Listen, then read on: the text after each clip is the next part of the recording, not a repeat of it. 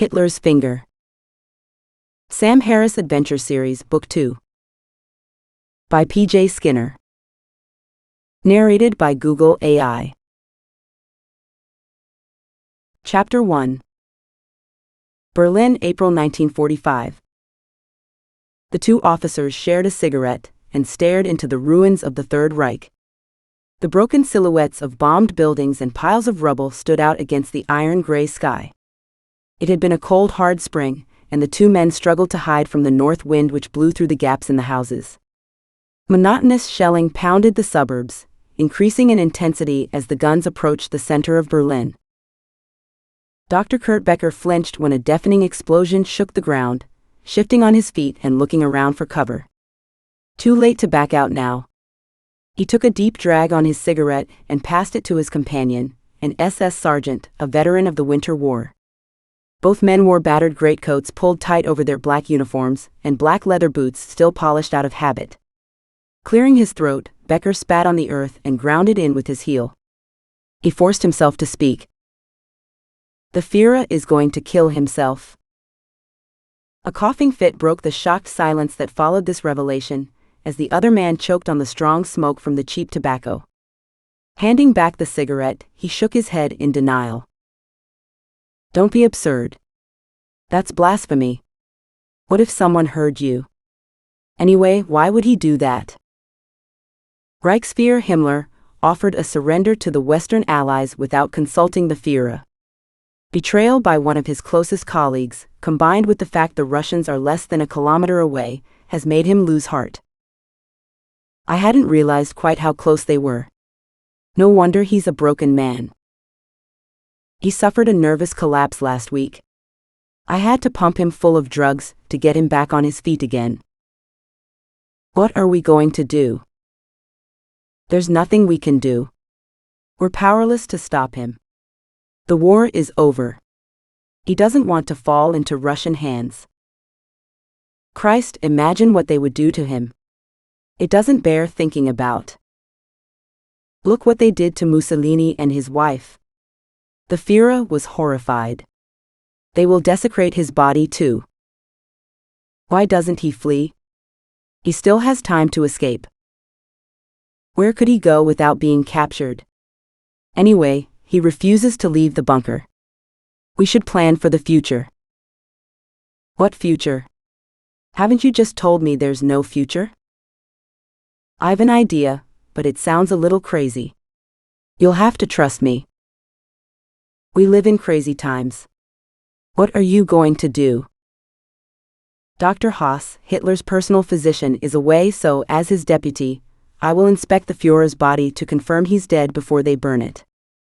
Can you prevent anyone from entering? Why? I need one of his fingers. Chapter 2. London, September 1988. The telephone rang just as Simon insinuated his hand between Sam's thighs. She avoided the consequences of pushing it away when the ringing of the telephone shattered the silence with its shrill insistence. Really? He said, whipping his hand away in fury. Who on earth would ring at this time of night? It's a bloody liberty. A rhetorical question. Only one person they knew rang with no regard for the time difference between countries. Don't worry. I'll get it in the kitchen.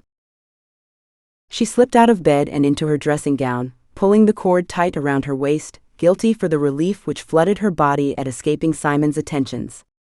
The tiled hall chilled the soles of her feet, and she shivered. She fumbled for the door handle to the kitchen in the dark hall for several seconds, before encircling the cool ceramic globe in her grasp. She entered, shutting the door behind her, uncertain whether it was to keep her conversation private or to let her companion sleep. The phone stopped ringing as she reached for the receiver. She put the kettle on and waited for it to boil, leaning against the counter to read the postcards on the fridge door. What could Gloria want at this hour? Steam escaped from the spout and flooded the cold air. As she poured the bubbling water over the tea leaves, the telephone began to ring again. Through the kitchen door she could hear Simon swearing. Hello? Sam? It's me. Gloria. Are you awake? Gloria's husky voice crackled down the line. Sam smiled at the question. I am now. Is this a social call? It's 3 o'clock in the morning here. Alfredo's missing. Missing? In what sense? As an inveterate alcoholic, Alfredo was notorious for going AWOL from his life. Why was this any different? Disappeared.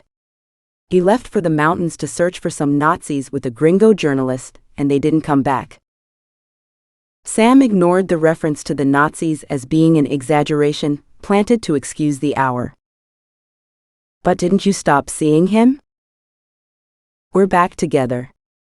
We couldn't bear to be apart. Sam thought of Simon waiting in her bed. Who was she to judge? And your father? What has he said about this? I haven't told him. He'd be angry if he knew I was seeing Alfredo again, and wouldn't give me any more money. That's why I phoned you. You're my only true friend. I need your help to find them. Gloria was being sincere about their friendship. The two women had formed a close bond, following their first brush with adventure in the jungles of Sierramar.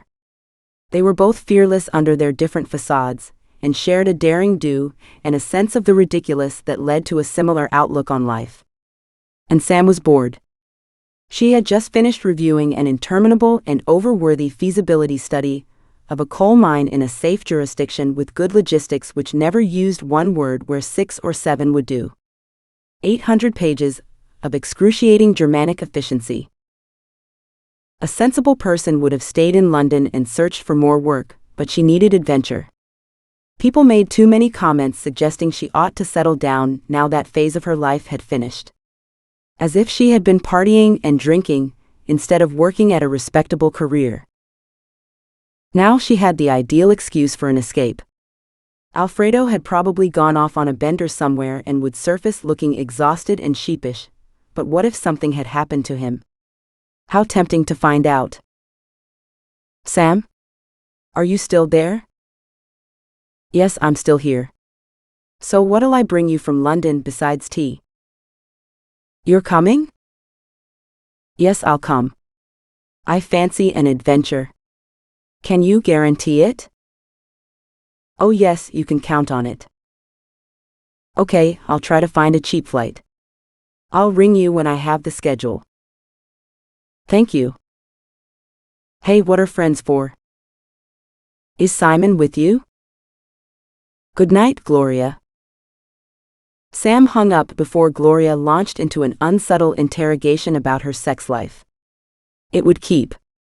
She couldn't explain her ill-advised decision to take Simon back at that hour of the morning. Or at any hour. It was like putting on a pair of shoes which had blistered her feet the last time she wore them, the pain they had caused her when she walked in them forgotten until she tried them again. She still wanted him despite his failings. It was an itch that needed to be scratched. When she arrived back from her first trip to Sierramar 6 months ago, Simon waited for her at the airport like an overeager puppy, trying to carry her bags and asking inane questions. She had no idea how he had found out about the time and date of her flight to London, but later her sister Hannah had confessed to having given him the details, worn down by a barrage of requests. Tired after her long flight, Sam smelt of smoke and sweat and needed a shower. She was not in the mood to meet a lovesick swain, especially one who had broken her heart and hadn't appeared for months. She had fobbed off his apologies and pleas for a reunion with conciliatory phrases about considering her options. Yet there he was, larger than life and twice as canine, panting and fawning over her. It would have been funny if it wasn't so awful. She was flattered he made a fuss of her in front of other people, a new phenomenon. In the past, his own glamour so absorbed him, he barely acknowledged her presence. Now she had become the star in a scene from a corny film, and she reveled in it. Giving in to the thrill of being the leading lady, she let him kiss her, unperturbed by the flash of triumph she saw in his eyes. And the first few weeks had been nice, being with an improved version of Simon, attentive and considerate, complimenting her often. Sam, seduced by the warm glow that came with having a +1 instead of excuses, enjoyed the approving glances from people who wanted her to settle down and live a normal life and stop gallivanting around the world as if she were Indiana Jones. But his new behavior wore off after a few months, and he returned to his old ways, taking her for granted and disappearing on random errands. He showed no interest in hearing about her adventures in Sierramar. Her life without him was an irrelevance. A growing resentment fomented a rebellion in her head. Being Mrs. to his Mr. was an anathema to her growing feelings of independence. She didn't want to fade into a partnership where he held the spotlight firmly on himself. She loved the sex, but was that enough? Determined to force him into considering her as his equal, no matter how close to the edge it might take them, she had to try. If he wouldn't accept her as a full partner, he should forget it. Only one problem interfered with this grand plan. She had missed her period and experienced the queasy panic of the possibly pregnant. Her doubts about Simon's staying power meant she hadn't told him yet. He loved her more when he couldn't have her. Would his feelings change if he had to share me with a baby? What sort of father would he be? A question which seemed so rhetorical, she didn't want an answer. And what about me? Do I love him or only my idea of him? His Simon-ness obsessed her, the arrogant handsome presence and the wicked charm. He chose her over conventional options, which always amazed her. An inveterate tomboy who couldn't stomach girly behavior, she was difficult to love. But he did. She loved him because he saw through her defenses and wanted what she hid inside. But what if she told him she might be pregnant? Would a fat woman with stretch marks still interest him? She couldn't deal with this now. Gloria was a good no-nonsense sounding board. A trip to Sierramar would sort out her thoughts. The cross voice of her abandoned boyfriend broke the silence. Sam? What the hell is going on out there? Are you coming back to bed, or not? Coming. She shuffled down the corridor, trailing the cord of her dressing gown in the dust that lined the border between the skirting board and the tiles, and entered the bedroom. Simon sat up in bed with the table light illuminating the tufts of his hair and making him look like an indignant owl. What the hell was that about? Why were you speaking in Spanish? Don't tell me. It was the Gloria woman again, wasn't it? Bloody foreigners. Yes, it was. She's not a foreigner, she's my good friend, so don't be obnoxious. She's in trouble and she needs my help. There's a surprise. The woman is a magnet for bad luck. Sam bridled, but defending Gloria had proved pointless. Her name was mud for Simon. He blamed her for Sam staying on in Sierramar after her first job with Mike Morton. Well, it's not her. It's Alfredo Vargas. He's gone missing. For God's sake. Isn't he the alcoholic? What can you do about a missing drunk who is thousands of miles away? Sam hesitated. Simon let out a hoarse, disbelieving laugh. You're not going? I might.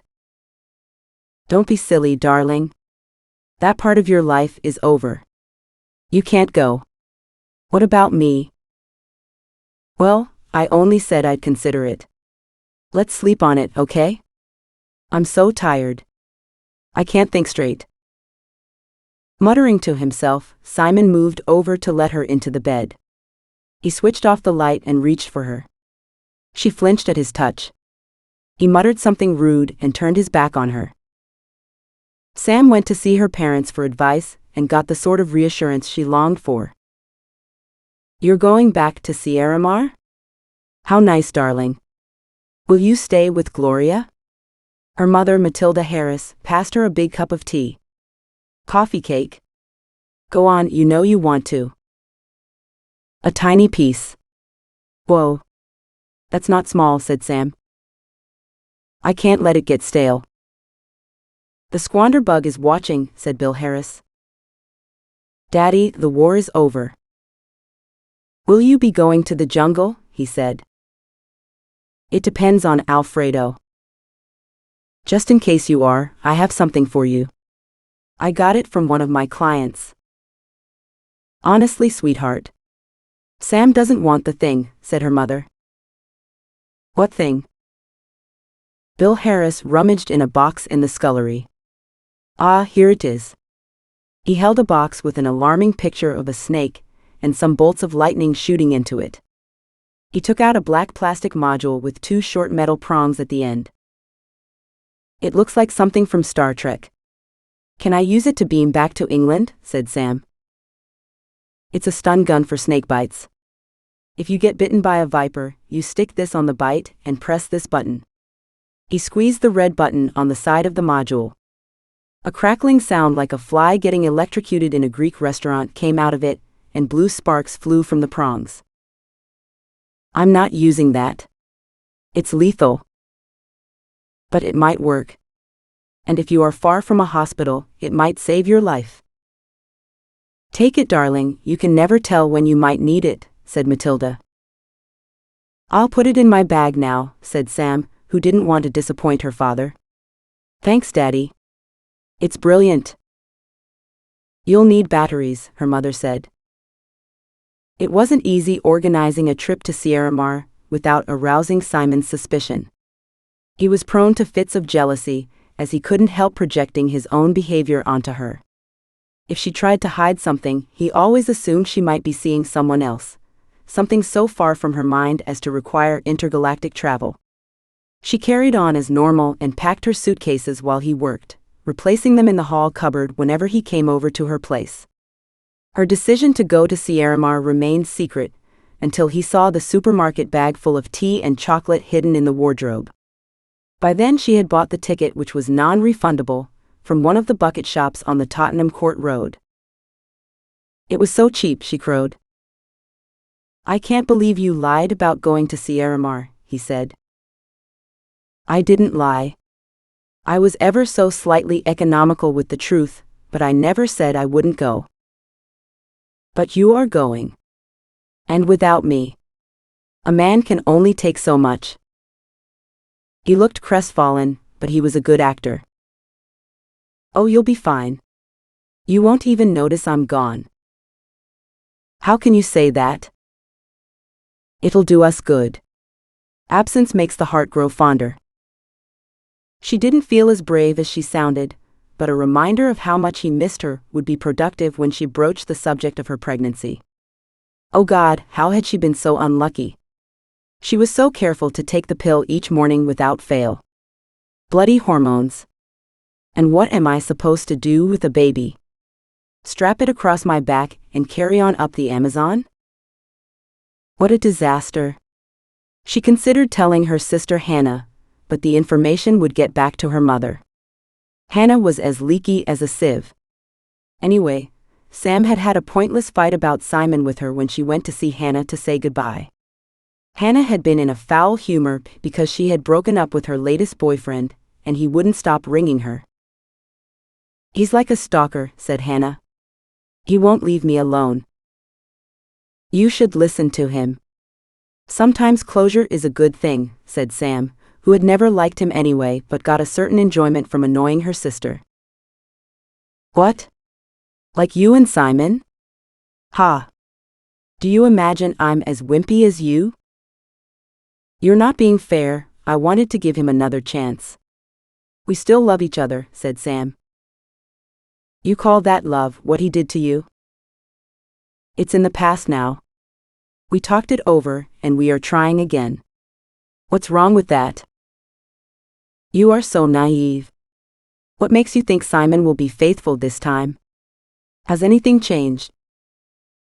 It's none of your business. Anyway, I've seen you together. You get on. In fact, I'd say you fancy him yourself the way you gaze at him. Don't be ridiculous. Hannah blushed, and Sam knew she had touched a nerve. Not that she blamed her. All the girls fancied Simon. I'm sorry. I'm not cross with you. I'm cross with the stalker. And I'm sorry you're having a rotten time. Listen, I have to go now. Simon will be home soon, and he's not happy I'm off on my travels again. You're not making it easy for him, leaving him home alone. I have to trust him. I can't spend my life wondering if he's straight again. He has to police himself or he'll never grow up. I'm not prepared to go out with an adolescent anymore. Okay, I suppose he's no worse than my disaster of a boyfriend. Have a good time with Gloria. I will. Look after our parents for me. They hugged each other on parting despite the argument, one in a long line on the same subject. Hannah disapproved of her being back with Simon, and for good reason, but so did her parents. Everyone did, and they were right, but now a complication she hadn't expected had intervened. She needed to get away, as far away as possible, to give her thinking room. Gloria would know what to do. Chapter 3. Calderón, August 1988. Alfredo Vargas had been working in his study when the telephone rang. Despite the loud and persistent nature of the tone, he couldn't locate it in the sea of documents and open books layered on his desk like a giant slice of phyllo pastry. He put his ear to the pile and felt in the dust with his hand for the vibration that would give its position away. Still it rang. Whoever wanted to talk to him was determined. Most people gave up sooner. Upon finding the handset, he untangled the cord from a dead pot plant and held it to his ear with some trepidation. Perhaps it is someone to whom I owe money? Or my mother demanding an update? Hello, can I speak to Alfredo Vargas, please? American accented Spanish. Nasal and whiny with a touch of Brooklyn. Who's speaking, please? Ah, you speak English. My name is Saul Rosen. I'm a journalist. Alfredo noticed that English was not his mother tongue either. It appeared to be a weird mix of Brooklyn and some European accent. French. I still don't know who you are. What do you want? I'm looking for Alfredo Vargas, the historian. I've got a proposition for him. What sort of proposition? I'm busy right now. Are you Dr. Vargas? That's a piece of luck. You've no idea how difficult it is to get hold of you. Alfredo made concerted efforts to avoid most human contact, which he found mundane and trying, so this was not a revelation. How did you get my number? From Dr. Gallagher in New York. Ah, Dick Gallagher, that explains it. You've got work for me? What does it involve? I need help with an assignment in Sierramar. It's confidential and may even be dangerous. I want you to research something for me. What's the subject of this investigation? Alfredo tried to control his excitement. He never lacked for funds, being the product of a wealthy family with money to burn, but he needed something to engage his mind. His drinking had spiraled out of control again, despite the efforts of his girlfriend, Gloria. He wanted to make her proud, and to get her father to accept their relationship, but being underemployed only made drink more appealing. I'm working as a consultant for the Simon Wiesenthal Center doing research into Nazi war criminals who fled to South America after the Second World War. The War Crimes Commission is keen on finding and arresting them. I've been following several lines of inquiry, which lead to Sierramar. Sierramar? Are you positive? They had captured several notorious war criminals in Argentina, Chile, and Brazil, but Alfredo had never heard of any in his country. Sierramar was one of the few democracies in South America without a fascist regime in its past. Yes. It's not something I expected either. I guess as a historian you would expect to be aware of it, but that's the point. The Sierramar government colluded with the Germans to let war criminals escape justice. They hushed up the collaboration and hid the evidence. So how can I help? I thought you might have access to the files in the National Archives, which could back this story up. They are unlikely to let an American access them, but I presume you wouldn't experience any problem sourcing the information I need. I go there quite often as it happens. The research seems straightforward enough. How much would you pay me? I can offer you $100 a day, with an upfront payment of $500. Does that suit you? It sounds about right, said Alfredo, covering his surprise at the generous offer. After all, most gringos had money. Do you have a pen with you?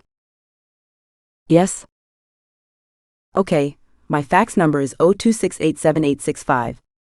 You must put the country code for Sierramar in front of it, and you may need to eliminate the 0. Why don't you fax me a proposal and I will get back to you with my decision and my bank details, in due course. I'll do it today. Excellent. Thank you, Dr. Vargas. Alfredo, please. Can I call you Saul? Sure. Okay, goodbye for now. Alfredo hung up the receiver and sat back in his large leather armchair. Saul seemed willing to pay over the odds for some simple research, but he would not look a gift horse in the mouth. It appeared to be a genuine request. How difficult could it be? Alfredo loved a new project, and impatience bubbled up in his chest. He found it impossible to wait for Saul to formalize their relationship before starting his research. The suggestion there were Nazi war criminals hiding in Sierramar had mystified him. It challenged his status as a historian. Although only 35 years old, his colleagues considered him to be one of the most knowledgeable men in his field, but his studies tended to the esoteric side, and he had concentrated on the study of the Valdivia and Inca cultures of South America. The Second World War hadn't captured his interest. It took place only yesterday, for heaven's sake. Hardly history. He couldn't imagine his little country with its mountains, beaches and jungles being anything other than a democratic paradise. Despite the revolutions and fascist regimes which plagued the rest of Latin America, Sierramar had never had a civil war or a dictator. It had dodgy governments, with the usual bribery and corruption which accompanied real poverty, but the suggestion it harbored Nazi fugitives shocked him. And yet the story rang true.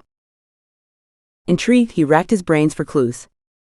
There were people of German descent in Calderon, many of them his age, who hung out with the wealthy local families similar to his. He had met their mothers, but he couldn't remember their fathers. It had never occurred to him before because he didn't place much importance on family relationships. The history of the German community in Calderon was a mystery to him, but he now determined to trace its origins. He started at the source of most of his local gossip, Gloria, his girlfriend and daughter of the nouveau riche Hernan Sanchez, a government contractor. Hello? Hi, am I Amor, what's up? Do you want to meet me for lunch today? It's short notice, but I need to see you. I can be at the Banana Verde in an hour. Great, I'll wait for you outside. He drove into the center of town, buying a newspaper from the street vendor who breastfed her child at the traffic light in a cloud of exhaust fumes. Various little children sat on the divider in the middle of the road, under a tree with shriveled leaves poisoned by lead particles, their dirty faces pictures of boredom and misery. He tried not to notice their plight, but refused the small change with a wave of the hand. Calderon was a prosperous town, but the indigenous population formed a large portion of the begging and jobless in the capital. Once he started looking, there seemed to be a family at every junction. He parked his car and sat on a bench outside the restaurant reading his newspaper in the shade of an ugly tower block. Some dusty birds pecked at the dry earth in the flower bed, which held only painted stones and lumps of chewing gum. His mind buzzed with unanswered questions, and the printed words blurred in front of his eyes as he struggled to concentrate on the newspaper.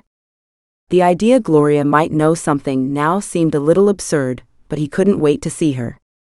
His heart beat faster as he imagined the heat of her lips touching his. Gloria arrived half an hour later than promised, doing what looked like a handbrake turn into a parking spot and leaving a fresh arc of rubber in the road. She jumped out of the car in her skin-tight jeans and cowboy boots, her bright shirt straining at the buttons. Her hair had been painted in the multicolored stripes which passed for highlights in Calderon. She sucked on a cigarette and glancing around, her eyes screwed up against the bright rays of the noonday sun. Ah, am I Amor? There you are. Let's go inside, she said. How are you, darling? You look wonderful. I love your hair. Thank you, it's all the rage. She did a flirtatious twirl in front of him, and his heart skipped in his chest. He was a man besotted. Until they got together, he had considered Gloria so out of his league, he had never dared to talk to her. How he had managed to seduce her remained a mystery to him, but now he had her, he planned on fighting to the last drop of blood to keep her. They pushed through the door into the cool interior, and the manager showed them to the best table as befitted the daughter of Hernan Sanchez. A waiter brought them laminated menus, sticky with other people's fingerprints. Gloria held hers with her fingertips, but did not open it. "Do you want to hear the specials?" said the waiter, shuffling under her glare. "No, thank you. Can you bring me some potato soup, with an extra portion of avocado, please? Alfredo? Raise the dead soup, please, although it would be a miracle if it worked this time. Can you bring us a jug of fresh lemonade too, please?" "Certainly, Señorita Sanchez." The waiter withdrew, leaving them in the relative privacy of their corner table. "What's so important you couldn't tell me on the phone?" said Gloria. "And why do you look so exhausted? Have you been drinking?" "Drinking? Oh, not really, that is, not much, only thinking amounts." "Thinking amounts? Thinking about what?" "I've got a job." Gloria's jaw dropped so far he could see her fillings. "A job? You?" She blurted out, "How wonderful," before an embarrassing silence occurred. Alfredo didn't notice because she leaned forward, resting her bosom on the table, a maneuver which distracted him. "Yes, it's amazing," he said. "Oi, concentrate. So what's the job?" "A journalist called Saul Rosen rang me from New York. He asked me to do some research on the German community in Calderon." "It sounds mysterious. Tell me all about it." "Well, my social contacts aren't as good as yours, and I'm not convinced this isn't a red herring, so I wanted to pick your brains. I don't want to waste my time if there's nothing to find. I need your advice before I get started with searching in the National Archives." "What sort of information?" "I'll tell you, but I need you to please listen, and not comment or fly off the handle until I finish. It's not an easy subject, and its implications may upset you." Gloria lit a cigarette. "Okay, I promise to listen first and shout later." "Well, believe it or not, this journalist claims he's found evidence some important Nazi war criminals are hiding in Sierramar. He wants me to research the story, to see if we can verify it. His research indicates our government are aware of their presence and colluded with the Third Reich." Gloria looked as if she wanted to interject, but Alfredo held his hand up to stop her. "It's only natural you'll defend our country to the death rather than accept this, but please consider the possibility first. I have been doing a lot of thinking, and it rings true in some aspects. I wish it didn't. Hence the drinking." "Yes, I'm sorry. It helped soften the blow when it became clear there was some substance to the story. There are lots of wealthy German families in Calderon. Where did they come from, and where did they get their wealth? The older men have disappeared or never arrived here. Why do so many families have a matriarch but no patriarch?" He paused. Gloria looked as if she was struggling to contain an outburst. She lit another cigarette and smoked it, tapping it hard on the ashtray. The soup arrived. They both attacked their bowls without speaking. Gloria's brow furrowed in concentration. She pushed back her empty bowl and gulped down a glass of lemonade. "You're right," she said at last. "There's been something odd happening in the German community in Calderon." Alfredo let out the breath he had been holding as surreptitiously as he could. Gloria paused, shutting her eyes as if to focus on her recollection of a half-remembered episode. "There were some weird goings-on among my German friends at school," she said. "Two were sisters who had blonde hair but with dark eyebrows. We know what that means." And here she looked at Alfredo for affirmation, but her pronouncement had flummoxed him. But men are so stupid sometimes. Blonde women have blonde eyebrows. It means they dyed their hair. She sighed. So? How is that weird? One of these sisters was in my year at school, and she became a friend of mine, so we used to have sleepovers. Sometimes we had a glass of wine stolen from my father's drinks cabinet. One night she had too much wine, and I asked her why she dyed her hair blonde. What did she tell you? When the girls were little, they both had blonde hair and their father doted on them. Their hair began to turn brown as they got older, and their father got furious because he wanted them to appear more Aryan. He told them the Aryans were the master race, and they would enslave or eliminate others when the Fourth Reich came into being. He had a violent temper, so their mother protected them from his rages by dyeing their hair. What happened to him? I don't know. I remember he often left them alone for weeks without telling them where he went. He disappeared for good with several of his friends when we were about 18.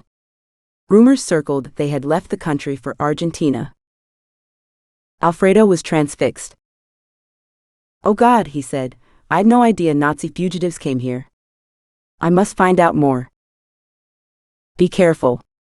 If the government helped the Third Reich to hide some of their war criminals from justice, they won't be happy to be exposed as collaborators. But Alfredo had stopped listening. Chapter 4. Berlin, April 1945. Dr. Becker removed the severed finger from his pocket and unwrapped it from the greased proof paper in which he had concealed it. Its removal from the corpse had been straightforward despite his trepidation. No one wanted to enter the room while the smell of almonds hung in the air. He rinsed the finger in disinfectant and dropped it into sterilized saline in a glass vial which he sealed with hot wax. Then he put the vial into a metal tube and screwed on the top. With trembling hands, he placed the tube into a large canister of dry ice. Death had been instantaneous. Hitler's head was on the coffee table with blood dripping from his right temple. The automatic, a Walther PPK, was lying on the floor below the dead hand which had dropped it. Becker strode over to the body. The state of the Führer's hands shocked him. Drug abuse had blackened the nails on the end of his thin gray fingers. They were not the hands of a well man. No wonder the Führer stayed hidden in the bunker for so long. The finger came away without a struggle. The enormity of the sacrilege was hard for him to ignore, but Becker kept telling himself posterity would thank him. He wrapped the body in a blanket and called for help. Staff removed Hitler's body from the bunker for cremation with that of his mistress, Eva Braun. Nobody noticed the Führer's left hand was missing a finger. Kurt Becker found it easy to get permission to leave Berlin with the impending arrival of the Russians and the consequent breakdown of normal procedure. Nobody cared anymore. People were trying to get away, and many were taking whatever they could and abandoning Berlin.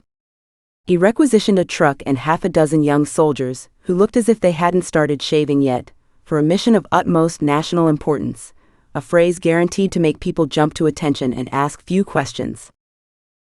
The soldiers agreed at once, grateful to get out of Berlin and head for the relative safety of the coast with no questions asked.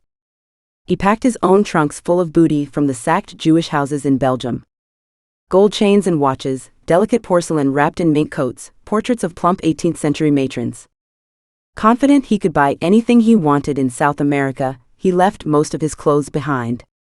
It would also make him less easy to spot when he started his new life in Sierramar. Directing his driver to follow the truck, the convoy started off down the road. His identification papers as a member of the Führer's household got him through the checkpoints without delays. No one dared to question his right to travel wherever he wanted. Despite the chaos of troops and civilians streaming in both directions on the main roads, they made good progress and arrived at the port of Hamburg with plenty of time to catch the tramp liner to Sierramar before it left. When they realized they had lost the war, Becker and a group of 30 other SS and Gestapo officers had hired the steamer under a neutral flag for making their escape from Europe. Dockworkers, ignorant of the valuable cargo they handled, loaded everything from cars to containers of furniture and paintings looted from conquered towns, and crates of gold bars, diamonds, and jewelry aboard the liner. The cranes lifted the pallets from the dockside and lowered them into the bowels of the ship while the passengers waited on the shore and confirmed their belongings went on board. Most of the men had brought their families with them. They stood on the quay drinking coffee in their fur coats, as if waiting to go on a cruise. Kurt Becker walked to the back of the lorry with a member of the steamer's crew and flung open the door. "Okay, lads, it's your lucky day. You have arrived in Hamburg, and if you wish, you may board the liner to South America and start a new life." No answer came from inside. It was dark in the metal box. When his eyes adjusted, he saw the soldiers slumped on the floor of the container in a way that suggested death rather than sleep. He jumped up onto the running board and into the lorry. He shook one of them by the shoulder. The young man's face rolled towards Becker, his fixed eyeballs staring into space. He poked one of the others with his toe, but he didn't respond. "They're dead. What on earth happened to them?" "What have you got in here?" asked the crewman. "I don't understand what happened. The container was airtight, but there was plenty of air for the journey." Then it hit him. The dry ice had evaporated, giving off carbon dioxide which flooded the container and suffocated the young men. He felt sickened. The finger was cursed. He made the crewman pick up the canister and wrap it in sacking. They left the bodies in the truck, just more casualties of war. Then they went up the gangway to talk to the captain. "Good evening, Captain. I need to keep something frozen while we're on board. Have you got somewhere I can store it?" "I don't know what it is, Captain, but the soldiers who brought it with them are all dead," said the crewman. "Don't let him put it on board. They suffocated. It is a terrible tragedy, but it has nothing to do with the canister," retorted Becker. "What are you talking about? What's so bloody precious?" asked the captain. "You have my word there is nothing dangerous in the canister, but I can't leave it behind. It contains vaccines for my medical practice. I brought them here packed in dry ice, and it evaporated on the way. The soldiers who hitched a lift in the back of the truck suffocated due to the carbon dioxide. I never realized that might happen, I swear." The captain frowned and rubbed his chin. "As long as it's safe, you can lock it in the auxiliary meat fridge for the journey." "That'll be fine. I'll keep the key." The captain shrugged. He would make a fortune taking this ship to South America. If he got there without incident, he would never have to work again. He didn't care what was in the canister, as long as it didn't affect the speed of his ship. "Right you are, Dr. Becker. Ensign, show him the fridge." It took a month to sail to Sierramar through sometimes stormy seas. Kurt Becker checked the fridge daily for signs of tampering, but it remained sealed. The senior German officers on board held meetings about their plans for Sierramar and swore each other to secrecy. The news from Germany got worse and more difficult to receive. By the time the liner got to the Sierramar port of Guayama, the war seemed far away, not only in distance. They gazed at palm trees from the deck and bright-colored pastel buildings in the residential part of the city. Buses and cars crawled along the congested boardwalk. The steamer docked in the port in the northern part of the city, which was dirty and battered by time and neglect. Large custom sheds lined the wharf and ancient cranes like a flock of skinny birds stalked the rails. Dockers swarmed towards the ship followed by stray dogs, hoping for a windfall. The sun pierced the thick humid air, cloaking them in heat and sweat. The German consul waited at the bottom as they came down the gangway, unsteady on their legs after a month at sea. It was like landing in paradise compared to war-torn Europe. Even the oppressive heat and filthy port did not put them off. The consul carried a stack of passports containing fresh identities for their new lives. People surrounded him, shaking his hand, wanting to be the first to escape their past, as if a new name would wipe away the memories of the things they had done and justified to themselves on the long journey. They had invented heroic backstories of suffering and sacrifice to ensure no one questioned their choice to leave it behind and start again. Kurt Becker had not asked for a new name. He kept his identity because he wanted to work as a doctor and needed to use his certificates. Anyway, The people who knew what he had done had perished in the gas chambers. No one remained alive to accuse him. "Who'd come to this shithole at the end of the earth to find me now?" he said, wrinkling his nose at the smell of the port and slapping his arm. "Even the mosquitoes are macho." The officers had already decided they wanted to live in Calderon in the Andes, where the climate was more similar to that of Germany, and they could do dairy farming. Their children would go to the German school and be with other Aryans rather than mixing with the mestizos. The snow-capped volcanoes were too steep and dangerous for skiing, but the sight of them would ease homesickness in those pining for the Alps. After they got their passports, they waited on the quay for their belongings, negotiating with the dockers to get them carried to the waiting lorries organized by the consul. He hadn't done this out of the goodness of his heart. The salary the consul received in Sierramar did not keep him in the style which he desired, and he determined to make the most of this windfall. He had also negotiated the rental of houses in Calderon to get them started, and took a cut from the proceeds. Despite this, the ideals of the Reich mattered to him, and he felt the humiliation of the surrender deep in his bones. Helping these men get settled and escape the clutches of the do-gooders on the Allied side, who wanted to bring them to justice, gave him some solace.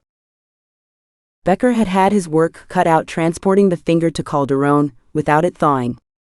The captain wanted to get rid of it as soon as they landed in port, so the consul let him use the fridge in the embassy where they stuffed it into the ice compartment.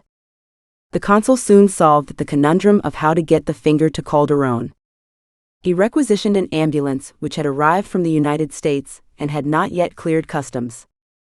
The ambulance contained a fridge for blood products and was perfect for transporting the canister up into the Andes. A healthy bribe to his contacts in the port ensured they would delay the importation paperwork until he arranged for the return of the ambulance to the customs shed after its journey to Calderon. It took 3 days to get to Calderon. Dr. Becker traveled on the ambulance to forestall any unforeseen problems on the way. Once there, he packed and stored the finger in the ice compartment of the Frigidaire in his new home. He installed a generator and a backup for the fridge to keep it on in the case of power cuts or breakdown. He also ordered a new standalone freezer from the USA, which took months to arrive. The container remained frozen because of his efforts, and the months went by as he settled into life in his new country. Guests to his house were unaware the ice in their drinks had lain beside a frozen relic of their Fiera. Once the group got established in Calderon, they held monthly meetings to discuss the plan to build a German village up in the mountains where they could get ready for the next phase of the Reich. "We need a cover story for this village," said Rolf Herrmann. "We should build something similar to the Alpine villages back home, somewhere for tourists. That will give us a legitimate reason to employ Germans and keep the locals out," said Hans Schmidt. "We could make cheese and dairy products and sell them to finance the upkeep of the laboratory," said his brother Franz. "And who will run these enterprises?" said Rolf. "We must take turns or divide the work. Once our wives and children settle in Calderon, we can sort it out," said Franz Rolf. "I've got to run the laboratory," said Kurt Becker. "That will be a full-time job." "Solidarity is the most important thing here. We will figure this out," said Boris Klein. "The important matter is the perpetuation of the Reich. Without us there will be no future." The Schmidt brothers set out for the region of Lago Verde, a town in the Andes to the south of Calderon, to find a site for the village. They arrived after taking a bus on a narrow road skirted by cliffs. The village had cobbled streets and low adobe houses with straw roofs. The local people were tenant farmers who shared their houses with their livestock to prevent theft. It surprised them to find the tall blonde strangers in their midst inquiring about the purchase of suitable land for a settlement. The men introduced themselves to the mayor, who also ran the local inn. "Gentlemen, how can I help you?" "We are looking for about 100 hectares of land on which to build a new village and establish some dairy farming." "I can help you. There is a flat area in the valley across the peat bog, up on a rise. There is plenty of water and wood for construction, so you won't have to bring it in." "That sounds interesting." "Even better, Lago Verde is due to get both electricity and telephone lines soon, and a timely bribe could make them stretch the wires to the new village. So, can we talk to the owner to arrange a visit? You're talking to him. Ah, and the bribe? Ditto. How's construction of San Blas going? Said Holger Ponce, the clerk at the Ministry of Public Works. Slow. It's difficult to walk stuff in from Lago Verde. It will take us 50 years at this rate. We need to build a road to the site, said Rolf Hermann. I can get you permission for the road from the minister. A contribution will help to speed it up. No problem, just say how much. We'll need a contractor. I presume you can suggest someone suitable? I know just the man, said Holger. Does he sympathize? He is a budding fascist. Right up your alley. What's his name? Hernan Sanchez. I'll set up an introduction, and you can go from there. Don't let his age put you off. He's dynamic and gets things done. It'll be more expensive than some contractors, but it's worth it for the efficiency. Besides that, he has good government contacts we can tap into. Set up the meeting. Chapter 5. Alfredo, August 1988. The National Archives were stored in a concrete carbuncle, on top of a hill in the center of Calderón's political district, surrounded by government buildings. Known as the Blister, the architect had designed it with a marble facade, but the budget for the polished stone went towards the purchase of an Art Deco house in Miami for the Minister of Education. The entrance to the building sat at the top of a featureless flight of steps that suggested a gulag rather than a place of learning. Immune to the ugliness after using it for years, Alfredo's focus on the mission ahead was such that he tripped and fell hard onto the flagstones which surrounded the door. Are you injured, Dr. Vargas? Asked the security guard. No damage done, thank you, said Alfredo, conscious of the sharp gaze of a fellow academic on him as he staggered to his feet.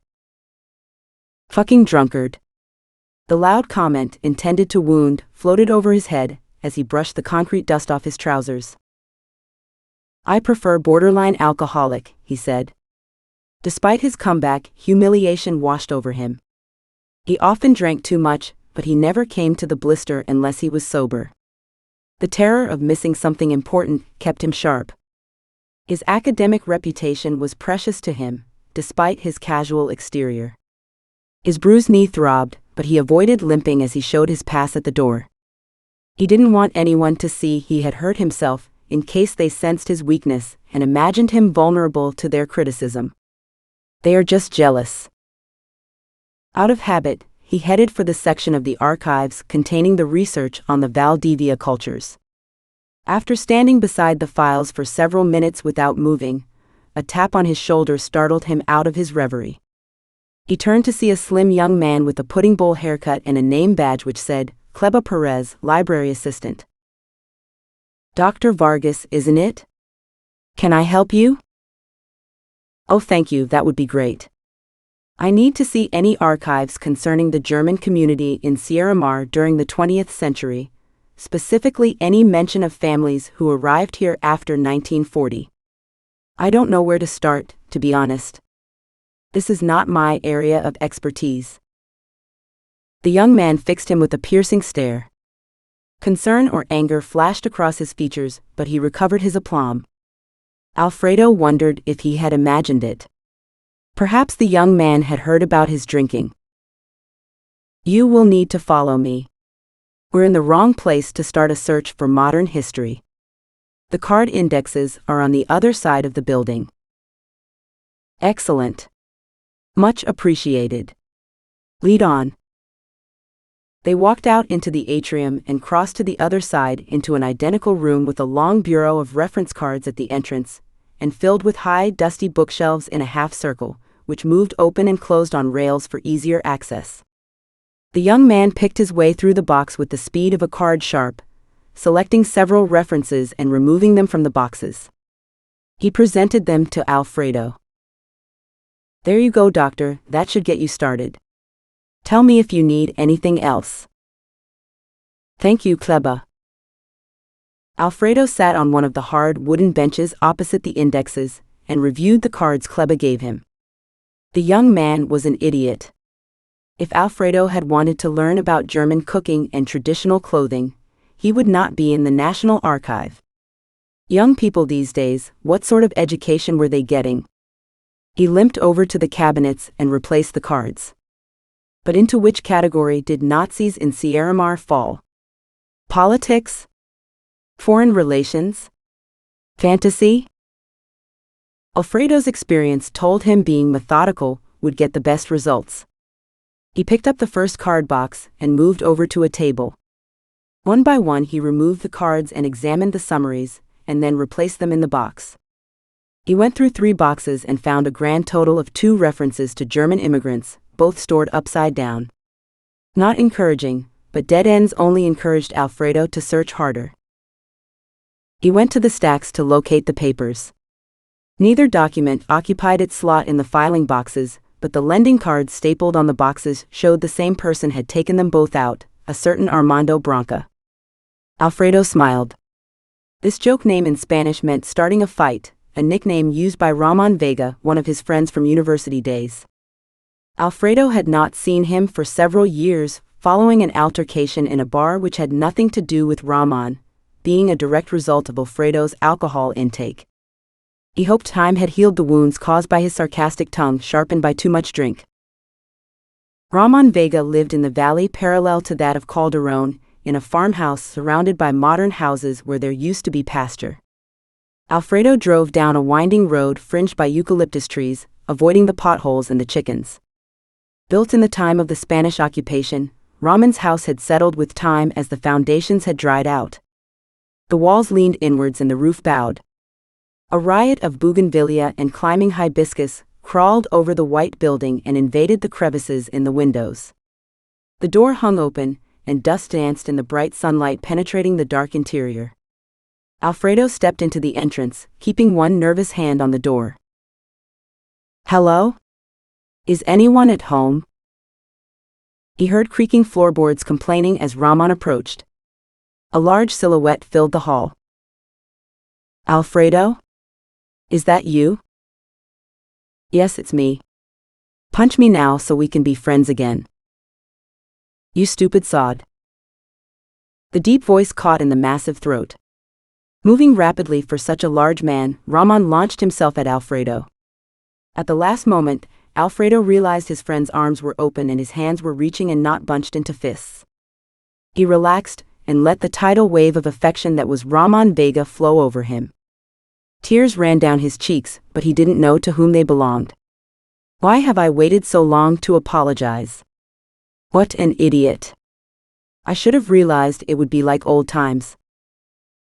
When the 2 men had unwrapped themselves from their fitful embrace, Alfredo followed Ramon into a sitting room lined with books.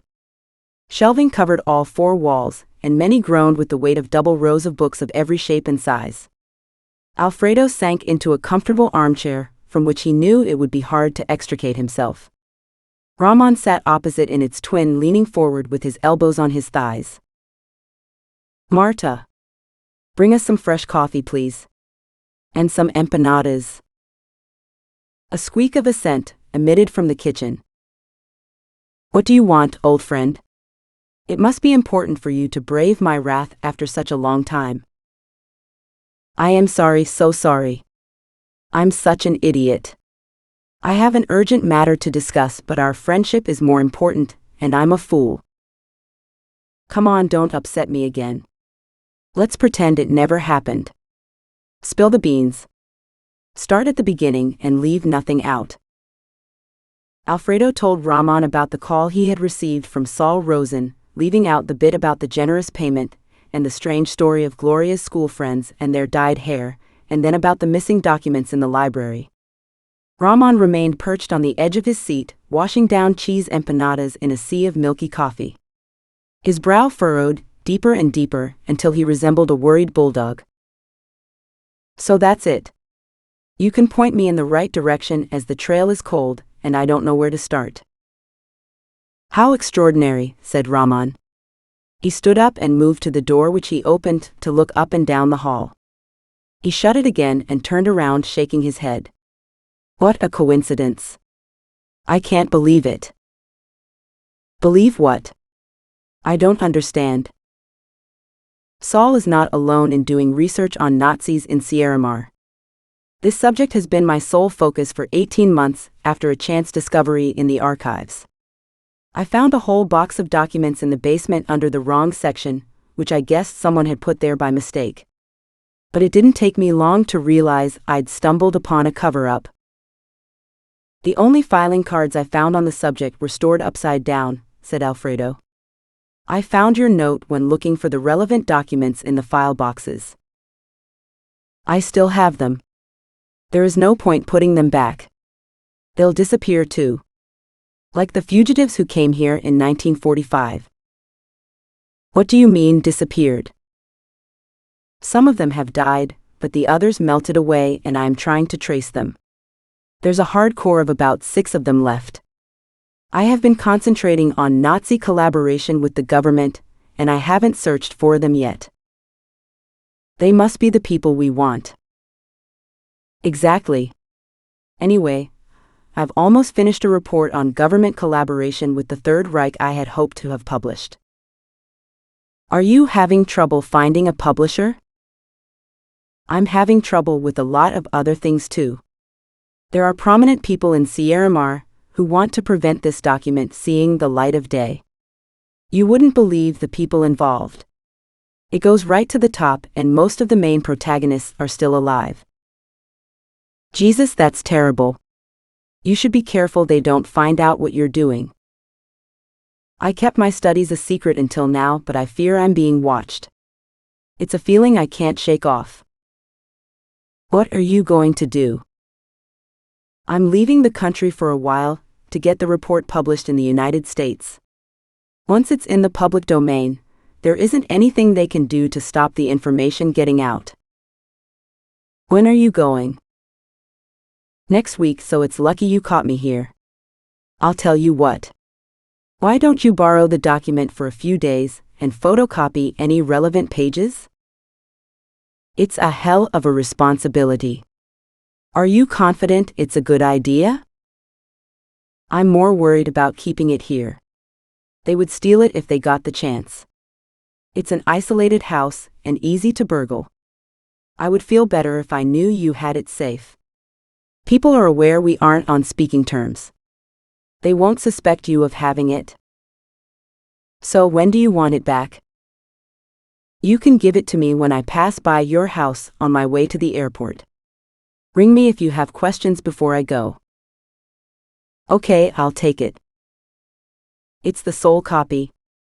Don't lose it or take it to the bar with you. It could get you killed if someone knows you have it. Alfredo ignored the pointed reference. I'll guard it with my life. I'm sorry, but you have to go now. I'm expecting a visitor, and my guest is shy.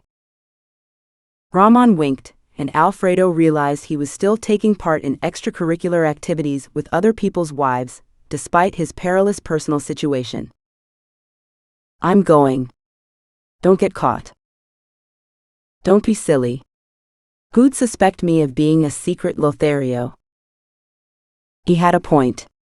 Despite his big brown eyes and a mop of unruly black hair, he was as wide as he was tall, and looked like a genial toad, not the kind of man who seduced other men's wives, although it wasn't the irate husbands who worried Alfredo. He took the document and stuffed it in the poacher's pocket of his jacket. Waving goodbye, he stepped back out into the sunshine and headed for his car. He drove back up to his house, pondering on the coincidence which had led him back to Ramon after their stupid argument. He couldn't even remember what it had been about. Again, he regretted his addiction and what it had cost him. He could stop drinking for months, and then, when he thought he'd got free, the tendrils of addiction would enfold and seduce him with the power of a siren. Cleba Perez watched Alfredo leaving Ramon's house. Alfredo wasn't carrying anything, but he was wearing a jacket which could conceal a multitude of secrets. This was the worst possible outcome. How could a drunk like Dr. Vargas put together a few nebulous clues and come up with the jackpot? There must have been a connection between them in the past. How else would Alfredo have known Armando Branca was a nickname? Kleba thumped his fist on the handlebar of his moped. He should have changed the name on the files when he had the chance. In his experience, most rich people knew each other, so it wasn't surprising Alfredo knew Ramon and recognized the nickname. He jumped on his bike and made for the nearest public telephone in a local shop opposite the police station. He had to join a queue for the phone, and he sat quivering with indignation in the corner until it was his turn. "It's me. I have bad news about Ramon Vega. He has a new accomplice." Wasn't he working alone? He was. I haven't seen him talk to anyone for months. Jesus. This is a disaster. We have to get rid of him before he talks to anyone else. I can do it. Okay, but make it look like an accident. We can't leave any clues. Leave it with me. Chapter 6. On reaching his house, Alfredo locked the doors and made a pot of strong coffee. He was dying for a drink, but alcohol would not help him navigate the noxious pages. The house contained no alcohol anyway, as he had drained the bottles the week before on a binge which lasted 2 days. Instead, he poured out a mug of coffee and added 3 teaspoons of sugar to give him a boost. Clearing the papers from his favorite armchair, which was a cavernous affair made of soft brown leather, he sank into its shiny embrace with the document and read. The report was dynamite. Could it be Ramon had been writing a novel and was pulling his leg? The more he read, the less believable it seemed. He found it profoundly disturbing. The extent of the collaboration between the Nazis and the Sierramar government during the Second World War took his breath away. The government of Nazi Germany had even presented Sierramar with a decoration for helping them out. No wonder certain people didn't want it published. Hot shame swamped him as he read about the Jews being expelled from the country in 1943, and their businesses being taken over by locals. It didn't get any better. He leafed through photographs of people dressed as Nazis, posing in front of government buildings. Not everyone had Germanic features, some appeared to be local. Worse still, he recognized some of them, including Gloria's father, Hernan Sanchez, who looked about 19. Their arrogance horrified and bewildered him. What would Gloria think if she found out about her father? Why hadn't he come across this information before? He couldn't understand how this awful episode had remained secret. Now he knew why Ramon had decided to flee the country. The document was nothing short of explosive. The protagonists on the Sierramar side were well-known politicians. They would kill to get hold of it. He had to tell Saul Rosen. He booked a call to New York with the operator. While waiting for the phone to ring, he pondered the contents of the report. Historical mysteries like the burial place of Alexander the Great and the whereabouts of the lost city of Atlantis often perplexed him. But hundreds of years had passed since those events, blurring truth and fiction until they were indistinguishable. What he didn't understand was how Sierramarians had kept something in the recent past so secret. Powerful people must have buried the references to their shameful collaboration, and those involved must have expunged any trace of their cooperation. It was strange and worrying. The telephone rang beside his ear, making him jump. "I've got your connection in New York, sir." "Thank you, Saul. It's Alfredo Vargas." "Hey Alfredo, how are you? I suppose you realize it's 2 in the morning? Is it? I'm sorry to wake you. I lost track of time. The thing is, I've discovered some important information pertaining to your research." "Wow, already? We haven't even signed a contract yet." "It couldn't wait. I hope that's okay with you. If you're a friend of Dick Gallagher, you must be trustworthy." "He is choosy. I had to go through a tough vetting process involving lots of alcohol." He guffawed. "So, what have you uncovered?" "It turns out you were right. There's a whole can of worms down here involving our German friends. By an extraordinary coincidence, a trusted friend of mine has been doing research on this subject, and he has discovered there's a clandestine group of Nazi officers still hiding in Sierramar. Outstanding. Just as I suspected. You've hit the mother lode. I'm surprised. Yes, well, that makes two of us. My friend has lent me his research, and the collaboration between the Nazis and the Sierramar government was nothing short of appalling. What thrilling news. What are you planning to do next? I want to investigate this group's existence in the present day. Are they still alive? Where are they hiding? Saul did not hesitate. Man, that's exciting. I'll come with you. Don't worry, you'll get paid. Contract or no contract. You're coming? Alfredo hesitated. He liked to work alone, but it was too late now, Saul had decided. As soon as I can get organized. I'll let you have my flight times in the next day or two. I look forward to meeting you in person. How do I find you in Calderon? I'll pick you up at the airport. Meanwhile, I'll make a copy of the research for you. I can't wait. See you soon. Good night, Saul, and sorry for waking you. No apology necessary. I won't sleep tonight, but for once I don't care. After he hung up, Saul felt overcome with excitement. He couldn't believe his luck in finding Alfredo, who appeared to be the perfect candidate for the job. He owed Dick Gallagher a bottle of whiskey.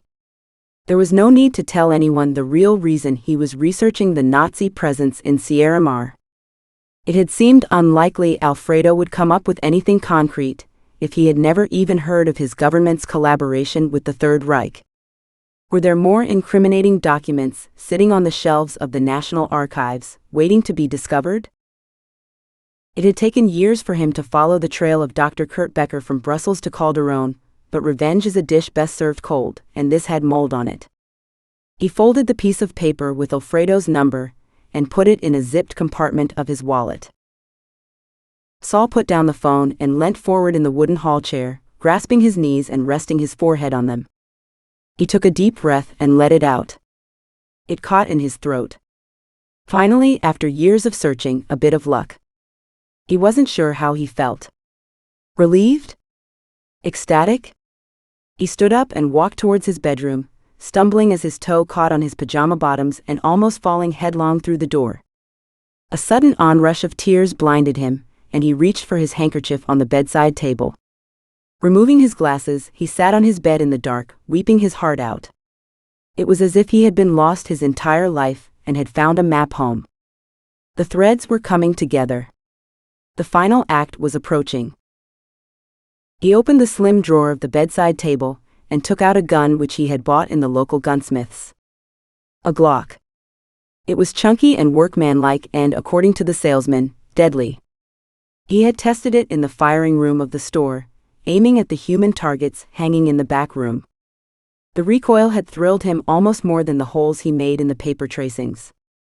He could shoot it at a real human being. Those evil men would pay. His search approached a climax, and he hoped it would finish with a bang. He didn't care what happened after that. It was in the lap of the gods. Chapter 7. Sam and Gloria, Calderon, September 1988. Sam's flight arrived at Calderon Airport in the middle of a terrifying thunderstorm. Landing at almost 3,000 meters above sea level was always a challenge due to the thin air, but now the sky was alive with streaks of lightning. Rain sheeted down the windows of the aircraft, making it hard to spot the runway, and ferocious crosswinds which whipped around the sides of the volcano overlooking the airport buffeted the aircraft from side to side. The pilot had to abort the first landing as they overshot the runway. The engines roared as the plane gained height again through the sodden air, pushing the passengers back against their seats. Okay, ladies and gents, it's raining and windy, which makes it difficult to land. We'll go around and try again. If we don't get a quiet slot, we will have to fly to Guayama instead. Fingers crossed, and here we go again. A hush on board was broken only by the rattling of rosary beads as they tried to land for the second time. Even the air hostesses were gripping the edges of their seats. The aircraft landed with a big bounce, and the tires squealed as they fought for grip on the wet surface. One of the overhead lockers sprang open, and someone's duty-free cigarettes fell to the floor. Relieved cheering augmented the customary round of applause for the safe landing. Even Sam joined in with the clapping to shake loose the iron grip of the priest sitting beside her, who had abandoned hope of being saved by higher forces during the landing and gone for human contact instead. "Thanks be to God," he said. "Thanks be to the pilots," replied Sam. Credit where credit's due, she thought. It was God who caused the storm, so she wasn't too clear why he deserved any for trying to kill them. She was also angry at having to sit in the smoking section of the aircraft, which she hated. An hour in the immigration and customs queues did not improve her crabby mood. She watched with envy as the local people filed past the immigration desks, chatting and waving their passports, while she stood in a long queue of tourists being attended by only one desk. The search through her luggage in customs frustrated her even more. A man who appeared to be in a trance picked up each individual piece of clothing and dangled it in the air as if expecting something to fly out. By the time she emerged outside into the shiny wet streets of Calderon, she was at the end of her tether and desperate for a cup of tea. Gloria had not yet arrived. She had the habit of waiting for the plane to fly over her house before leaving for the airport. She was later than usual though, and Sam fretted. They didn't have a plan B.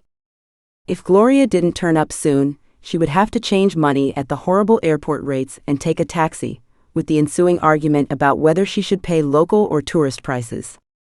She could negotiate in Spanish after her first trip to Calderon, and that always had the effect of reducing the tourist premium, but she was stubborn. The longer she stood there, the more the taxi drivers besieged her, hoping she would break and take one of them into town. Then Sam spotted Gloria's Jeep swinging into the airport road. Ignoring the "Do Not Enter" signs, Gloria drove into the taxi lane and screeched to a halt right beside her.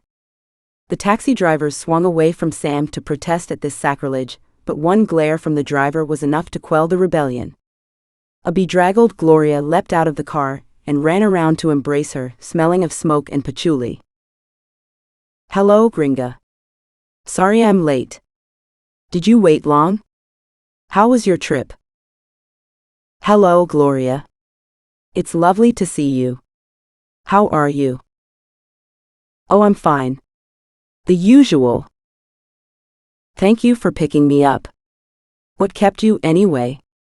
I've been here over an hour." "Ah, but it's not my fault, Sam. The government changed the clocks, and I keep forgetting what the time is." This piece of glorified logic made Sam dizzy. She hugged her friend again and got into the car, holding on to her seat as it shot off into the traffic. Some things never change, and Gloria still drove like Fangio. It began to rain again, and the large volcano on the western side of the city poked out of a blanket of bright green conifers that draped over its sides like a cashmere shawl. The black rocks near the summit were free of snow for once and stood out against the clouds. Its brooding presence lent a sense of foreboding to the gloomy afternoon. She shook herself and turned to chat to Gloria. Back in England, Sam's father Bill looked at his watch. "She should have arrived by now," he said. "I hope she rings us soon," replied her mother. "Give her a chance, she's only just landed. You know how nervous I get. It's a long way to Sierramar." "Yes, but she's got Gloria to look after her. What can go wrong?" They both laughed. "Gloria is a treasure. Do you realize she is Sam's first female friend? Most girls don't appreciate Sam's tomboy traits. I am so glad she has someone in whom to confide. Especially now she's back with Simon. Him, the slimy one. It's a pity she won't give up on that relationship. I think it's toxic for both." "A break might make her reconsider it," said Matilda. "It will be a welcome one for her." The feasibility study she reviewed was turgid in the extreme. "I had to read some of it and I fell asleep twice," said Bill. I'll have to put up with the catty remarks about her lifestyle at the golf club again. You ignore them, sweetheart. Sam is brave and adventurous, and we should be proud of her. Oh, I'm proud. I hate pretending to agree with them, not that I have any choice if I want to remain a member. They pick on her because she's different. Hannah isn't married, but they don't make comments about her. That reminds me. We haven't spoken to her in ages. Do you want to ring her, or shall I? Across town, Simon was not impressed to be deserted again. He stalked Sam's flat, sniffing the pajamas she had dropped on the floor when she left to go to the airport. She would explode if she found out he had let himself in while she traveled. This was her territory, filled with balsa-painted parrots and rugs with weird Incan insect and animal designs. It smelt of cooking and coffee. She had moved in after coming back from Sierramar, and filled it with furniture from junk shops and cast-offs from relatives. Colored throws and big velvet curtains salvaged from a theater covered the chairs. The big metal radiators were off, and he shivered. Why couldn't Sam be like other girls? He didn't understand why she had to go waltzing off to Sierramar to search for a drunk with his nutty girlfriend. Why wasn't he enough for her? Lots of other women were interested. He could have anyone he wanted. And that was the irritating thing. He wanted Sam more than other women. He missed her physical presence, the way she could pick up large pieces of luggage and chuck them on the bed with no visible strain. The way she fiddled with her fine hair and failed to put it in a neat bun no matter how much she tried. The way her shoulders looked when she emerged from the shower in a towel. He missed her cooking and her random pronouncements on government policy. She was different, and he hated how much he wanted her. After wandering around opening drawers and poking about in her stuff, he decided to visit her sister Hannah, hoping she might offer sympathy and a plan to get Sam to come back. Hannah lived 2 streets away in a flat on the ground floor of a similar house. She opened the door abruptly when he knocked, and looked as if she would shout at him until she realized who it was. Simon? What are you doing here? Is something wrong? She went bright red with embarrassment and confusion. Her uncanny resemblance to Sam struck him dumb. Hannah had the same light brown hair but wore it longer, and it fell on her shoulders in soft curls so different to Sam's curtain of ruler straight locks. She had a similar face and body to her sibling, but they too had softer edges which camouflaged the harder edge to her character. Out of his depth, he stuttered. Are you busy? I wanted to talk about Sam. Jesus, do you think I'm your agony aunt? I've got my own problems right now. I don't understand why you are here. Please, I want your advice. No one knows her the way you do. I can't talk now. Come back another time. But I can come back? If you must. Now go away. Chapter 8. Calderon, July 1988. Alfredo was eating breakfast when he heard the news. He had finished his second cup of coffee and contemplated a third when the telephone rang. Alfredo, is that you? Gloria's voice. Upset. Yes, Sugar Plum, is anything the matter? You sound strange. I have terrible news for you. Are you ill? Do you want me to come over? No, sweetheart, I'm fine. It's Rahman. Rahman? I saw him yesterday. He seemed in fine form. His sister rang me to tell me his house burnt down last night and he is missing, presumed dead. A fire? This can't be a coincidence. Why? A horrible thing has happened, but it has nothing to do with your visit. I'll explain later. We must find out how the fire started. Can you drive me to his house, please? I'll collect you in about 20 minutes. Alfredo hung up the phone and sat on a chair, his head in his hands. He had palpitations, and dread infiltrated his being. This was not an accident. Could the fire be related to my visit? Have I caused the death of my friend? By the time Gloria pulled up to the house, Alfredo was already outside pacing the pavement in the bright sunlight, his eyes screwed up in concentration. He got into the car without greeting her. "Seatbelt." Alfredo tugged at his and then gave up. She didn't insist. "He may be alive." "Perhaps it's a mistake," said Gloria. "Maybe." Conversation dried up, and Gloria drove with more caution than usual, in case fire engines were coming back up the winding road to Ramon's cottage. By the time they pulled up to the little farmhouse, it had burnt to the ground, and the blackened stone walls and some stumps of hardwood furniture were all that remained. Piles of smoldering books with wet leather covers lay on the gravel outside the front door. The firemen still watered the remains of the structure, and the police were searching the ruins in a way that suggested they did not expect to find anything. Gloria and Alfredo got out of the car and approached them. "Who's in charge here?" said Gloria. "Me," said one. "What happened?" "Well, madam, the house burned down." He smirked. "I'll thank you to have more respect, officer. I am Gloria Sanchez, daughter of Hernan, and the house belonged to a friend of mine." "Sorry, madam. I didn't recognize you." "I apologize." "What can you tell me about the fire?" "It appears to be a case of arson. We found petrol cans thrown on the ground at the back of the house. Someone set fire to the woodpile against the back wall, and the flames spread to the roof. The amount of paper in the house didn't help much. They created an inferno." "And Mr. Vega?" "We found 2 corpses in the house. One in the maid's bedroom and one in the principal bedroom, both still in bed. They must have suffocated in their sleep." "Have you identified the owner of the house?" "We can't be sure yet. The body has been burnt to a cinder." "How can I get the latest information on the case?" "My name is Inspector Torres. I work in the police station on the road to the valley. Here's my card, or drop in any time and I'll fill you in." "Thank you. I will." She turned to offer words of encouragement to Alfredo, but he had gone back to the car where he sat motionless in the front seat staring at the remains of the house. "These people are maniacs," he remarked as she got in. "I'm so sorry. You were friends a long time. Take me home, please."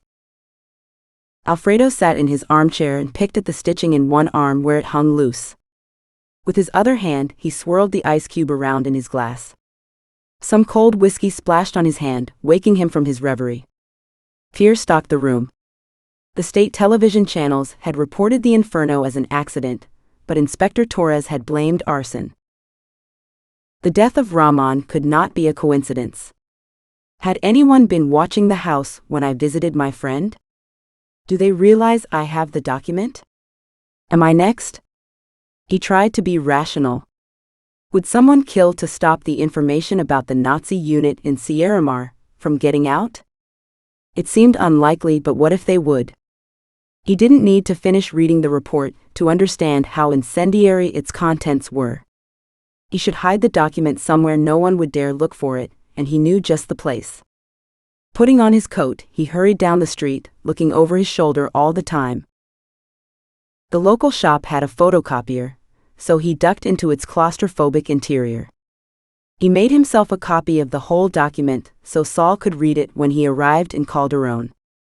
The photocopying took almost an hour, but he didn't worry about being disturbed, because the shopkeeper was kept busy by a constant stream of customers buying cigarettes and cans of cola. He returned to his house and collected his car. He stuffed the original document into his waistcoat and put the copy into the pocket at the back of the driver's seat, amongst a load of old maps and leaflets, reasoning no one would search inside a location in plain sight. Then he drove to Gloria's apartment building. Gloria opened the door and smiled. "Hello, I wasn't expecting to see you this evening. Are you okay? I know how fond you were of Ramon. This must be a nasty shock." "Still stunned, to tell you the truth.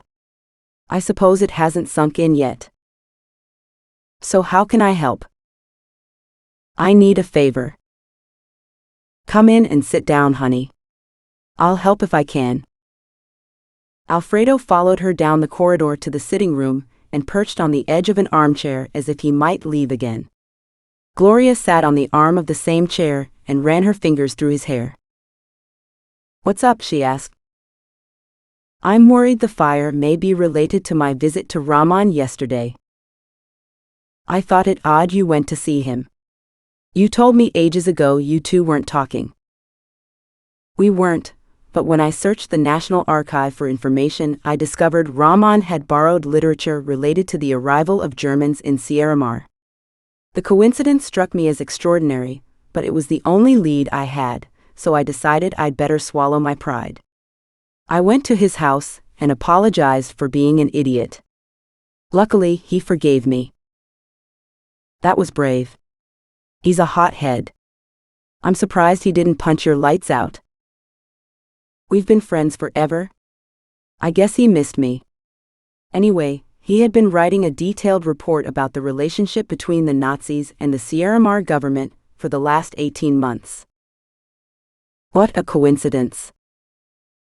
He had planned to take his report to Miami to publish before someone could stop him. He suspected someone was watching him, and he thought they might steal the report, so he gave it to me for safekeeping. He was going to collect it from me on his way to the airport.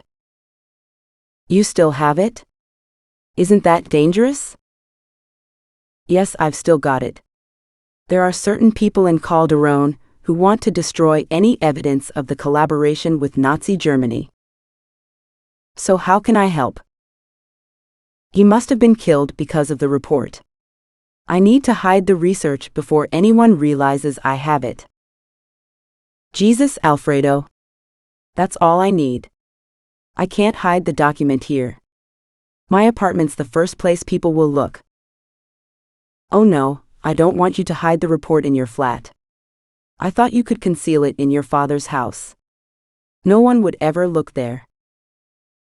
My father's house? Are you mad?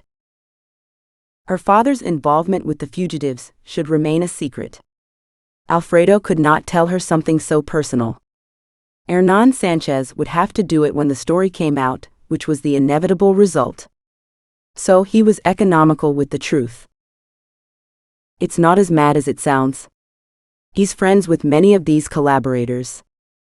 They'd never suspect him of harboring the document, and he won't be aware he has it. Hide it in his house without telling him. Gloria walked over to the sideboard and poured herself a large whiskey. She had her back to him, and he waited for her to turn around. Want one? Yes, please. She poured another whiskey, putting the cubes of ice in his glass one by one. He felt like the world had gone into slow motion. So where is the document? I thought you'd never ask. I've kept a copy to study, but the original is here in my waistcoat. She fixed him with a stare and raised her eyebrow in a way that made him instantly erect. Maybe I'd better remove it then? Be careful.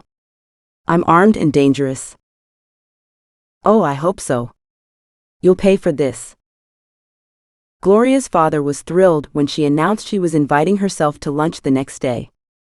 Hernan Sanchez did not see enough of his daughter, and often wished she would move back in with him.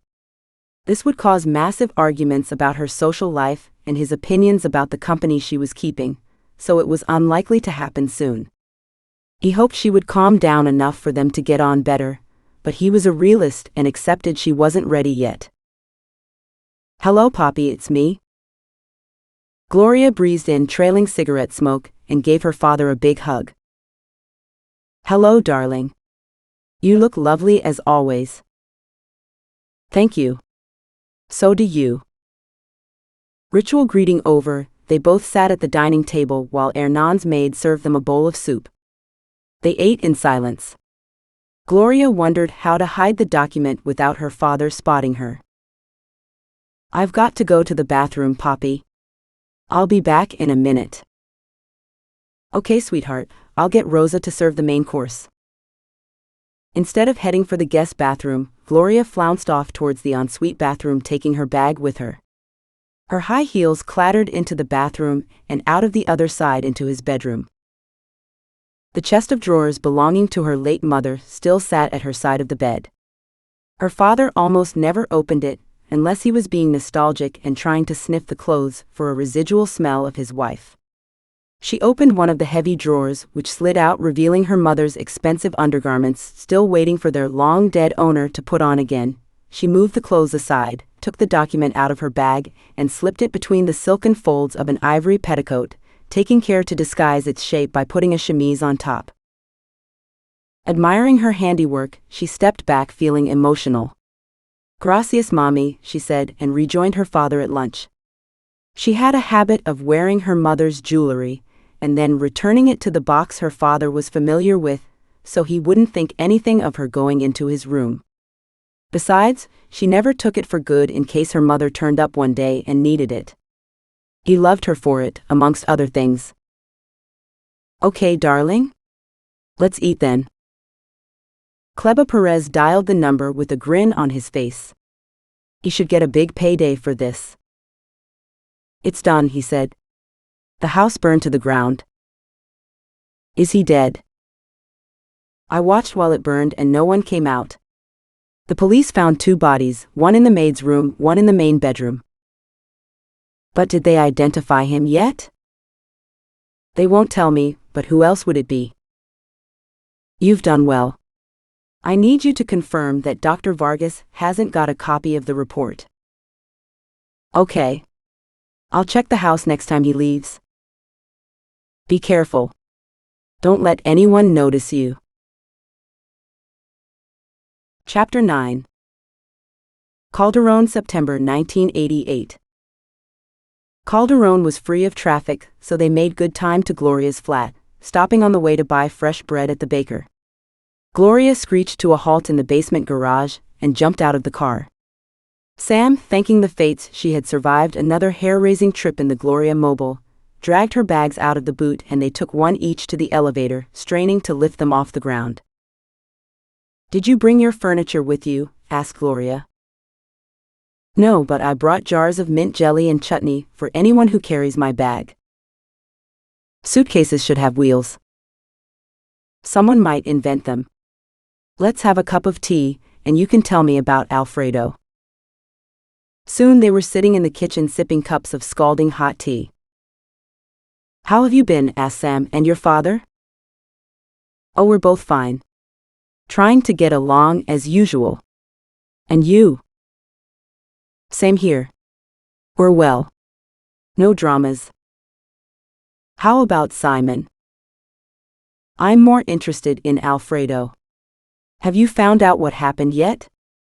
How long has he been missing?" 2 weeks or more. I'm worried about him," said Gloria. "Has he been drinking?"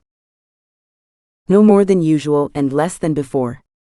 I'm convinced his disappearance relates to something a lot more sinister than drink."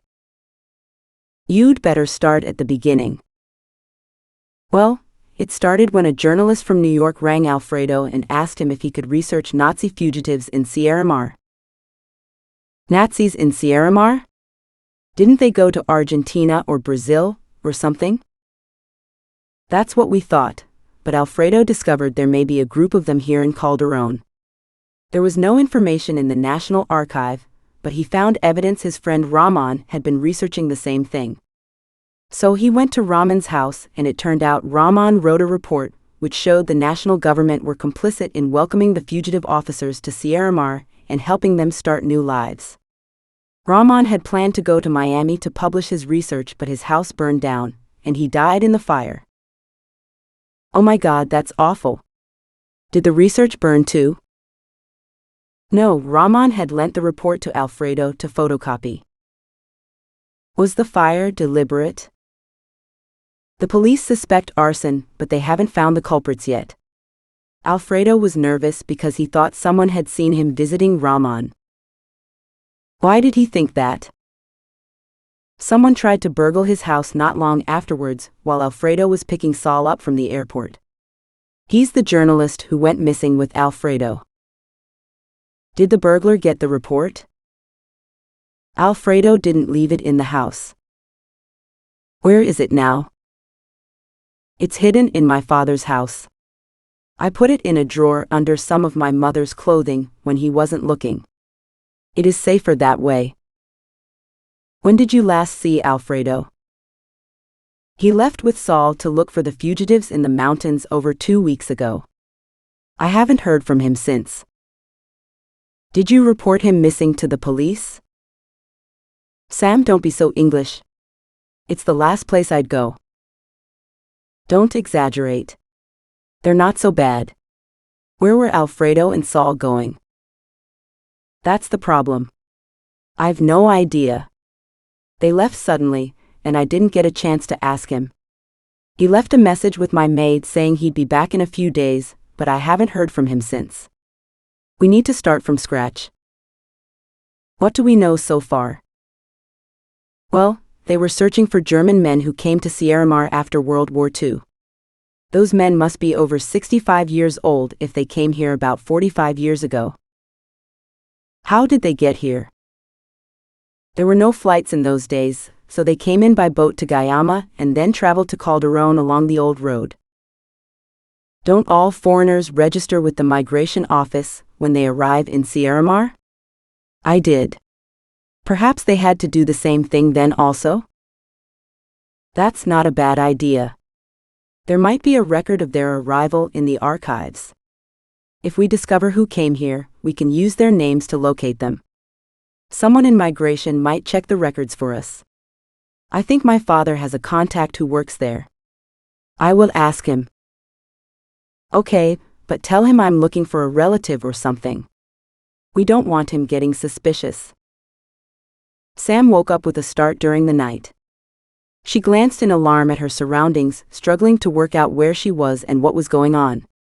The Viteri painting with its multicolored balloons told her she was in Gloria's flat. The glass in the windows rattled and her bed shook as if to throw her off. She realized it was a tremor.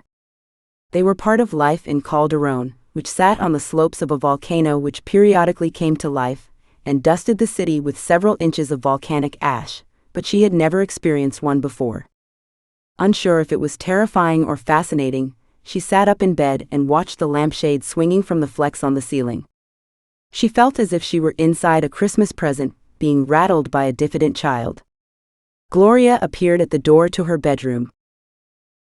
Don't be afraid. It was a minor tremor. We don't need to leave the building. It's safer indoors anyway, as a piece of concrete can land on your head in the street. I don't fancy that. It gave me a fright though. I don't think I can go to sleep again right away. My heart is thundering in my rib cage. Do you want a cup of tea? Good plan. I'll put on some water. See you in the kitchen. Sam shuffled into the kitchen in a pair of tiny slippers provided by Gloria, who seemed unaware her friend had penguin-sized feet. Sam's large feet were a source of chagrin due to her inheriting a shoe fetish from her mother which rivaled Imelda Marcos, one unrequited due to the lack of women's shoes in her size. Humming, Gloria poured water into a bright yellow teapot. It was typical of her to be so unaffected by what seemed like disturbing events. She had a sang-froid about her which singled her out. Can you get the milk from the fridge, please? Asked Gloria. Or should I say milkshake? Hilarious. It wasn't that strong. So, are you going to tell me about Simon or not? Straight to the point as usual, Gloria had no sympathy for Sam's barriers. She did not distinguish between what might be private and what she discussed in technicolor detail. There was nothing sacred for Gloria's inquiring mind.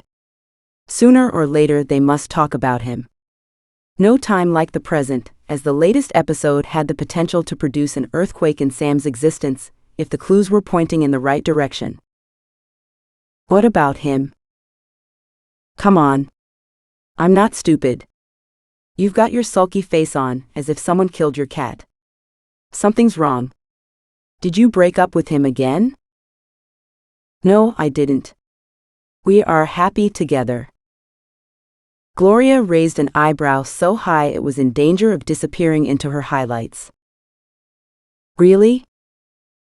Sam blushed. Gloria's disbelief seared through her pores. Well, relationships and everything. Is he sleeping around again? No, well, I don't think so, although it's difficult to tell. That's not the problem. There was a pause as she sipped her tea and took a deep breath. Gloria sighed. It's like pulling teeth, gringa. Out with it. I think I might be pregnant. A teaspoon fell on the floor as Gloria's hand flew to her mouth.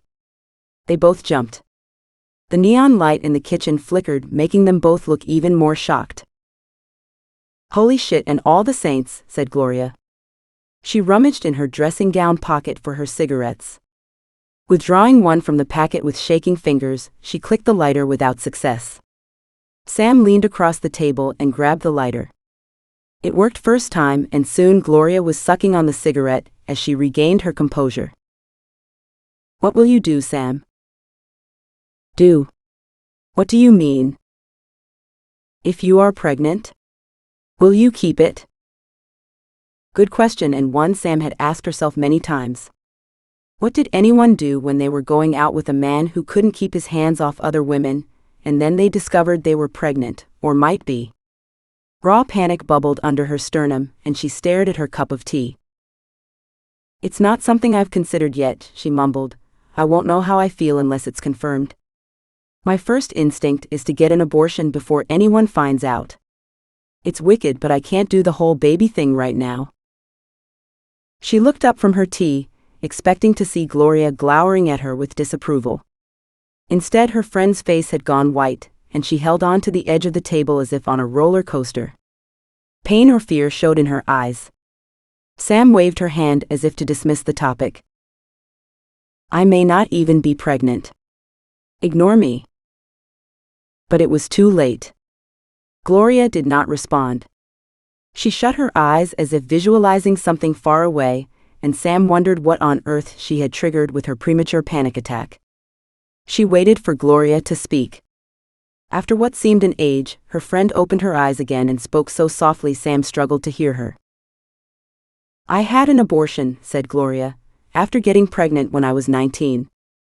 I was so innocent that when the nuns told me I couldn't get pregnant before I married, I took it literally. She forced out a laugh, but the painful sound stabbed Sam like a knife. I didn't even realize I was pregnant until my mother noticed me putting on weight and took me to the doctor. When they told me I would have a baby, it shocked me to the core, but I wasn't as horrified as my mother. It would have been a terrible scandal had anyone found out. Single mothers were beyond the pale. My parents were not prepared to go through the disgrace. What happened? They shut me in my room for days, forbidden to see or talk to anyone, and then my mother announced we would travel to Miami. She said it was to buy baby clothes. I didn't understand what she had planned until we pulled into the doorway of the clinic. I had no choice. How awful for you. It must have been hard to forgive your mother. She had colluded with my father to get me an abortion, which devastated me, but I understood. She was already ill, dying from cancer, and she didn't want to leave me alone with the baby. But why didn't they discuss it with you? Didn't you have a right to decide too?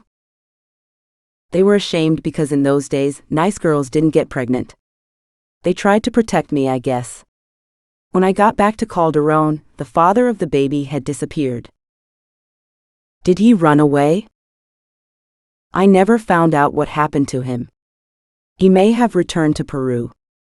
I was afraid to ask my father, because I suspected he had something to do with it. She faltered. Fat tears leaked from her eyes, splashing on the Formica tabletop, and she wept, wailing with grief. Señor Sanchez had a reputation. He was not a man to be crossed. Sam could imagine his rage when he discovered someone had deflowered his daughter and left her pregnant. I'm so sorry, Gloria. I didn't know. It's the reason I don't have children. I can't anymore. Something went wrong. Her bravado had evaporated. Sam now understood why Gloria wasn't married in the land of the teenage engagements. She had always presumed Gloria had chosen to be single, like her. Poor Gloria, there were no fairy tale weddings for the Baron in Sierramar, no matter how rich you were. Speechless with sorrow for the hidden pain trapped behind Gloria's glossy facade, now leaking out in the form of bitter tears, Sam put her arms around her friend and held her as she mourned. The next morning, the contact provided by Hernan Sanchez waited at the door to the migration building. He was short and plump with a bad wig resembling a random piece of catskin perched at an angle on his head. He beamed at them, a smile of such radiance it almost made him handsome. "What did you tell your father?" said Sam to Gloria as they approached him. "I said we wanted to check if any of your relatives had settled in Sierramar." "We could do that too." "No, we couldn't. This is urgent." "Señor Salazar?" "Yes, Señorita Sanchez, it's a pleasure to meet you." "And your friend?" "I'm Sam." "Hello, Señor Salazar, nice to meet you too." "So, how can I help you ladies?" "We need to look in the archives. My friend is German, and she is trying to find out if any relatives came to Sierramar after 1938. "You mean because of the war in Europe?" "Yes, it would have been around the same time," said Sam. "Follow me." They registered at the security desk, leaving their ID cards with the guard, and got into a rusty lift which plummeted deep into the earth at a disconcerting speed. The doors slid open at level B4, and they stepped into a gloomy basement with some old-fashioned microfiche viewers on a bench. "Wait here please," said Señor Salazar. Apart from the bench running down one wall of the room, parallel rows of shelving containing boxes with numbered labels on them filled the space. He walked past the entrances to several rows of shelving, before disappearing into one. After about 5 minutes, he re-emerged pushing a trolley which had boxes on both the bottom and top trays. "Here we are. If you can't find them in here, they don't exist. These are the records for residential immigrants into Sierramar from Germany for 1938 to 1946. "Thank you. This is fantastic." Señor Salazar beamed again and stood there waiting. Sam opened one box. It contained sheets of see-through plastic which appeared to have minute writing on them. She had no idea what to do. I'm sorry, I don't know how to read these." "Ah, but you need to use the screens." "Please, can you show me how to do it?" "It would be my pleasure, Miss Sam." Señor Salazar selected a box and took the first sheet out of it. He sat at one screen and switched it on. A glass plate on the bench under the screen became illuminated. He lifted the plate and put the plastic sheet upside down on another plate below it. Sam was about to point this out, but Gloria stopped her. He lowered the top plate onto the plastic sheet. The image appeared on the screen in a magnified form, and they could see it recorded the immigration of Frau Magda Glob from Cologne. "Well, that's great," said Sam. "I recommend you do this in order," said Señor Salazar. "Work through the box from back to front, and you shouldn't miss any records. Good luck in your search. When you finish, can you please log out at the security desk?" "We will." "Thank you," said Sam. "Gloria, we need to avoid repetition here to save time. I'll do the boxes on the top tray, if you take those on the bottom. Let's pile the boxes which we finished checking over here on the bench, and then we can load up the trolley again when we finish. We should make notes about any German men from 20 to 45 years old who arrived from 1938 to 1946. Gloria, who hated being told what to do, rolled her eyes to heaven at Sam's British obsession with efficiency. However, this would not be a quick task if they weren't organized, and she hated basements. "Good idea," she said. They sat down at the microfiche screens side by side at first, but then Sam moved down one machine to give herself more room. The work was straightforward from then on. The forms all had a similar template and gave the same information: name, date of birth, profession, origin. As they worked, Gloria gave out the odd exclamation and waved a microfiche in the air. I know him, she said. He lives in the valley. After a couple of hours, Sam finished the last box, and she had a list of about 20 names. Well, I'm finished. What about you? I'm on the last box. Give me a minute. I think these are women, but I want to be positive. Sam made a table in her notebook with crude columns with the same headings as the report cards.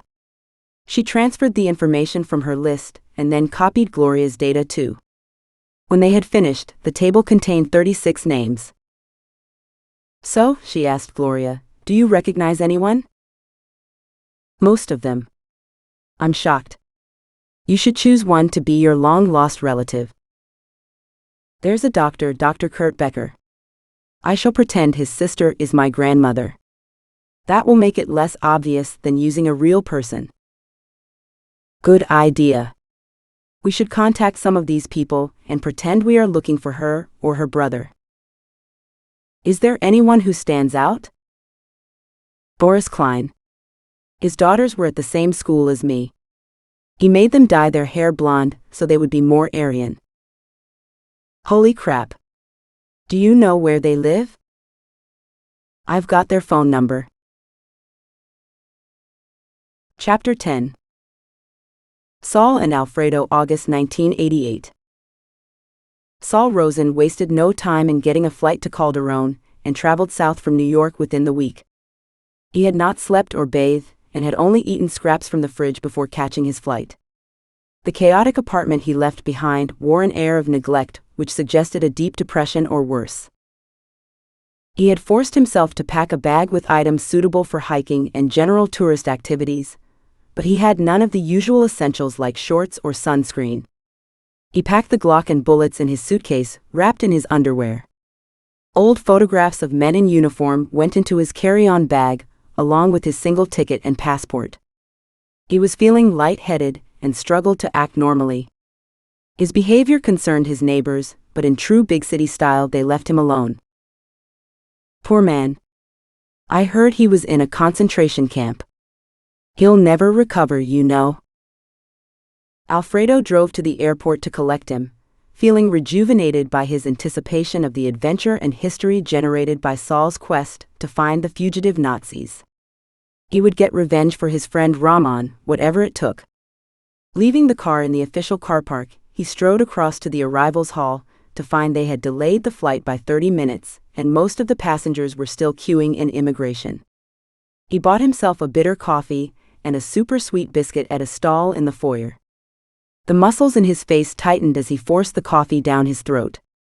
Large groups of excited people were jostling to get to the barriers, forcing him backwards. Some of them were holding helium balloons and other party paraphernalia.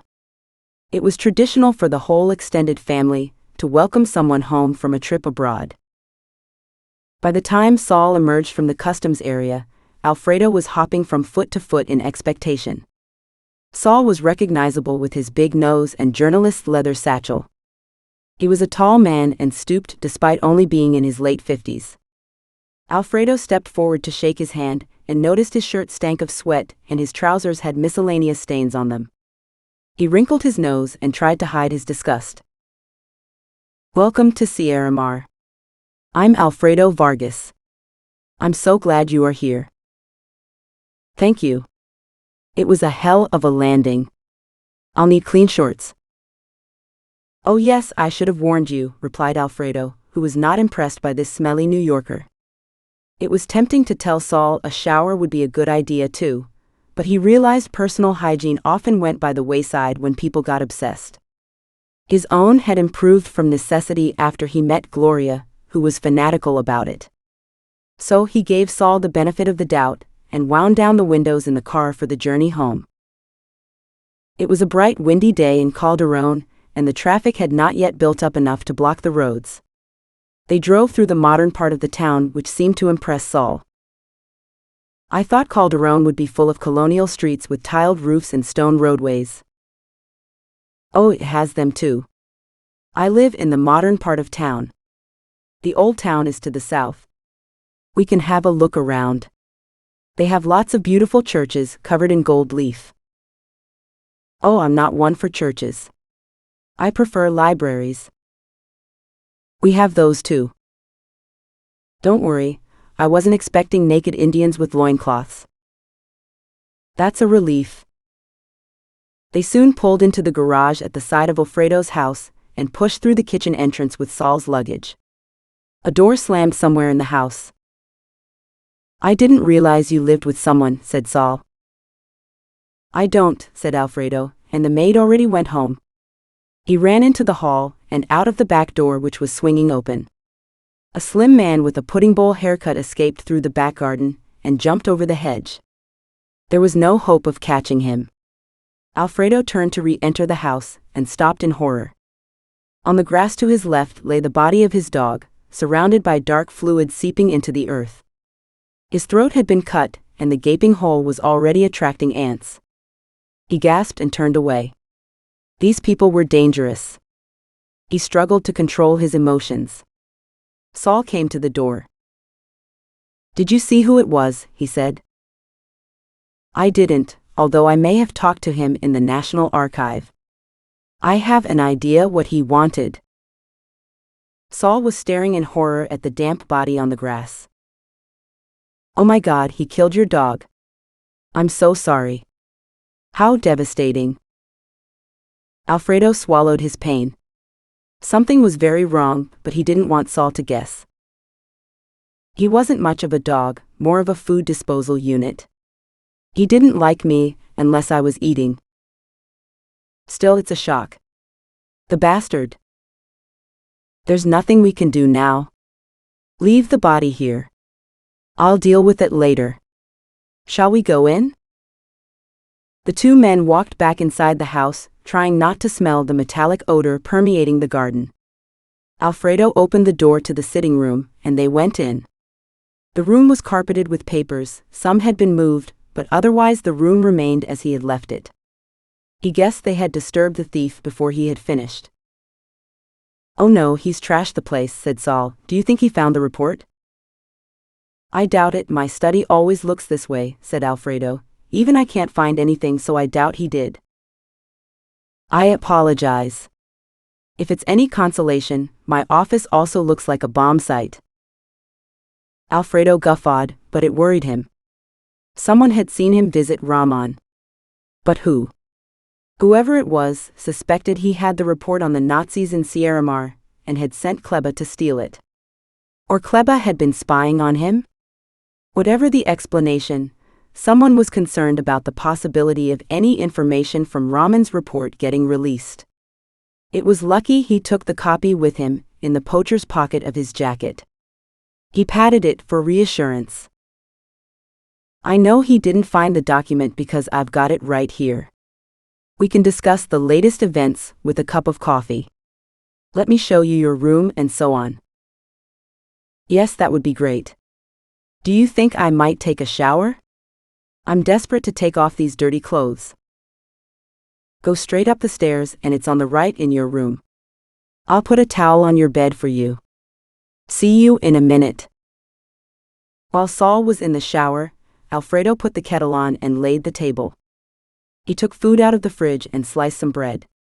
Then he remembered he had not left a towel for his guest. Grabbing one from the linen cupboard, he dashed up the stairs and into the guest bedroom. He hung the towel on the hook on the outside of the bathroom door and turned to leave. Saul's clothes were lying on the floor in a heap. His suitcase was open, and most of the contents had also found their way to the floor. There was a large pistol in the middle of the bed. It looked so incongruous, it shocked him. He didn't have time to examine it, as he heard the water in the shower stop flowing as Saul shut it off. Your towel is hanging on the door, he shouted as he left the room. Saul Rosen looked 10 years younger after his shower. He had changed into a pair of corduroy trousers and a checked shirt, and his face was clean-shaven, taking years off his age. He didn't seem sure where to place his limbs when he sat down at the kitchen table. Alfredo had made a big pot of tea and raided the bread bin for some muffins and rolls.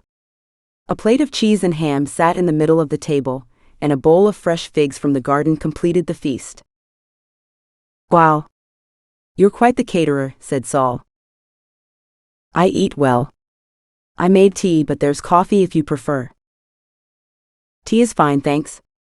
So where are we with this thing? I need to talk to your friend Rahman as soon as possible. Alfredo blanched. Rahman? Oh crap. I haven't told you. Rahman is dead. He died in a fire in his house, along with his books and research. Dead? When? How? The police say it was an arson attack. They found 2 bodies in his house, but they haven't confirmed one of them was Rahman yet. They are being secretive. Mind you, it was a couple of days ago, and they aren't the quickest. That's terrible news. I'm so sorry. Do you think it might be related to his research? It must have been. I'm sorry. I should have told you right away, but I've been upset and distracted. You shouldn't have come. It could be dangerous to carry on with this. Are you kidding me? This could be the biggest scoop of my career. Your friend did not die in vain. We will chase down those sons of bitches and make them pay. Saul Rosen was standing now, his arms stretched out as if he was shooting at someone. The metamorphosis startled Alfredo, and he remembered the gun lying on the bed. Mild-mannered journalist Saul Rosen had an alter ego hidden under his clothes. Okay, you need to calm down. I couldn't help noticing the gun in your room. You can't take it with you. The police will put you in prison if they find it. You weren't supposed to see the gun. I wasn't planning on using it. I heard Sierramar is dangerous. This explanation did not convince Alfredo, but he didn't want to start off on the wrong foot. He would broach the subject again on another occasion. The one positive in this situation is that Rahman gave me his report to read, so it survived the fire, he said. I have hidden the report where they won't ever think of looking, and made a copy which I have here if you want to read it. I'm a little tired right now, but I'd love to read it later. Can you give me more details on the contents? I want to know what we are up against. More tea? Or would you prefer a whiskey? Have you got a bourbon? Jack Daniels? Perfect. On the rocks, please. Let's move to the study. The chairs are more comfortable in there. They crossed the hall into the study. Can I have the corner chair, please? Asked Saul. A haunted look flashed across his face and vanished. The leather armchairs were identical, but the corner chair was Alfredo's favorite. He was about to demur, but he caught the look on Saul's face and decided he didn't care where he sat. He gestured at it. His guest sat down, and the tension flowed out of his body as fast as it had appeared. Once they had settled into the leather armchairs, Alfredo gathered himself. As a patriot, he said, this has been a painful revelation for me. I wasn't aware Nazis had penetrated so far into Sierramar society. I knew the United States intervened on the side of Peru in the conflict of 1941, which had caused a marked antipathy against the Allies and sympathy for the Axis countries. However, the details of the era had passed me by. I was always more interested in the Inca and pre-Inca cultures. It has been an immense shock to learn that our government legislated against the Jewish population during the war. They had been arriving since the 18th century to set up businesses in Sierramar. People organized protests against the Jews in Calderón and Guayama. I hadn't come across this information in my research, said Saul. I don't find it surprising in the circumstances. It was happening in many countries. But you, of all people, must find this horrifying. Of all people, do you mean as a Jew? Well, yes, I noticed your surname and made an assumption about your origin. No offense taken. I am not a real Jew, only a historical offshoot. Alfredo didn't believe this either, but there wasn't time for a discussion of Saul's genealogy. Good, where was I? Oh yes, there is a long history of contact, both cultural and trade-related, between Germany and Sierramar. In the run-up to the Second World War, this relationship became ever more important. Sierramar sent raw materials to Germany and received manufactured goods in return without any cash changing hands. Rahman saw a copy of a letter in the archives Hitler sent to the government in 1937, offering close cooperation with Sierramar. This arrangement carried on throughout most of the war. In 1945, Sierramar's government received a request for help from the German government for refugees from the Third Reich who were fleeing prosecution by the Allies, which they agreed to provide. Yes, the German government arranged for a boat to sail from Hamburg with a cargo of fugitive Gestapo and SS officers. This boat docked in Guayama, and the consul welcomed the passengers with cheering crowds of local people. Many of the arrivals were war criminals being hunted by the Allies, including people who had worked at Auschwitz and Buchenwald doing experiments on Jews and other nationalities and murdering them in gas chambers. That's appalling. I didn't know the collaboration went so far. No wonder they murdered Rahman. There must be many people in Sierramar who took part in this and are still alive. They have to be desperate to keep this a secret. We need to act fast. I hoped you would take the report back to New York with you and publish it posthumously for Rahman. I'd be delighted, but we can't stop there. I have the names of several members of the Gestapo who disappeared at the end of the war. I'd been searching for any trace of them for months, and then I discovered they may have been hiding in Sierramar. I guess they came on a boat from Hamburg. We have to find these bastards and get proof of their existence. Will you help me? I will. The pride of Sierramar is at stake. Where do we start? First, you need a good night's sleep. In the hotel across the road from the government building where Holger Ponce worked, Kleba Perez pushed open the door of the men's toilet with his elbows and went straight to the basins. To his disgust, there was no soap in the dispensers. He turned on the hot tap with his fingertips and put his hands into the flow of water. Gasping, he withdrew them again. Bloodied water dripped into the sink and swirled down the plug hole. Another man, who came out of one cubicle, took one look at the stain in the sink and left in a hurry. Kleba turned on the cold tap as well and inserted his fingers into the stream. The blood was dry and difficult to remove from beneath his fingernails. He retched as he remembered how difficult it was to slit the throat through the fur with the dog wriggling and wagging its tail. At least people had the good grace to scream or faint. He waited for the minister to emerge from the government building, hanging back until he spotted him. Holger Ponce gesticulated at him, his face red with impatience.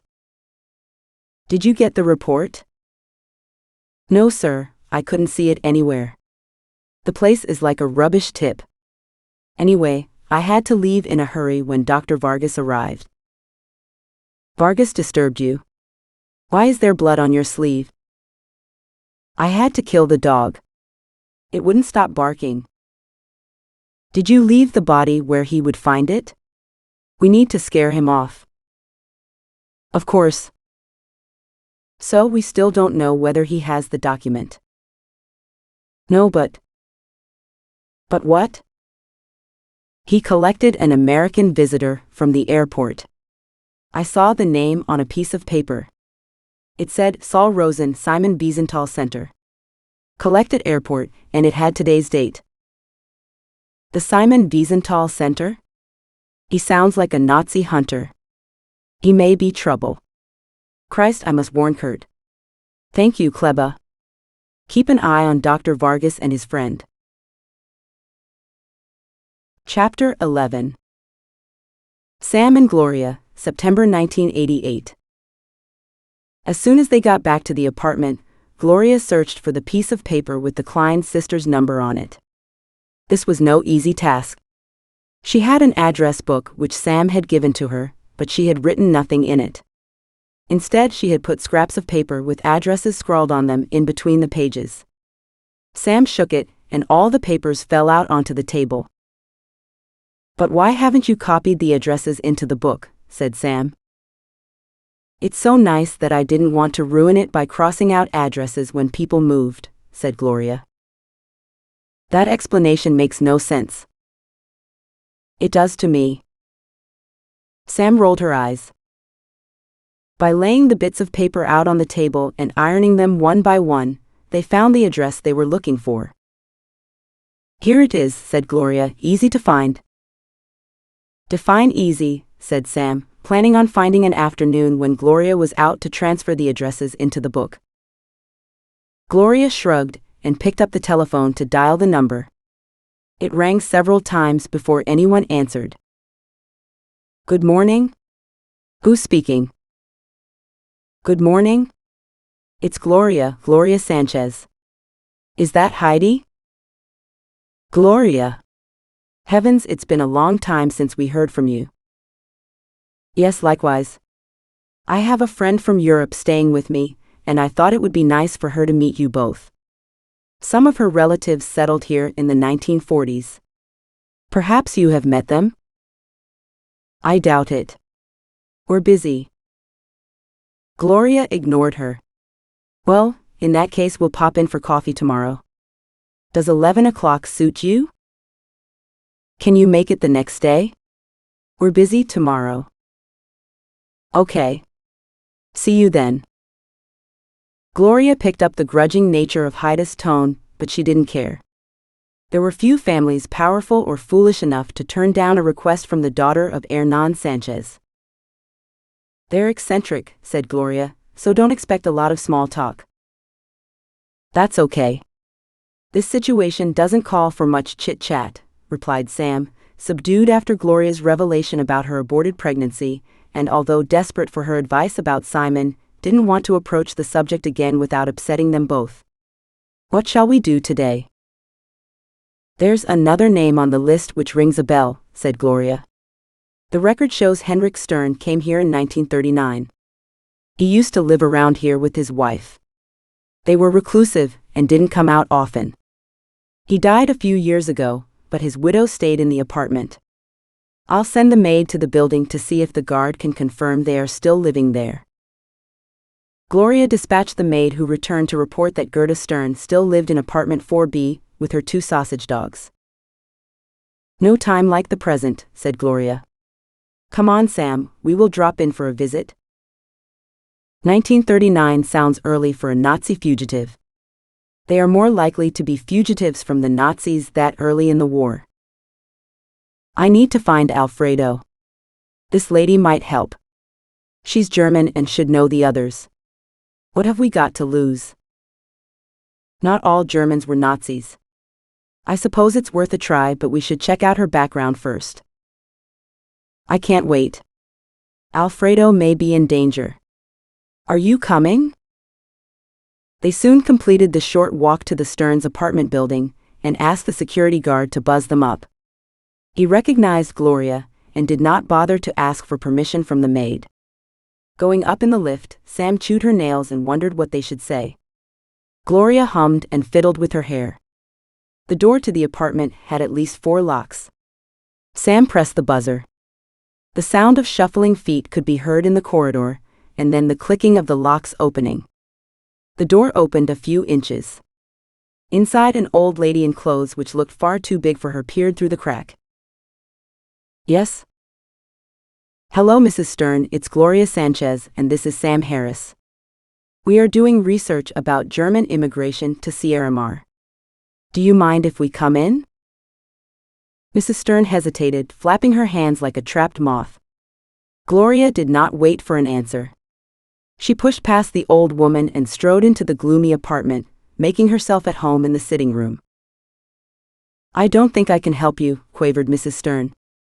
"What do you want?" "We are looking for Sam's maternal grandmother. She arrived in Sierramar after the war in Europe. She may have been traveling with her brother, a Dr. Kurt Becker. A group of Germans came with him by boat to Guayama. I wondered if your husband was one of them." "By boat? No, he wasn't. He had nothing to do with them." "But he was German? Didn't you socialize with them?" said Gloria. Mrs. Stern had a funny look on her face, a mixture of fury and misery. "No, we didn't. It's time you left now." "I have no information for you," she blurted out. But it seems so unlikely you didn't meet any of them. You don't understand what you are talking about. But I do, thought Sam. Mrs. Stern has already given us her answer, she said. Gloria ignored her pleading glance. Please, Mrs. Stern. My fiancé is missing. His disappearance is somehow related to this group of people. Don't you know anything which might help us? Perhaps the doubt in her voice triggered Mrs. Stern's reaction. Get out of my house. Get out. How dare you come here asking questions about my husband?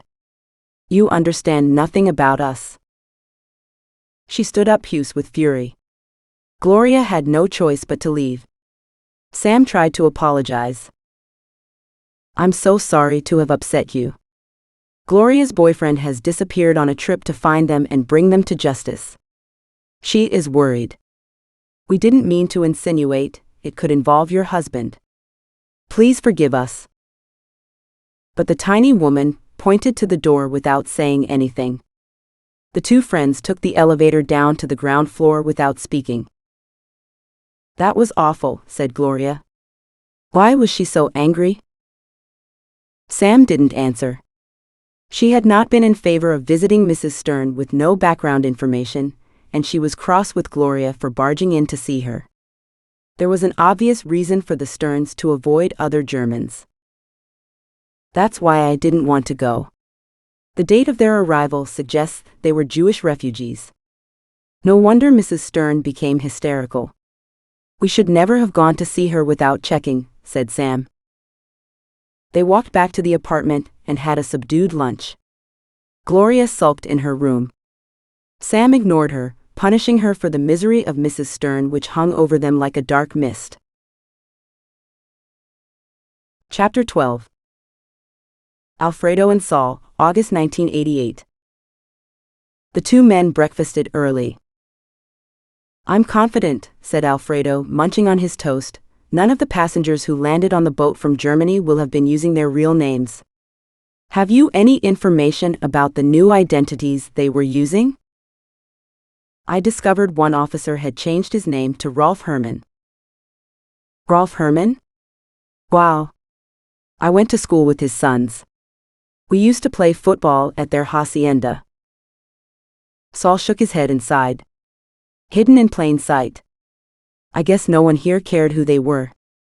The war had nothing to do with Sierramar. Are they still living there? They make cheese and have done for many years. We ate some of it yesterday for supper. Herman may not be running it, but the family still own the farm. Is it far away? About an hour's drive. We can go there today if you like. We need a convincing story if we're asking questions about his past. Say I'm a tourist looking for some lost cousins. We must change your name. Yes, that's a given. How about Frank Herman? No, it must be the original surname to make sense. What was it? Kaufmann. His name was Helmut Kaufmann. He served in the Gestapo as a lieutenant. Perfect. Frank Kaufmann it is then. Okay, so get organized and we'll set off in about 10 minutes. Bring your camera. You need to look as if you are a gringo tourist. The road to the hacienda was the typical mix of potholes and cobblestones, throwing the two men from side to side in the ancient jeep. They drove past damp hillsides with a myriad of tiny fields in many shades of green, as if verdant quilts had been laid over sleeping giants. Scruffy black pigs with ears flopped over their eyes snuffled in the mud beside the road, giving them the appearance of shy teenagers hiding behind their fringes. In the fields, sheep with long coats bleated as the car passed by, hoping for some feed. The air was so moist, drops of condensation hung from their coats. While the countryside is breathtaking, said Saul. It reminds me of Ireland. Alfredo had underestimated the distance and the state of the road, and they didn't pull up to the farmhouse until midday. When Alfredo tried to get out of the car, two large Alsatian dogs growled and crouched for attack in the deserted cobbled farmyard. This is tricky, he said. Someone will come and rescue us, said Saul. It's lunchtime. They sat in the car for almost an hour. When either of them attempted to get out, one of the large dogs would throw themselves at the door, barking and snarling. They would have left, but Saul spotted a curtain twitching in one window. "There's someone in there," he said. "Let's wait them out."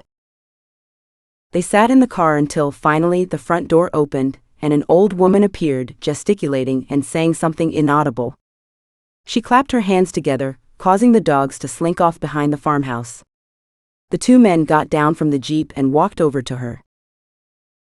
"Good morning, madam. We are looking for Rolf Herman.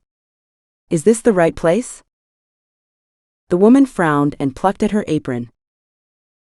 "Oh, it's the right place, but you are too late. Rolf died 2 years ago of a heart attack." "I'm sorry to hear it. My condolences. He was a pig. Why did you want him?" "My name is Frank Kaufman. I thought he might be a relative of mine." "And what made you think that?" "My mother told me he was her husband's cousin." "She made a mistake. My husband didn't have cousins. His father was an only child." She obviously wanted them to leave, but Saul persisted. "Was your husband's nickname Freddie?" Her sour and dismissive demeanor changed, and like the sun coming out from behind a cloud, a shy smile crept across her face. "Before he turned into a pig." She sighed and a tear escaped and ran down her wind-reddened cheek. "I would love to see a photograph if you have one," said Saul in a quiet voice. She peered at him through eyes misty with age, as if searching for a likeness. "Sorry for making you wait outside. I live alone, and I don't like opening the door to strangers. I have photographs of him as a young man. Would you like to see the album?" They followed the old woman into a house which would have been more at home in Bavaria. Wooden floors and net curtains and solid German furniture filled the rooms. "Can I offer you gentlemen a tea?" "That would be nice. Thank you." She showed them into the sitting room and disappeared into a kitchen behind the stairs. There was a fireplace with a couple of sofas facing each other, across a solid wooden coffee table.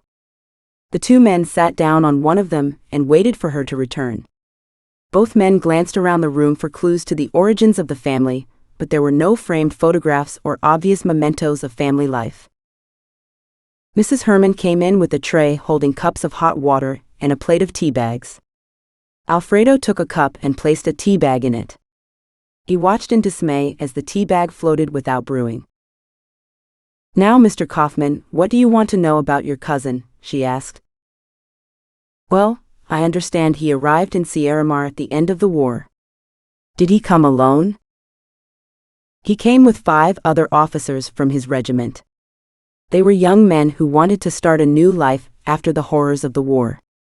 A steamer brought them with about 50 other families to Guayama, from where most of them moved up to Calderon." "Do you have a photograph of him then? I want to see if he resembles me." Mrs. Herman got up and took a leather-bound album out of a bookcase which she hugged close to her but did not offer to Saul. "You must understand," she said, "they were different times. These men had lost the war, but they'd not given up hope of a revival of the Reich. They were determined to maintain our traditions." Saul nodded and stretched out his hands to take the album. "I understand. My mother trusts that one day Germany will be great again. They brought me up to believe too. I don't find it shocking." She handed it to him. He opened the cover, and a photograph of a handsome young man in a Gestapo uniform slipped onto the floor. He picked it up, put it back in its binding, and turned the pages. Alfredo looked over his shoulder, controlling his breathing and pretending to have little interest. There was a photograph of 6 young men in Gestapo uniform posing outside a wooden building with a tin roof. "Wow, so which one is Rolf?"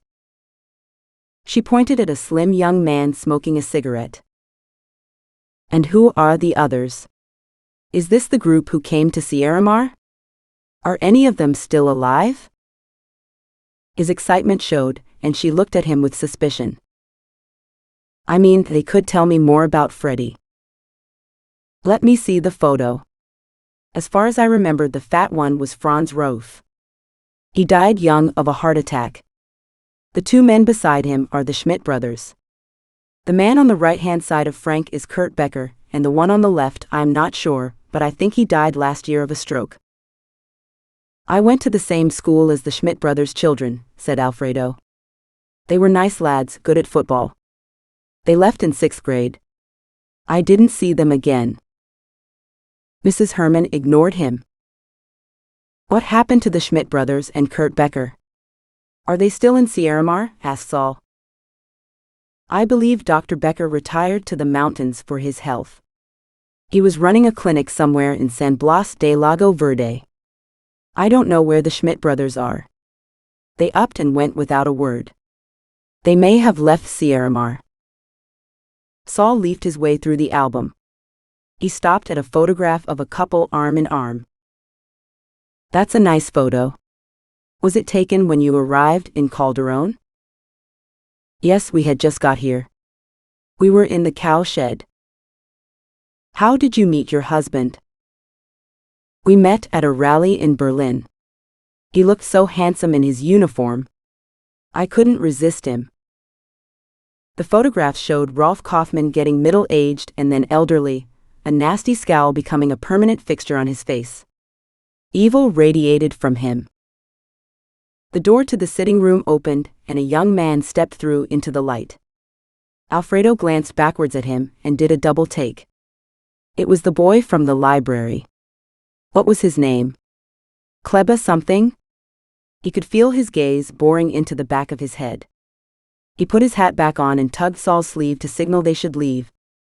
Saul mouthed what at him, irritated at this sudden change in plans, but the urgency in Alfredo's eyes convinced him. We had better go, Mrs. Herman. It's been a real pleasure to meet you and to hear about Rolf, said Saul. You're leaving already? I hoped you might stay for supper. I'm sorry. We only had a couple of hours for this visit, and we spent them waiting outside in the car. We need to get back to town before it gets dark. The lights on the Jeep are not working. How sad. Kleba, can you see the gentleman out, please? Yes, madam. Will you follow me? Saul and Alfredo shook Mrs. Herman's hand. Alfredo removed his hat and replaced it in one swift movement. He walked behind Saul, trying to keep him between himself and Kleba. They got to the front door and hurried towards the car. A sudden gust of wind blew Alfredo's hat clean off. He dashed across the yard, standing on it to stop it blowing away. As he stood up, he caught Kleber's eye. Dr. Vargas, said Kleba, what are you doing here? Kleba? I could ask you the same question. I'm following up my research on German culture with my friend Frank Kaufmann, a cousin of Mrs. Herman's late husband. Kleba had a look on his face suggesting a violent disgust. He stared at Saul. You're lying, he said. There were no Jews in Mr. Herman's family. You should be ashamed of yourself taking advantage of an old woman. Now get out of here and take your nasty friend with you. He put his fingers in his mouth and whistled. The dogs came running from the back of the house, barking and snarling. They went straight for the visitors, who ran for the safety of the car.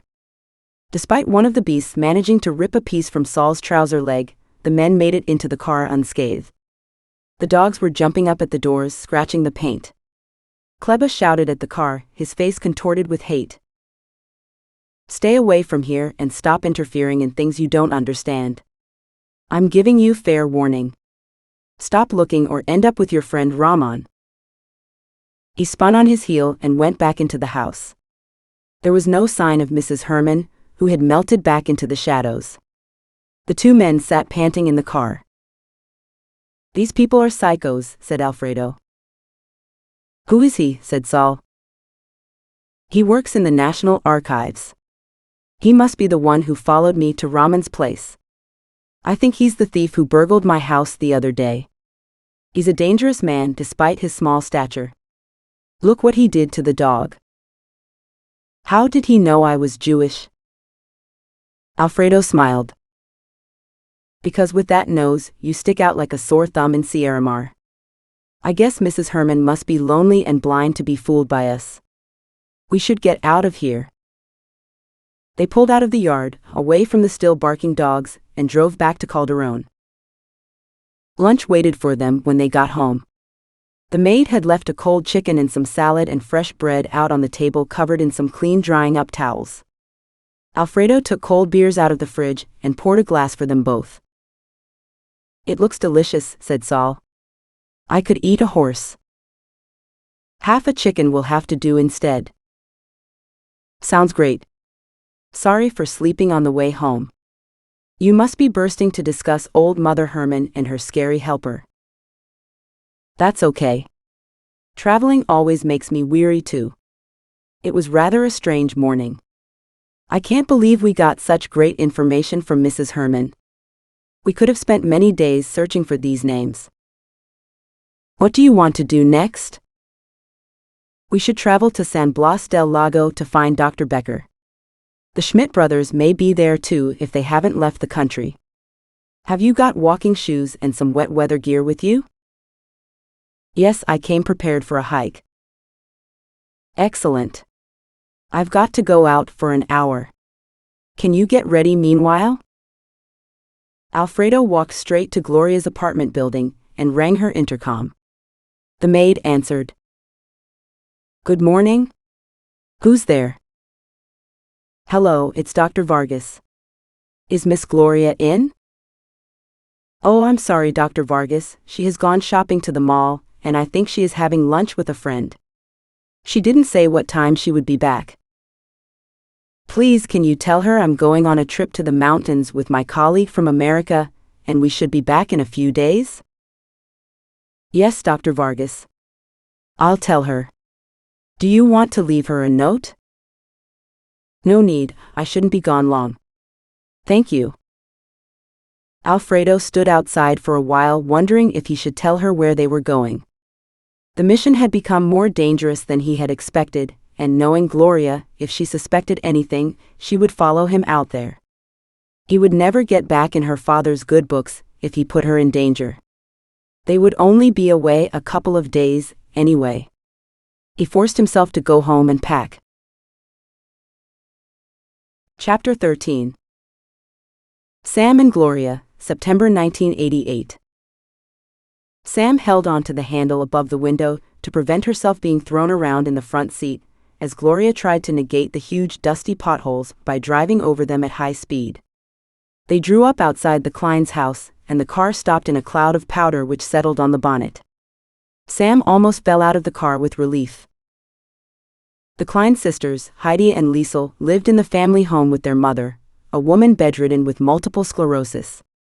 Built in the style of a German country house, it was set back from the road down a mud driveway lined with eucalyptus trees. The outskirts of Calderon would soon swallow it up in its dingy concrete and zinc petticoat, but meanwhile it still had a rural charm and a chocolate box prettiness alien to the Andean landscape. Gloria shook herself clean and raised the eagle's head door knocker, letting it fall twice. Sam's stomach flipped over.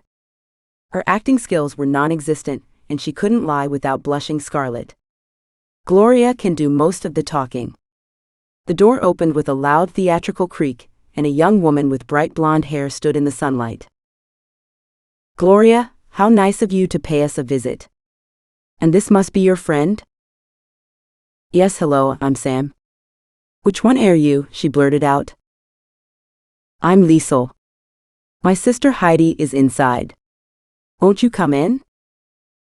Gloria had already pushed past her into the hall, and headed for the sitting room in a way which suggested familiarity with the layout of the house. Sam smiled and followed them into a gloomy room with wooden furniture which would have looked more at home in a monastery. They had already got seated when Heidi came in with a tray of coffee. A slight chaos reigned as the women got up and sat down again several times to greet each other, and to serve the coffee and add milk and sugar. At last they settled down with their drinks. "It's been a long time, Gloria," said Heidi. "Yes, it has. Where does the time go?" "You look wonderful," said Liesel. "Thank you. I try." You girls look just as you did at school, down to your beautiful blonde hair. Sam detected a slight stiffening of the woman's back at this pointed compliment. An uncomfortable silence. Don't tease her, Gloria, you know about our hair already? It got to be such a habit. I can't imagine going back to being brunette again. Well, the truth is, I started so young, I don't remember ever having brown hair. It's our trademark, said Liesel. Her sister nodded in assent, mollified. I remember now. Your father liked you to have blonde hair. Where is he? I haven't seen him for years, said Gloria. The two sisters glanced at each other. Sam had the distinct impression they were deciding which story to tell. Heidi replied. He went to live in Argentina years ago. We don't know where he is now. I didn't know he had left, said Gloria. I wanted to ask him if he could help me search for Sam's relatives. Why come to us? Isn't Sam English? Yes, but her great-aunt was German. What was her surname? Becker, said Sam.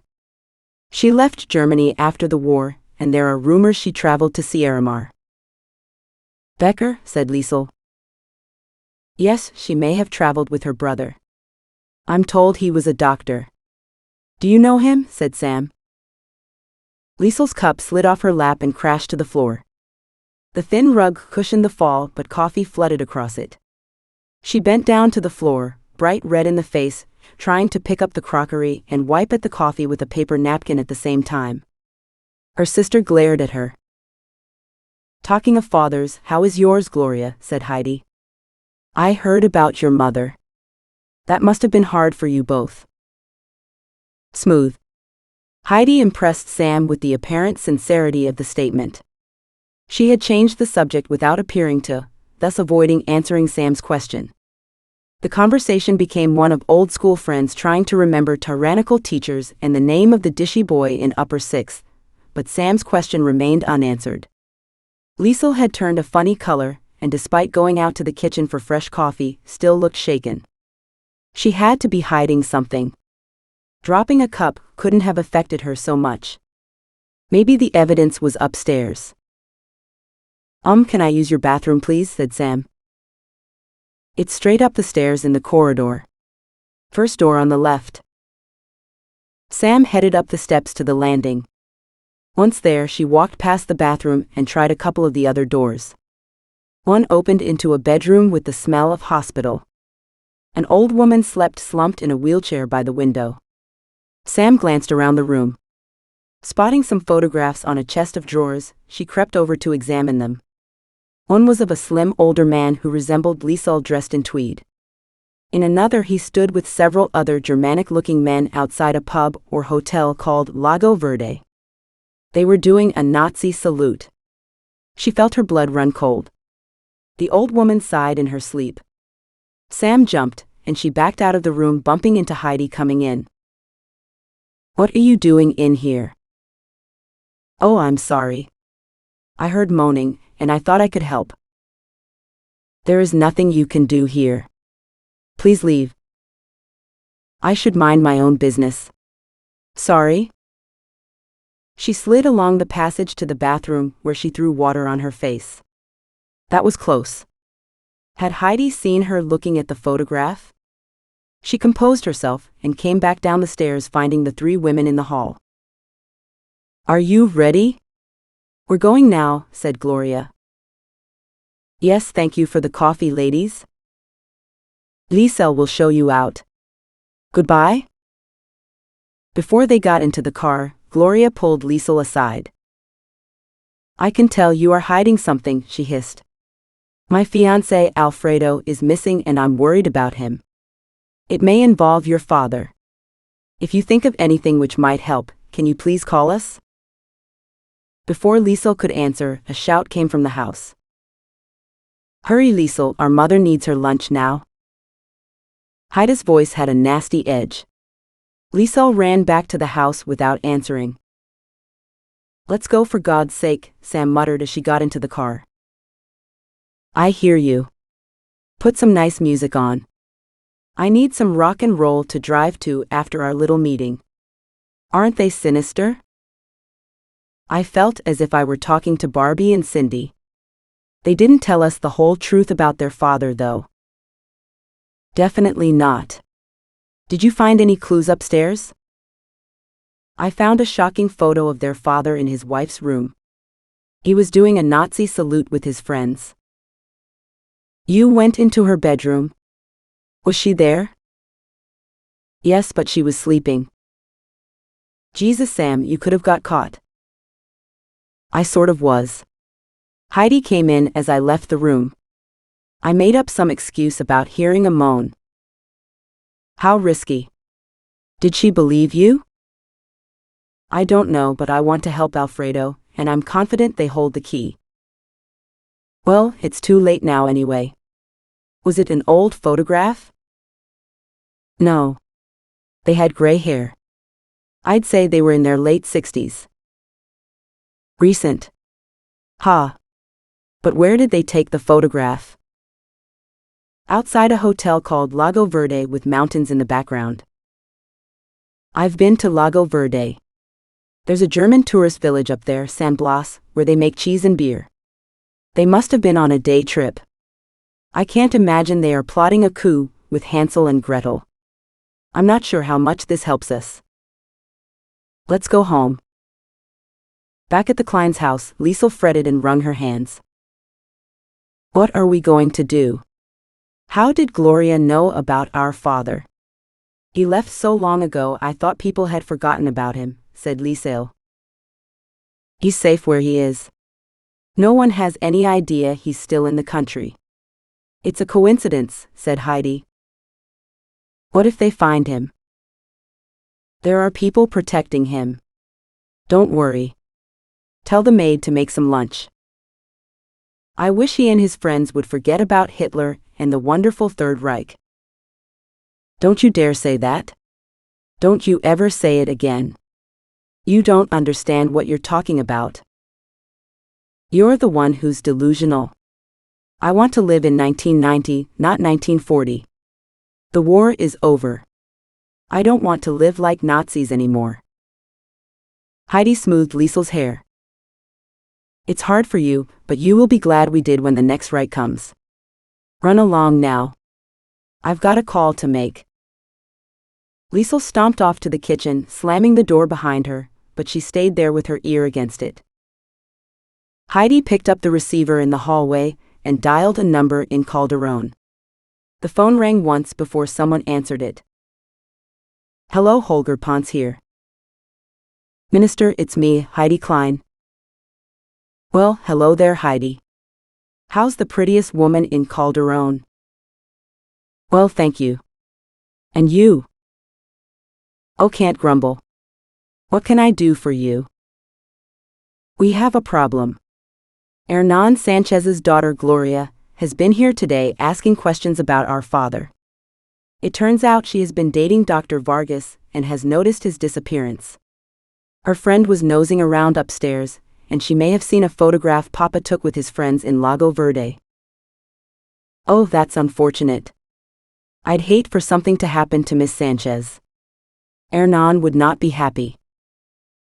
Will you speak to him? Someone must dissuade her from looking for Dr. Vargas at all costs. Yes, I'll speak to him. Don't worry. He's old school. It's not in his interest to lose good contacts over a slight inconvenience. Okay, I'll leave it with you. It's vital Gloria gives up the search for Dr. Vargas. The timing is critical. We are so close. I fear we must do something about him, and our Jewish friend too. I hoped we could release them later, but they are a liability. Make it appear like an accident. I'll inform you when it's done. Thank you, Minister. I'll leave it in your hands. She replaced the receiver and opened the door into the kitchen. Liesel pretended to search in a cupboard for something, but she had guilt written on her face. You shouldn't listen to other people's conversations, said Heidi, and stalked past her sister into the kitchen. Sam and Gloria were eating a supper of leftovers in the kitchen when the phone rang. Gloria picked it up, chewing hard so she could swallow her mouthful of cold chicken. "Can we meet?" said a voice. Gloria stopped chewing. "Yes, where and when?" "I'll be at the German market in the valley tomorrow with my sister. Can you be at the Austrian cafe at midday?" "What about your sister?" "Oh, she's meeting a boyfriend. I've an hour or so free before she comes to find me." "Okay, we'll be there." The phone went dead. "Wrong number?" asked Sam when Gloria reappeared. "No," said Gloria, "it was Liesl Klein." "What did she say?" "She wants to meet us tomorrow." "Tomorrow? What about her sister?" "She'll be alone at midday. We're meeting her at the German market." "Isn't that risky?" "We won't stay long. It can't be safe for her either." Chapter 14. The next morning, they drove down the winding roads to the same valley Rahman had lived in. "Remind me to pass by the local police station on our way back. I want to ask Inspector Torres about the fire at Rahman's house. As far as I'm aware, they still haven't identified the bodies and the cause of the fire." "Will do," said Sam. The fair heaved with the foreign population of Calderon, who liked to shop for European-style cold cuts and cheeses made by the immigrants. The Austrian coffee shop was one of the most popular places there. It sold huge slices of Black Forest gâteau topped with fresh whipped cream. There was no stopping Sam once she had seen it in the window. She had to have some. It reminded her of the time she went to Munich with Simon, and they had some in their hotel room. The whipped cream did not stay on the cake long. She sighed. They settled into a window seat and watched the world go by as they waited for their order. Gloria sipped her double espresso. The waitress, dressed like a French maid in a porn movie, plonked the tray down on their table, splashing some of Sam's tea into her saucer. Gloria glared at her with an intensity that almost melted her frilly top. "Sorry, madam," she said. "I should think so too," muttered Gloria. Sam was about to dig into her enormous piece of cake when she spotted Liesl Klein coming into the cafe. She readied herself to greet her when she realized Liesl was being shadowed by her sister Heidi. The two women swept up to the counter and ordered coffees. Sam kicked Gloria's leg under the table and pursed her lips in their direction. "Why are you kicking me?" "Heidi Klein at 12 o'clock. "Don't be silly. It's Liesl who is coming." "No, it's Heidi behind you. At the counter." Sam tried to hide behind her cake as the Klein sisters turned around to find a table. A furious expression flashed across Heidi's face, immediately replaced by a big public smile of recognition. They had been spotted. "Gloria." "Sam. What are you doing here?" "Oh, Sam wanted to try the Black Forest gâteau. She loves cherries." "Can we join you? I am meeting someone in about 15 minutes. "That'd be lovely." There followed the usual pantomime of moving seats from other tables, over the heads of other patrons of the cafe, and much shuffling of chairs. Heidi seemed convinced by Sam's noisy enjoyment of the gâteau, which was real. She refused to taste it on the grounds she might have to have a slice if she did. Liesl sat on the edge of her seat looking out through the window to prevent her having to speak. Gloria took it in her stride, smoking with an intensity which suggested it was her first of the day, but Sam could testify it was not. After what seemed an age, Heidi rose to her feet and set off to meet her friend with Liesl in tow. "Bye, see you soon." "Bye," said Sam, waving. "God, I thought they had rumbled us there." "Just a coincidence. Calm down." "What about Liesl? Will she come back?" "I don't know. We should wait about half an hour, but after that it looks suspicious."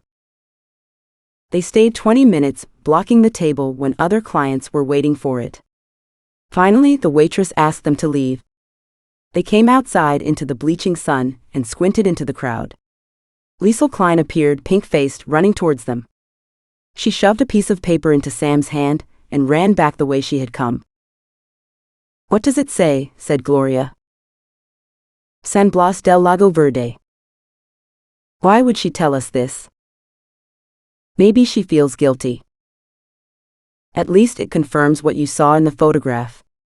San Blas is a hotbed of intrigue. What should we do next? The police station. We need to find out about the fire. Well done, at least one of us has a few memory cells working. Let's go. They drove up to the station when it opened for the afternoon shift. Gloria parked in a random officer's parking space and strode into the office in her cowboy boots. "Hello. My name is Gloria Sanchez. I've come for information about the fire last week." Gloria exuded authority, and the policeman behind the desk was not in the mood, after his large lunch, to get into a fight which might spoil his siesta. "Yes, madam, please follow me." He directed them into the shabby den of the station chief, Inspector Torres, who jumped to his feet as they entered. "Inspector Torres, what a pleasure to meet you again. And you, Miss Sanchez. How can I help you? I wondered if you had any further information about the fire and who started it." "Arson has been confirmed, but we don't have a motive for the crime, and there were no clues we could follow. Mr. Vega did not appear to have any obvious enemies, and although we are investigating a possible lead, we are not at liberty to give you any information right now." "I understand. Can you confirm the body was Ramon Vega?" Here the policeman shifted in his seat and looked uncomfortable. "I'm afraid we can't. There has been a complication. It's delicate." He looked Gloria straight in the eye. Gloria nodded. "I understand, Inspector." The man relaxed. Sam bristled with impatience. The man had obviously discovered something of importance, but why didn't Gloria press him? "Well, you've got my number. Please ring me if you've any further information about this case," said Gloria. "Thank you, madam. I am at your service." "Okay, let's go. Now," said Gloria, pulling Sam's arm. Sam stood up slowly, trying to stare down the police officer, but Gloria dragged her out of the office. Once outside, Sam spat out a question. "What the hell was that about?" He had more information about the case he didn't share with us. "I had to get you out of there before you stuck your large gringa feet into the problem. I think someone important is involved. Cases like these almost always get covered up, or the policeman investigating could disappear too." "But he lied to you." "Yes, and if you had a government minister threatening you with violence or worse, you'd probably lie too." "Oh. I see. Sorry." "Don't worry. You don't understand how we do things around here. Trust me. If he can, he will tell me. Give him a few days." Sam shrugged. "Okay, so where's San Blas del Lago?" "It's a couple of days' drive from Calderon, up in the mountains. We need a map of the area so we can pinpoint likely places to search." "A map might help, but there is something even better. Do they sell aerial photographs here? If the Nazis are hiding up there, they must have a concealed compound or something similar. We may spot it on an aerial photograph." "Aerial photographs?" Mike Morton bought some when we searched for good alluvial deposits from the air, but there was a lot of red tape and we don't have time. I suggest a visit to our friend the Colonel in the Geographical Institute. We need short skirts and lots of sauce. Sauce? Honestly, Sam, anyone would think you hadn't hit puberty yet. SAUCE. Hot sauce. Oh, that kind of sauce. Come on, we need to buy you a tight dress. Chapter 15. Alfredo and Saul, August 1988. By the time Alfredo got back to his house, Saul had packed his bag and was raring to go. Alfredo threw some things in a rucksack, including his trusty explorer's hat and ancient walking boots. He couldn't locate his SLR camera until he removed his coat from the stand in the hall. He found it hanging underneath the jackets, tangled up with a pair of battered binoculars, which he also put in his bag.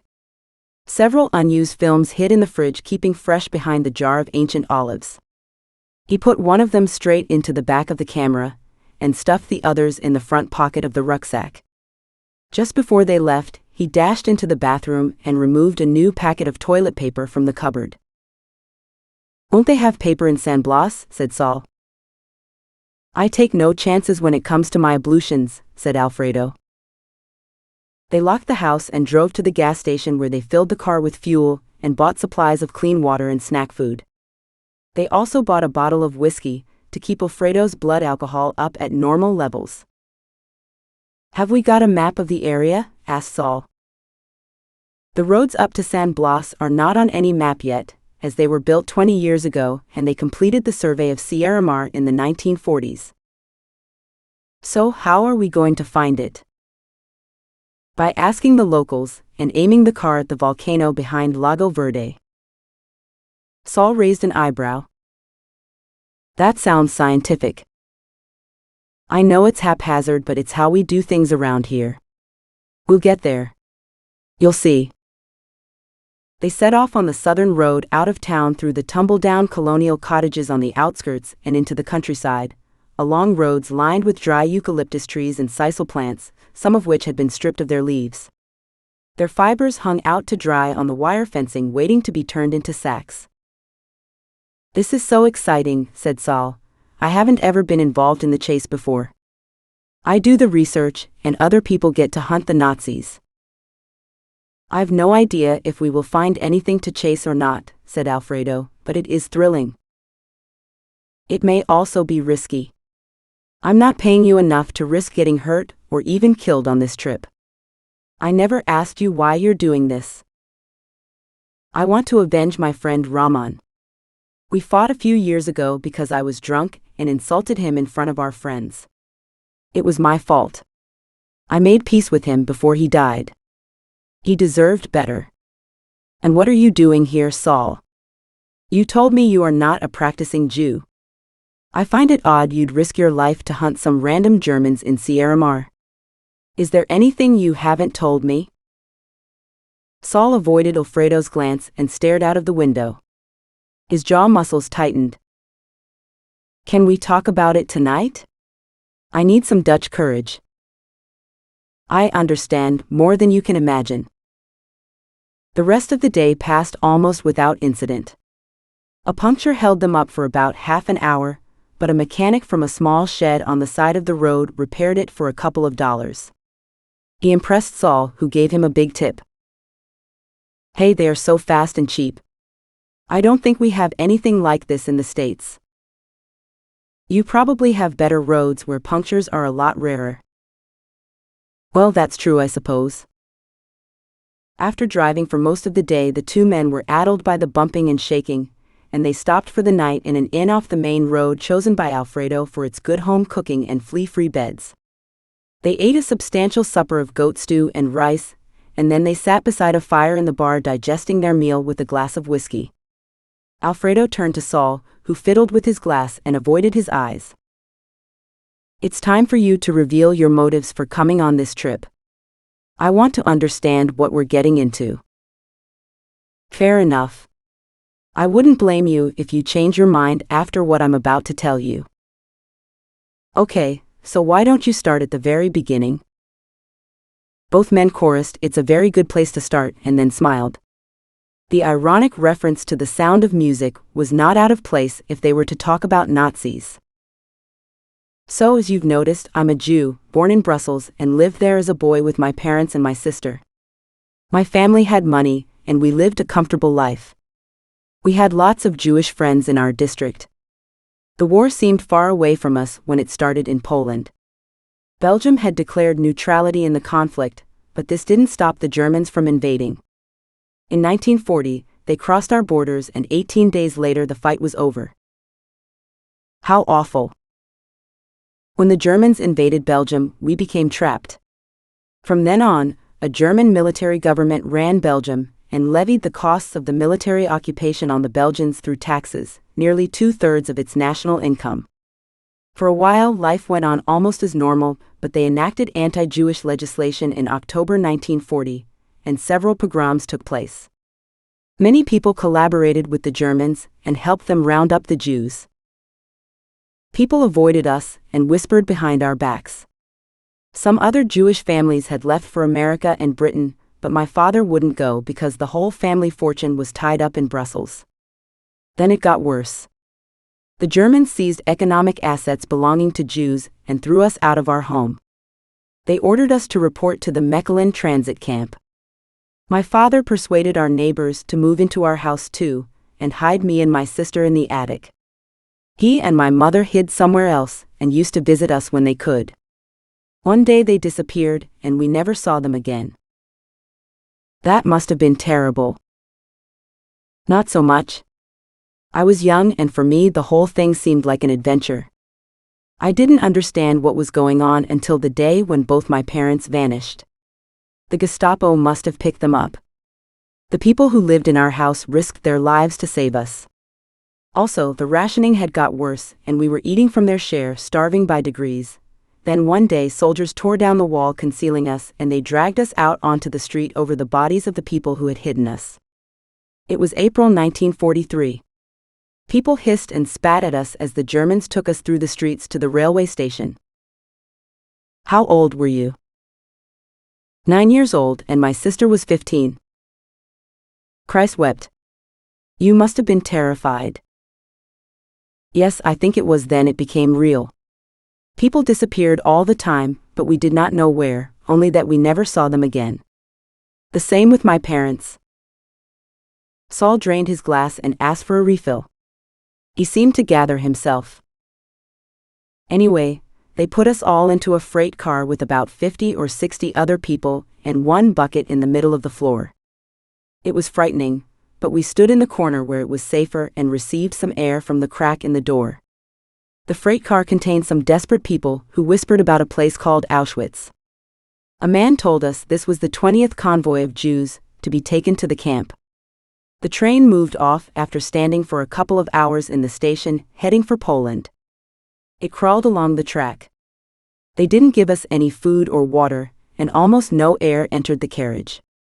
People fainted from hunger and fear.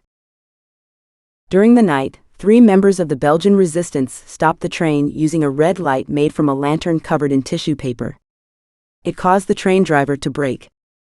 This was the only time during the war any Nazi transport carrying Jewish people got intercepted. While his friends created a diversion by shooting at the train drivers, one of the resistance fighters opened the door of our freight car by cutting the wire binding it shut with pliers. He slid it open right opposite to me and my sister. He shouted at people to jump. They hesitated, but my sister pushed me through the crowd and I jumped down into his arms. She came to the door, but she couldn't jump. I begged her to leap, but she got pulled backwards as other people leapt to freedom. The train began moving again. I screamed and screamed, but she had disappeared into the wagon and I never saw her again. The men took me back to town with them and put me in a safe house where I stayed until the end of the war. The Red Cross sent me to New York by ship in 1945 because I had an aunt who lived there. I have since found out my parents and sister died at Auschwitz within a couple of days of their arrival. I don't know what to say. It's too awful to contemplate. What a harrowing experience for a child. I'm so sorry. I don't think I've ever got over it. I still prefer to sit with my back to the wall if I can. I'm surprised you've managed it all. What a terrible tragedy. I'm not finished yet. A Gestapo officer took charge of the searches in Brussels. A real sadistic monster. He was a medical doctor who ended up going to look after Hitler in his last days in the bunker. When the Russians took Berlin, he fled to South America and came to Sierramar. What was his name? Dr. Kurt Becker. Becker? Isn't that the name of the man we are searching for? The same. So now you know. You're not the only person who's looking for revenge. Hence the gun. Jesus. I forgot the gun. You have it with you, don't you? Chapter 16. Sam and Gloria, September 1988. Sam needed to alert Simon to their predicament. She didn't have any symptoms of pregnancy yet. But she didn't want to leave it too long and reduce her options for action. She couldn't guess his reaction, although she had fantasized about telling him many times, and it always thrilled him in her daydreams. They had been through a lot together and come through as a pair. He had begged her to try again after they broke up because of his behavior, so she assumed he was now serious about them. Serious enough to have a baby? She sighed. Speak to him, said Gloria. Okay, wish me luck. Sam went out into the hall and took a few deep breaths. The enormity of the situation had hit her. Now she had to share their dilemma with Simon. Perhaps this wasn't the best time? But in her heart, she knew she had to tell him sooner or later. It would be his baby too. She rang the operator and asked for a call to England. 5 minutes later the phone rang. Hello, I have connected you to England. Thank you, operator. Hello? Hello? Sam, is that you? Yes, hi darling, how are you? Oh, I'm fine. Missing you. I've just got here. You must be braver. It's not my fault I miss you. You're the one who left. How's Gloria? Still bonkers? Yes, she hasn't changed. Still driving as fast as Santa Claus on Christmas Eve. And Alfredo? Any sign of him? No, he's vanished without a trace. It's odd. You don't think he's gone on a bender? It's common for alcoholics. His disappearance may be more sinister. His friend Rahman died in a fire the day after Alfredo went to get some information from him about some fugitive Nazis. Wow, that's a nasty coincidence. Did you say Nazis? The line's bad. Alfredo didn't disappear alone. He went with an investigative journalist from New York to search for a village in the mountains, and they haven't come back. It sounds as if it should be a job for the police. Well, that's the problem. The police are not a lot of use in Sierramar. Sam, this doesn't sound safe. Are you sure you should get involved? Don't worry about me. Gloria has a lot of powerful contacts. We'll be safe enough. I promise not to be reckless. Well, you'd better not, because I decided we should move in together when you get back. Maybe share a flat. Wow. You have been missing me. Are you convinced it's what you want? It's a big step. I want us to make more permanent arrangements. It's now or never. Spit it out, woman. Sam took a deep breath. I'm glad you feel that way, because the thing is, I think I might be pregnant. Simon went quiet. Sam could hear him breathing. Was he shocked or thrilled? His reaction froze her blood. Is it mine? It was Sam's turn to be silent. Stunned, no retort came to mind. What was wrong with him? How could anyone be so callous at such a moment? Was anyone on earth as self-centered as Simon? I'm not as free with my favors as you, Simon, she said in a whisper. You're the father. She put the receiver back on the telephone and slid down to the floor, trying not to cry. After about 5 minutes of silence, Gloria came to find her. Sam still sat on the floor hugging her knees, her eyes red with fury and pain. Gloria joined her, putting an arm around her shoulders in solidarity. I hate him, said Sam. What did he say? He asked me if the baby was his. Gloria's mouth fell open and she choked. What? The bastard. Oh my God, I'm so sorry. How would he even ask you that? He's the one with the wandering dick. Sam smiled despite her distress. He's a complete bastard. But he always has been. I don't understand why I keep going back for more. Am I some sort of masochist? That's love, I'm afraid. It's not love, it's something far more addictive. Drugs would be a relief compared to this. And what am I going to do about this baby? We can share it. What? We can share him or her. I can babysit while you work, and you can look after the baby when you are not working. It's the perfect solution. Rendered speechless with astonishment, Sam checked to see if it was a joke, but Gloria was serious. Her forehead furrowed in concentration as she imagined the mechanics of her plan. I need a cigarette, she said. Sam's news had horrified Simon. The fact she had only suggested she might be pregnant had gone right over his head. He was going to be a father.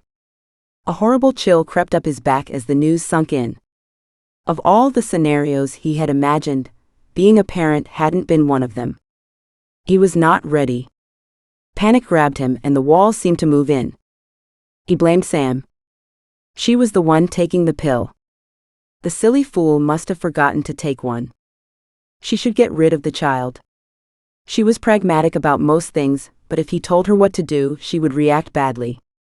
How could he influence her decision with her so far away?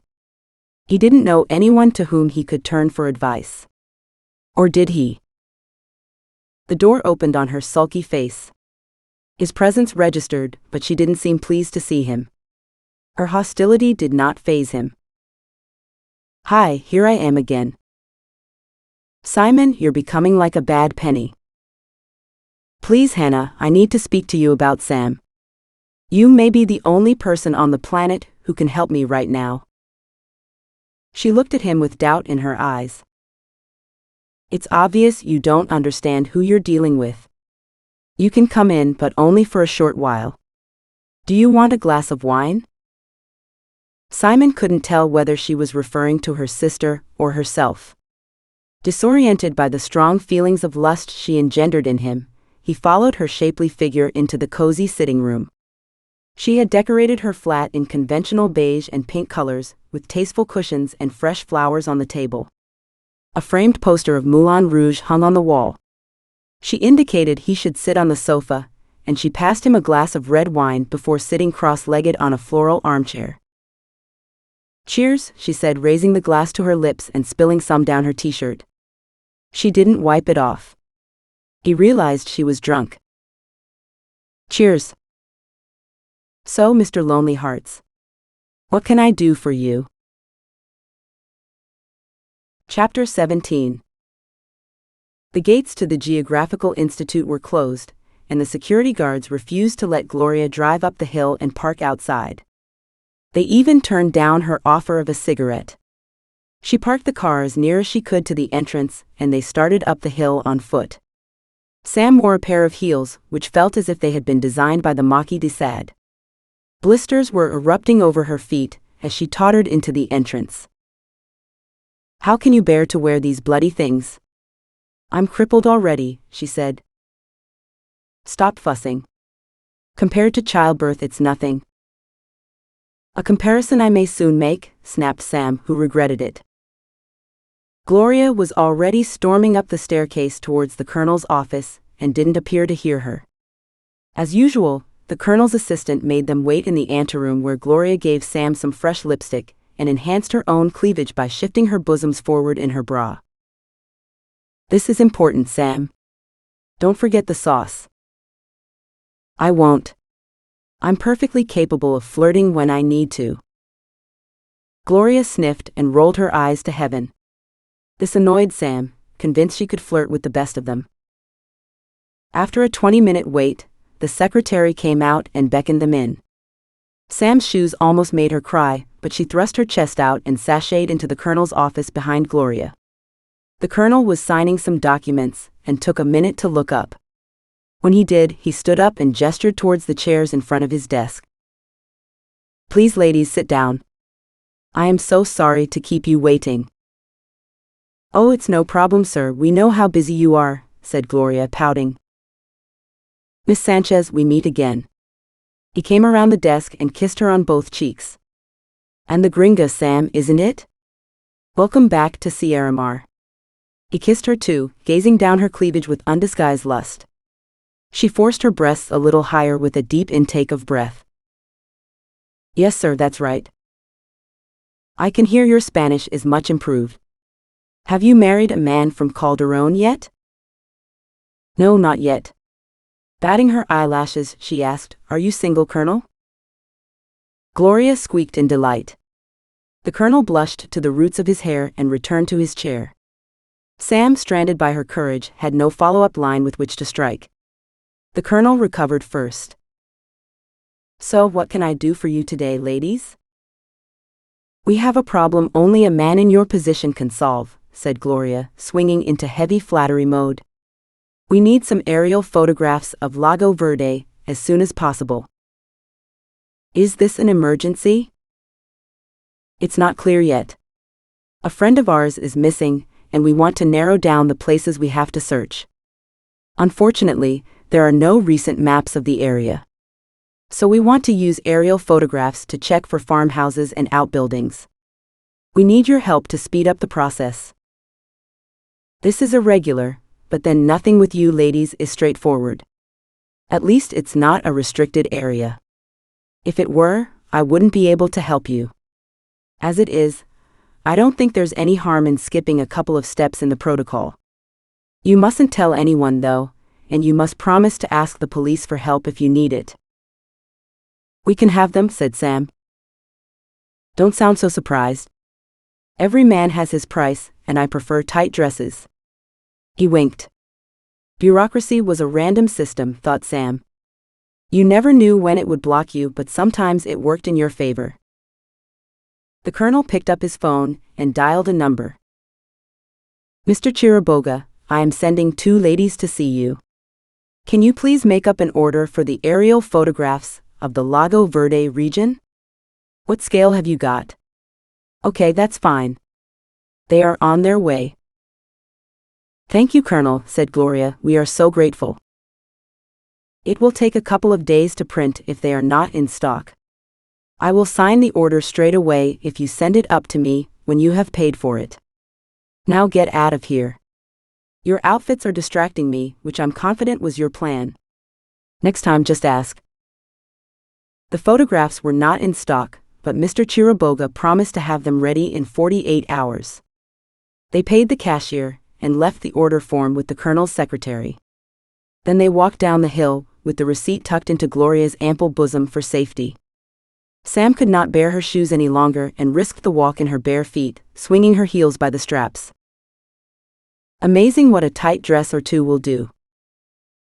It made our Colonel jump to attention. You're so rude? Yes, so you noticed too, huh? Gloria laughed. Yes, he had to hide it under the desk. Holger Ponce arrived at Hernan Sanchez condominium in a ministerial car, ensuring he got a parking space and obsequious attention from the security guard at the entrance. Minister, what an honor. Who are you visiting today? Senya Sanchez, and be quick about it. I don't have all day. Of course, Minister. Is he expecting you? No, he is not.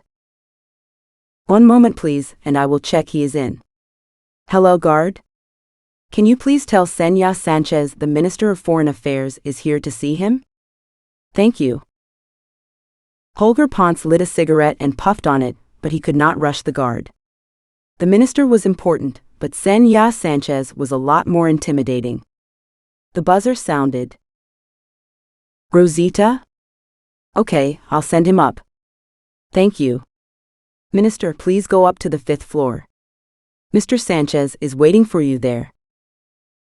The guard opened the door of the lift and pressed the button with as much ceremony as he could muster. Holger Ponce stalked into the elevator, dropping his cigarette on the floor of the lobby. He did not expect a difficult chat.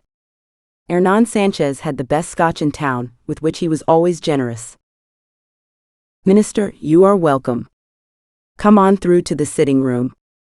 Señor Sanchez is waiting." "Thank you." Hernan Sanchez waited beside the drinks cabinet, in anticipation of the visitor. A big welcoming smile creased his features, but did not reciprocate in his eyes. Unannounced visits by government ministers made him suspicious. "Thank you, Rosa. I'll do the drinks. Good afternoon, Minister Ponce." "Holger, for heaven's sake, Hernan. Do we need to be so formal?" Holger crossed the room in a couple of long strides and extended his bony fingers, which he withdrew almost as soon as Sanchez tried to grasp them. Sanchez frowned. He hated wimpy handshakes. Being robbed of the big shake and the mutual grasping of elbows favored by the menfolk in Calderon increased his feeling of unease.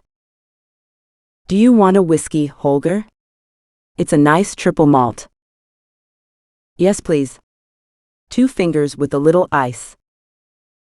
To avoid a long meeting, Hernan directed Holger to the hard-backed sofa instead of the armchairs. They sat down and swung around to face each other. "To whom or what do I owe the honor of your visit?" asked Hernan. "It's about your daughter." "My daughter? What on earth has she been up to this time?" He found it hard to believe Gloria had attracted the government's attention. She had been on her best behavior since Sam had arrived. "Well, not so much your daughter as the company she has been keeping." "I don't follow you." "Dr. Alfredo Vargas, to be precise." "Alfredo? But she's not going out with him anymore. They broke up." "Not according to my sources." Holger rubbed his nose and chin, playing for time. "The thing is, Hernan, Dr. Vargas has been associating with a man named Ramon Vega, who is investigating the collaboration of our government with certain fugitive German officers after the Second World War. Many of the people involved are still connected to the government, and, as you can imagine, it is a sensitive subject." "What's it got to do with Gloria?" "This Dr. Vargas is missing, and your daughter is upsetting people by asking intrusive questions concerning his whereabouts." "How does that concern me?" "I should have thought it was obvious. Your ability to get government contracts relies on a bit of give and take. It would be a pity if your standing took a knock, and it was no longer possible for us to look with favor on your bids for work." "I force her to back off or my contracts disappear?" "In a nutshell. I hope you understand. These matters can be vexing. We want to shut this down before a can of worms gets opened." "Naturally." Hernan Sanchez took a couple of deep breaths. He stood up and gestured towards the door. "Well, it was good of you to visit. I'm afraid I wasn't expecting you, and I have a previous appointment. My apologies." Taken aback, Holger hid his emotions and his disappointment at having to abandon his whiskey, which sat enticingly on the side table. He considered gulping it down, but there was no polite way of doing so. "Of course, my friend. I'm assured we understand each other. There is no need for this to interfere with our relationship." Hernan rang a silver bell on the mantelpiece, and Rosa appeared. "Yes, sir." "The minister is leaving. Can you show him out, please?" The maid hid her surprise. Most visits from the minister lasted for hours, and he almost had to be carried out of them. "Yes, sir." "Minister?" Holger traveled down in the lift, feeling as if he had accomplished his mission. He was also smug at taking Hernan Sanchez down a peg or two. Insufferable jumped-up street urchin. He'd put him back in his box, and no mistake. His driver was lounging on a bench across the street, chatting up a maid from the other building. He ran across the road. "Everything okay, Minister?"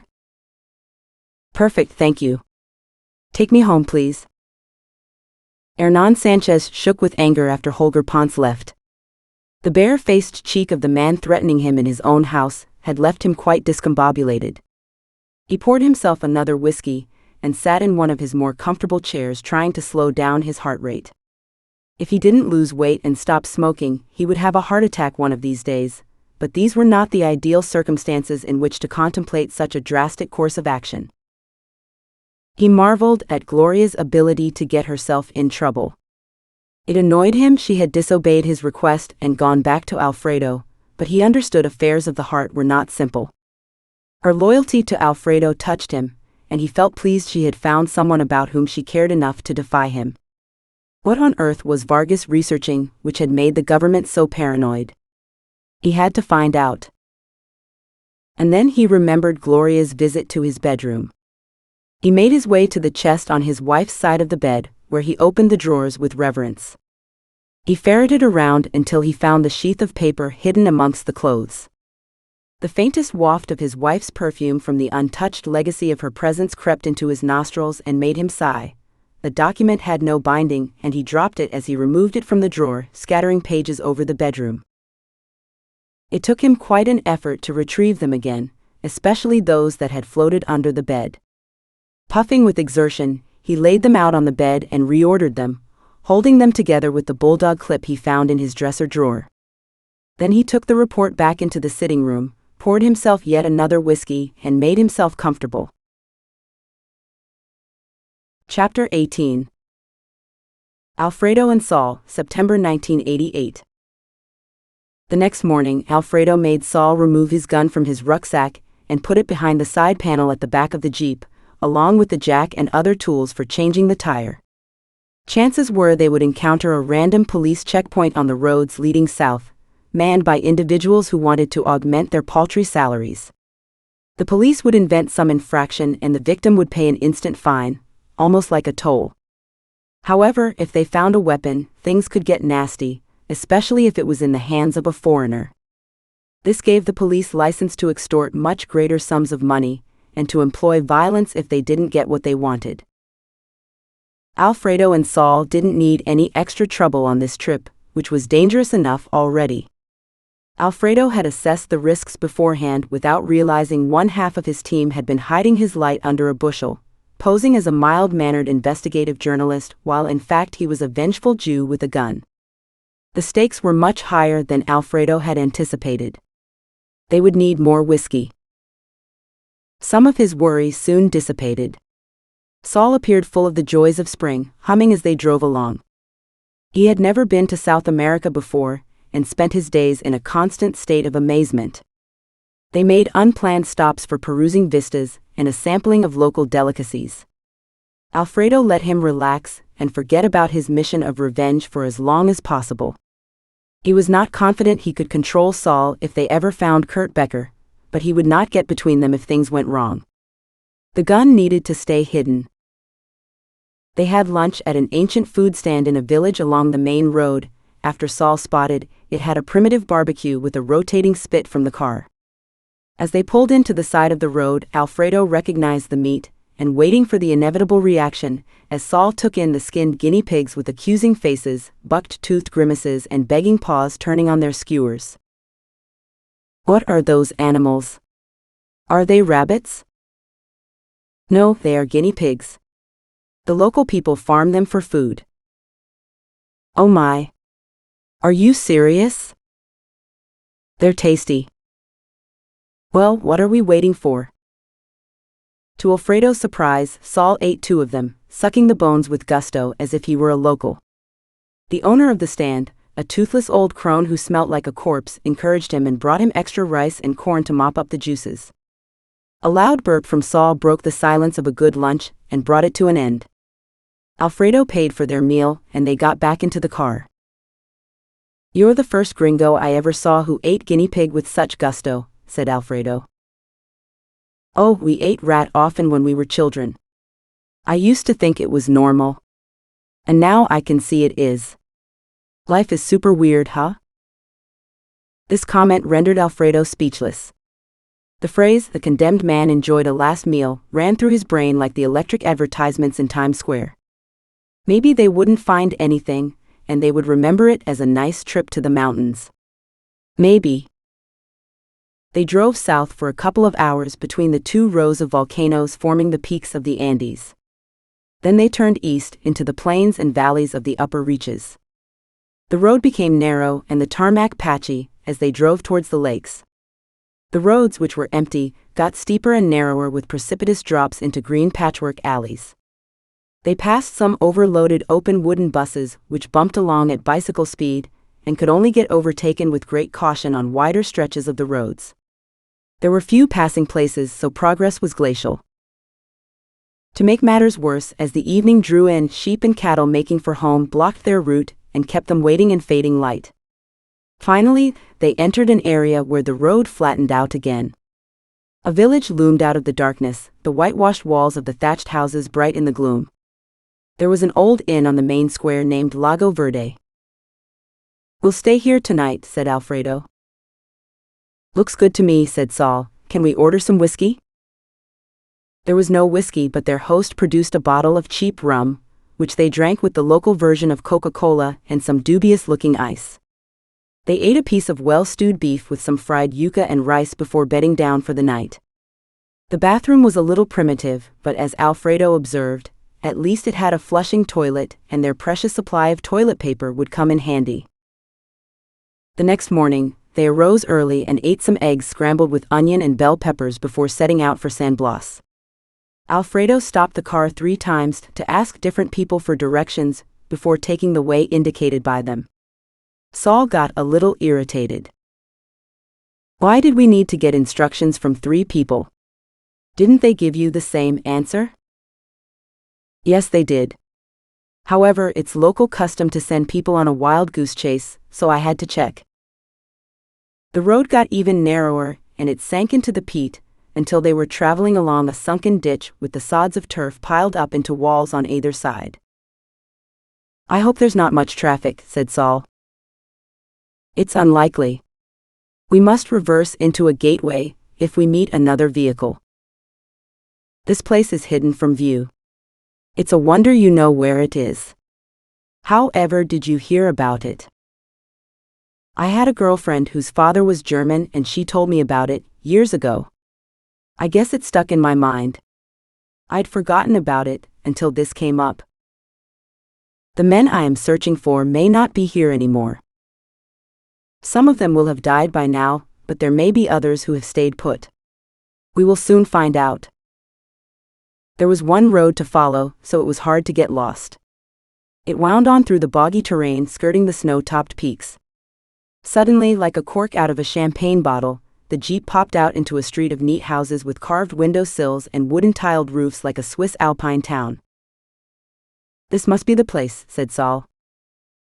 "Jesus," said Alfredo, "all we need now is Heidi and a flock of goats. Man, it's creepy as hell." They drove down what looked like the main street of San Blas and came out into a neat square with precision-cut box hedges and a carousel in the center.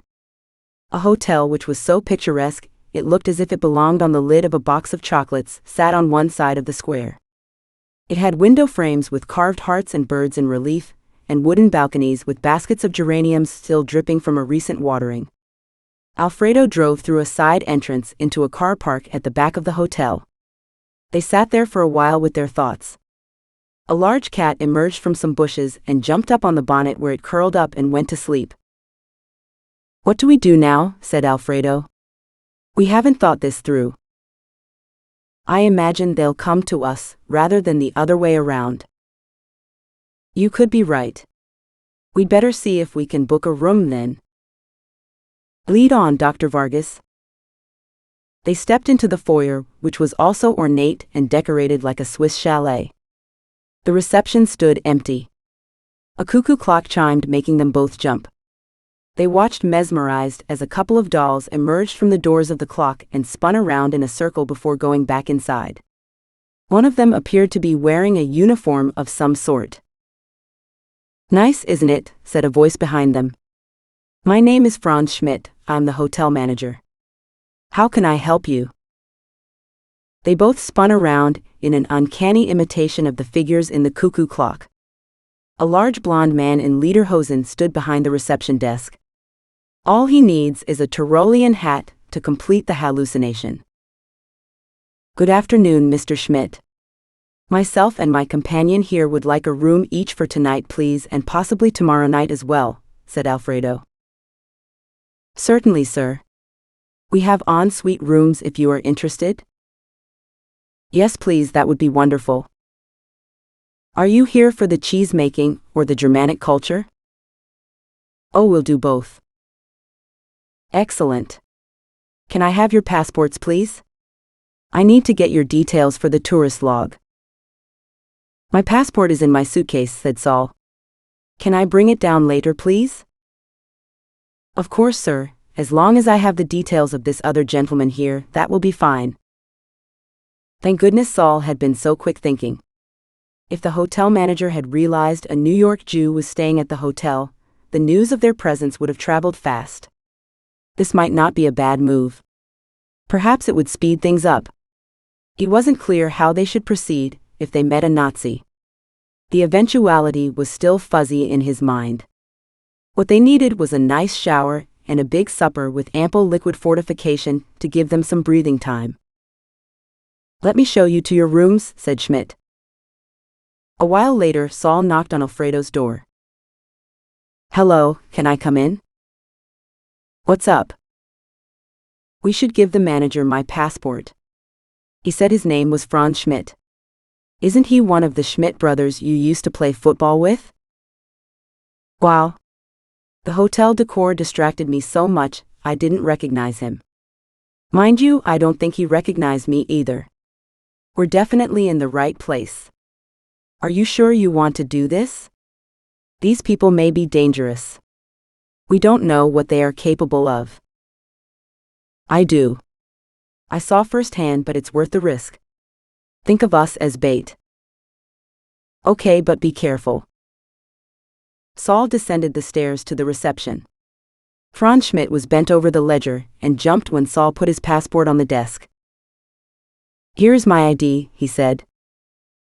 Thank you. If you wait a moment, I will take down your details and give it back to you. Schmidt opened the passport and turned to the page with Saul's data on it. A slight widening of the eyes told Saul of Schmidt's surprise. He copied the information into the ledger without looking up. The pencil bit into the page and left a furrow due to the exaggerated pressure placed on it. The lead snapped and Schmidt took a deep breath. Is there anything else I can do for you, gentlemen? He said, emphasizing every syllable of the last word. Yes, we'd like to have dinner. What do you recommend? Said Saul, ignoring the ferocious resharpening of the pencil. We've a nice restaurant here in the hotel, said Schmidt through gritted teeth. To tell you the truth, our restaurant is the only place in the village open at night. The place is built for day trippers, and we don't get many people staying overnight. Sounds good to me, said Saul. Chapter 19. Alfredo and Saul came down for dinner at 8 o'clock. They followed Schmidt into a quaint dining room with checkered red and white tablecloths and carved wooden chairs with cutouts of deer on the seatbacks. There was a log fire burning in the grate. The mantelpiece had a set of elaborate candle holders on either side, framing a shadow on the wall where an image had been removed. It looked like a shrine. Schmidt caught Saul looking at the square of fresh paint revealed by the image's absence. Some tourist got drunk and damaged the painting we had there. It's in for repairs. What was the painting of? Oh, a local dignitary. No harm done. His tone of voice suggested otherwise, but Alfredo shook his head at Saul, who looked like he was about to interject. The manager must have removed the painting when they arrived at the hotel, to prevent them seeing it. But why? Drunks, eh? Said Alfredo. Quite. And on that note, what can I get you to drink, gentlemen? They laughed. It is not religion but humor which is the opiate of the masses. I'll have a beer, he said. Me too, said Saul. Is there a menu? Not as such. We have typical German dishes here like Wiener Schnitzel with potato salad, wurst with red cabbage, and sauerbraten with dumplings or any combination of these. We also have potato pancakes, potato dumplings and potatoes fried with bacon and onion, But I don't expect you'll want those, and here he looked at Saul. 2 Wiener schnitzels with sauerkraut and potato dumplings, please. Is it veal or chicken? It's veal. Excellent, thank you. Saul had changed color and was clutching the armrests of his chair. Hang in there, said Alfredo, remember what you came for. The beer arrived cold. Saul drank his in long swallows and Alfredo ordered 2 more. By the time the new drinks arrived, they had controlled their emotions. The food followed not long after, and the plates groaned with huge portions of soothing calories, which had the desired effect. Their progress had slowed to a crawl, and they were playing with the remnants of their meals, when 2 men walked into the restaurant and sat down at the opposite end of the room. Both men had gray hair and a military bearing, and they had dressed in tweed suits with cravats at their necks. It seems the neckties de rigueur in San Blas, murmured Alfredo. Saul had stiffened like a cornered dog. He was staring at one of the 2 men. Easy there, old chap, said Alfredo. Don't want to set the cat among the pigeons yet, do we? It's him. Kurt Becker, the scourge of Brussels. Are you positive? It's been 40 years since you last saw him. How can you ask me? He took my family from me and sent them to Auschwitz. Do you imagine I could forget something like that? And the other man, I recognize him from the photos. He's Boris Klein. I'm convinced of it. Okay. Calm down. We need to find out where they live and how many others there are in San Blas. If there are more, we will need help to catch them. Don't let him see your reaction. Reaction? He's a fucking mass murderer. Yes, and we will get him for it. But not this minute. Trust me. We need to leave now. Stand up, there's a good chap. Saul stood up and Alfredo grabbed his arm, and Frog marched him out of the restaurant, as if forcing a drunk friend to go to bed. He smiled at the 2 men and raised his eyebrows in mock distress. They did not react. They started up the stairs, Saul tripping in his reluctance to abandon the scene. Alfredo kept a firm grip on him and pushed him onwards. Good night, he said to Schmidt. Can you put the meal on our bill, please? I knew that bastard Ramon Vega was trouble, said Kurt Becker when Alfredo and Saul had left the restaurant and gone to their rooms. They told me we'd snuffed him out. Didn't Ponce say Vega was working on his own? You should never trust a politician, said Boris Klein. I'm confident Vega didn't collaborate with anyone on his report. He worked on his own for months. Kleba Perez saw this Dr. Vargas fellow poking around in the archives, asking for information about German settlers, and became suspicious. Kleba who? Perez. The lad who works for us at the archives. He comes from Rolf Hermann's farm. Oh yes, that boy. Is he the one who told us a Jew had visited Mrs. Hermann with Dr. Vargas? The same. He claims he followed Dr. Vargas to Ramon Vega's house after Dr. Vargas found the address in the archives. Kleba told us he suspects Vargas was given the final report by Ramon Vega before the house burned down. He even tried to search for it in Dr. Vargas' house, but he was thwarted when Vargas returned from the airport with the Jews sooner than expected. How come we didn't know about these jokers? The Jew and Dr. Vargas. Where did they spring from, and who the fuck are they anyway? The Jew is a journalist from New York. My sources tell me he is a survivor from the pogrom in Brussels. He's a minor celebrity. They transported him on the train of kikes which got held up by the resistance. The one who got away. He may be dangerous. Revenge is a powerful motive. I wonder if he had family on the train. How about the doctor? Dr. Alfredo Vargas is an expert on the Inca and Valdivia cultures. He is rumored to be a lush. Ponce tells me Vargas has lost the respect of his colleagues because of his drunken escapades. We don't understand what his connection with Vega is. They may have studied together or been childhood friends. A Jew and a drunk. Well, we may be old, but we can deal with this little inconvenience without too much trouble. That's what I said. Anyway, the Jew is about the same age as the Führer when he died, so it may prove ideal for our purposes. Ha, I never thought of that. You may be right. Well, I must get on if we are to deal with this tomorrow. Do you want a lift home? The next morning, Alfredo and Saul breakfasted on eggs and black bread before setting out to tour the sights. There was not much point pretending to be tourists anymore, but they carried on with the charade. As Alfredo pointed out, it was too much of a coincidence Becker and Klein had turned up to eat the same evening they did. Schmidt must have alerted them after he had seen Saul's passport. Jewish journalists were not a dime a dozen in German theme villages, especially a village hidden in the mountains of Sierramar. If a conspiracy existed, Franz Schmidt had to be part of it.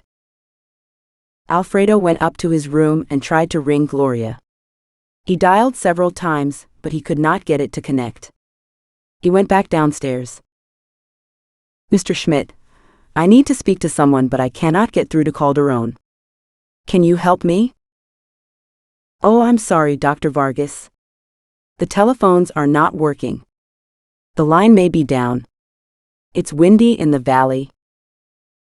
Alfredo had seen Schmidt on the telephone when they came out of the dining room after breakfast, but now he felt convinced that something untoward was going on. He would contact Gloria from Lago Verde when they got there. They told Schmidt they would be back for dinner, and would check out of the hotel the next morning. Then they left on foot and worked their way through the town, crisscrossing the main street as they looked for evidence of the hidden community. How do you look for something hidden in plain sight? They did not see any evidence of swastikas, heel-clicking or pencil mustaches, but the whole village reeked of German culture and history, and they did not find a single native local working or living in the village. While they ate lunch in a local bar, barmaids dressed in white blouses surrounded them singing songs about beer and flirting. It's like Disneyland on drugs, said Alfredo in wonder. More like springtime for Hitler, said Saul, shaken by the overload of Germanic bonhomie. I'm not sure what I expected to find, but this isn't it. What do we do next? Search me, I'm Germanated right now. However, cheese-making and bad singing are not illegal in Sierramar as far as I am aware, so we can't take matters into our own hands yet. Things may get nasty around here, so we'd better make ourselves scarce. Let's go back to the hotel. It's not like we haven't spotted any Nazis. They almost had dinner with us last night, but how can we confirm their identities? We can't go up to them and ask them who they are. It's not a bad idea. What? Asking them to incriminate themselves? I don't think that's likely. No, but Schmidt knows who they are. Why don't we ask him? Chapter 20. Sam and Gloria, September 1988. Gloria fielded a phone call from Mr. Chiraboga at the Geographical Institute, who informed her that the aerial photographs were ready for collection. Sam, hurry up, we've got to pick up the photos of San Blas. Okay, just putting my shoes on. How are we going to search for clues using the photographs? We need a special viewer to see them in 3 dimensions. I've already thought of that. I've a friend who works in the Seismic Monitoring Center. They've every kind of equipment, and he has a crush on me, so the combination is promising.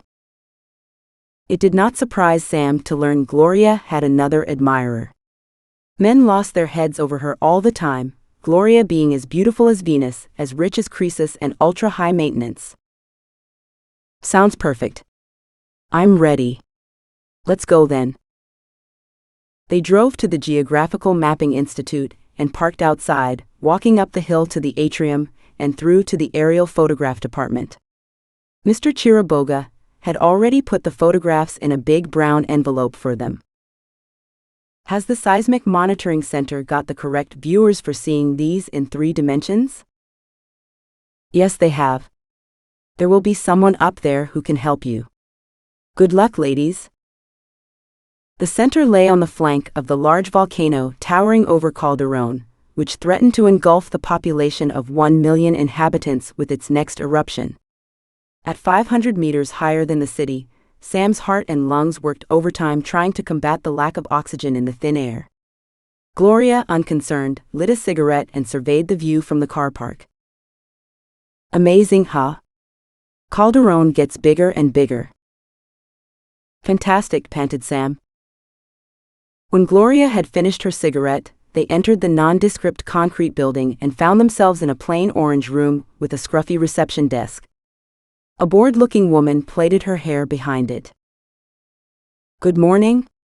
What can I do for you?" she said. "I want to see Guillermo Palacios, please." "Go into the room on the right and keep walking.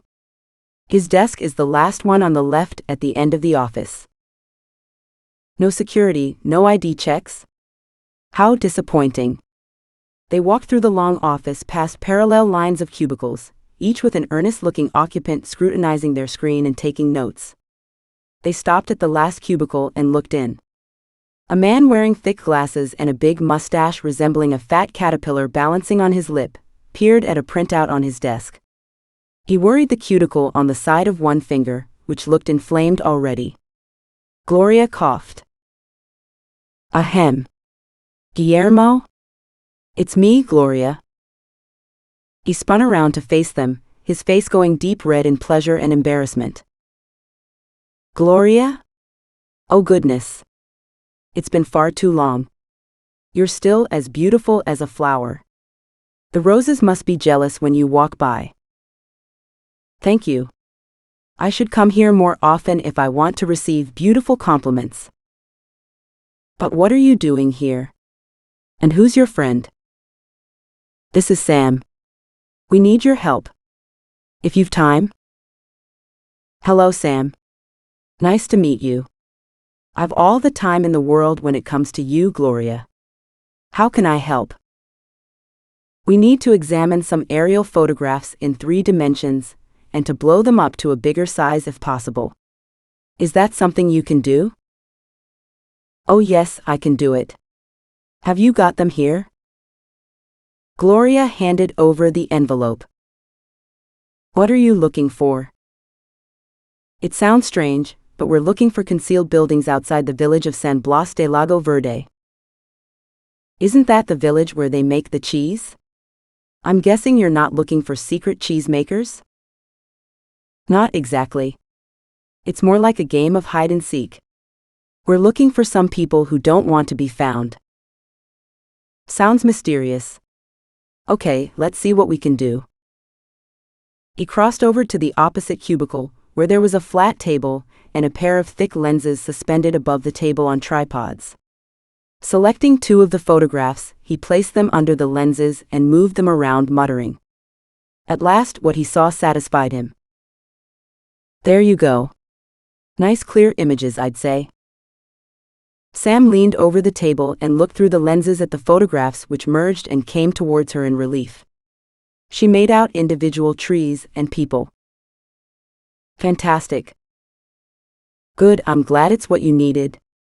Now in return I want a favor too." "Name your price." "If you'd like to stay here and search through the photographs, I want to take Gloria for a coffee." Sam looked at Gloria for confirmation. She nodded.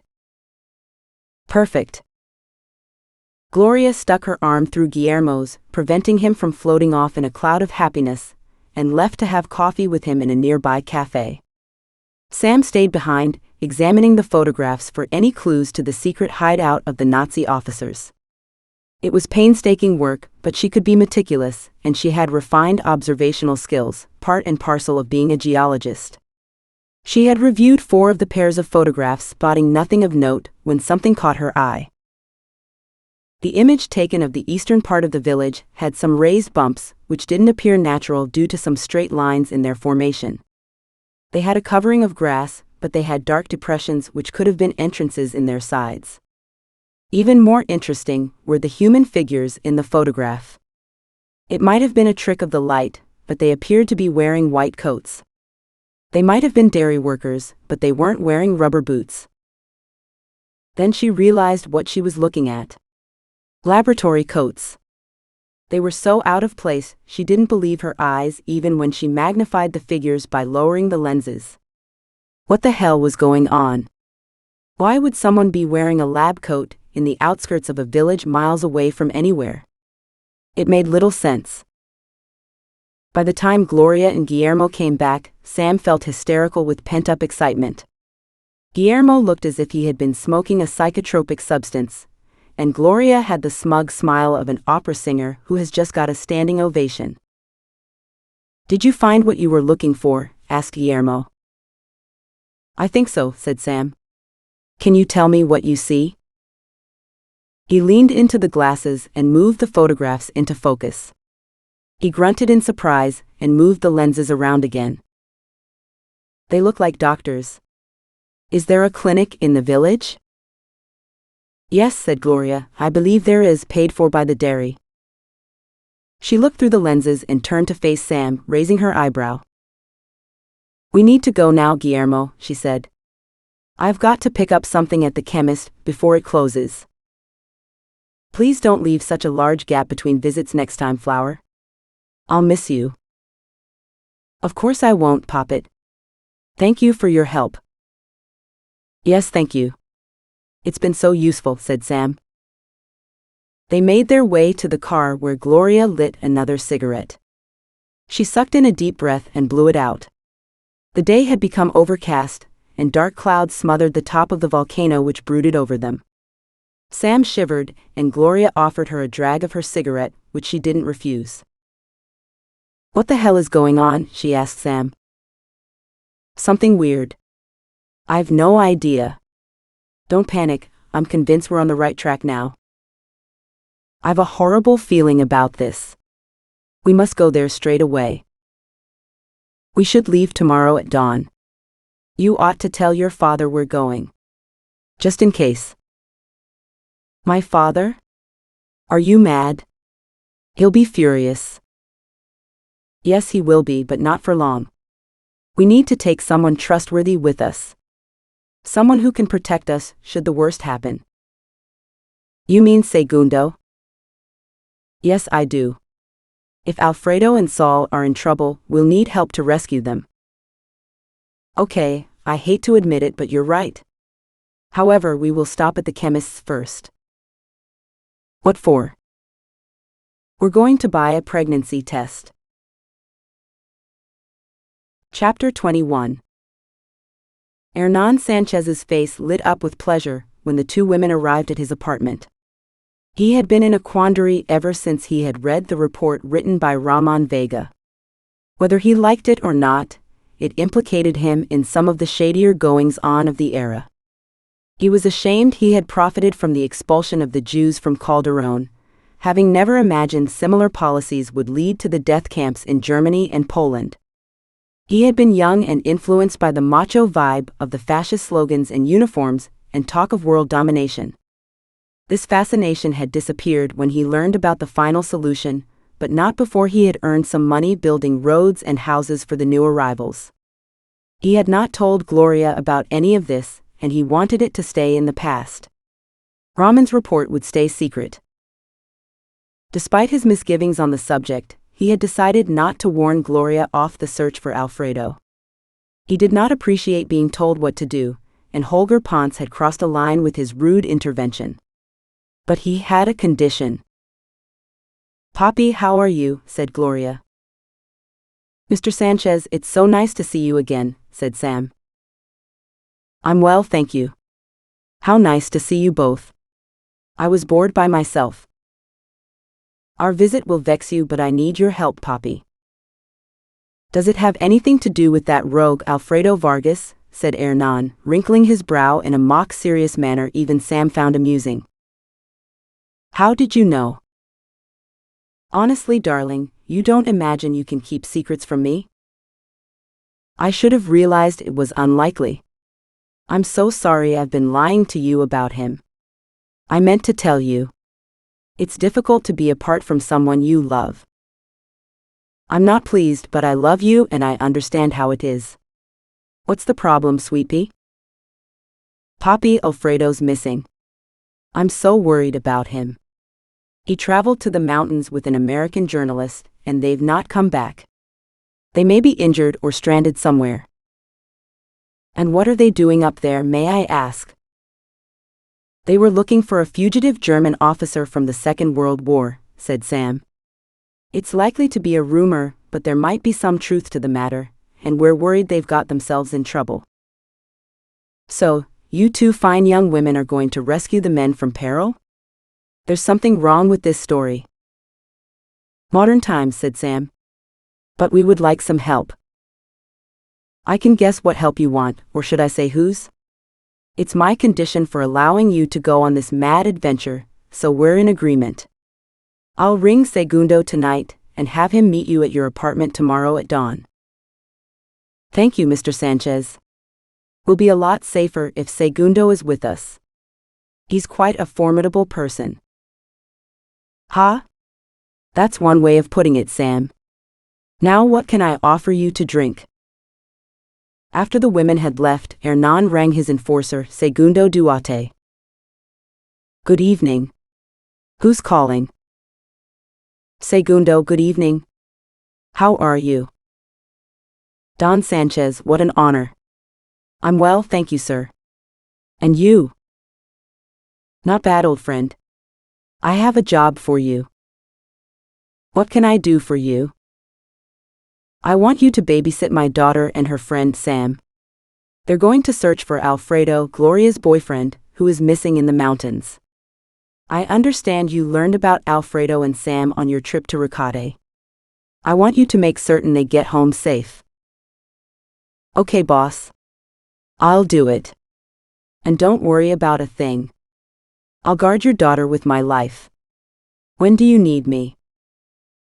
Can you be here tomorrow morning? Tomorrow is impossible, I'm afraid. I've got an appointment to renew my identity card. I can't travel without it, or the police might pick me up.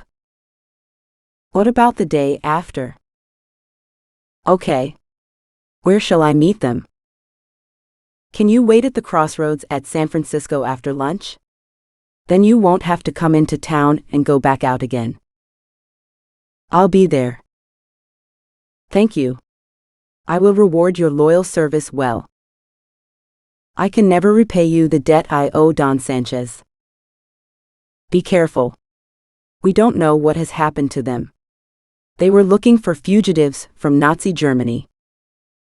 I'll take my gun. Gloria wanted to send Sam into the toilet with the pregnancy testing kit as soon as they got home. But I don't need to do a pee. You haven't done one all day. So unless you're a camel, you're a poor liar. Pee on the stick and let's get this over with. But what if it's positive? I don't want to find out before we leave, in case it makes me afraid. Afraid of what? Afraid of losing the baby. Afraid of being a mother. Afraid in general. So you've decided you want it, said Gloria. Yes, no, I don't know. But I don't want to find out yet. Let's do the test when we get back? Please? I'm uncertain if it's a good idea. Wouldn't you rather be put out of your misery? We should bring it with us and decide on the trip.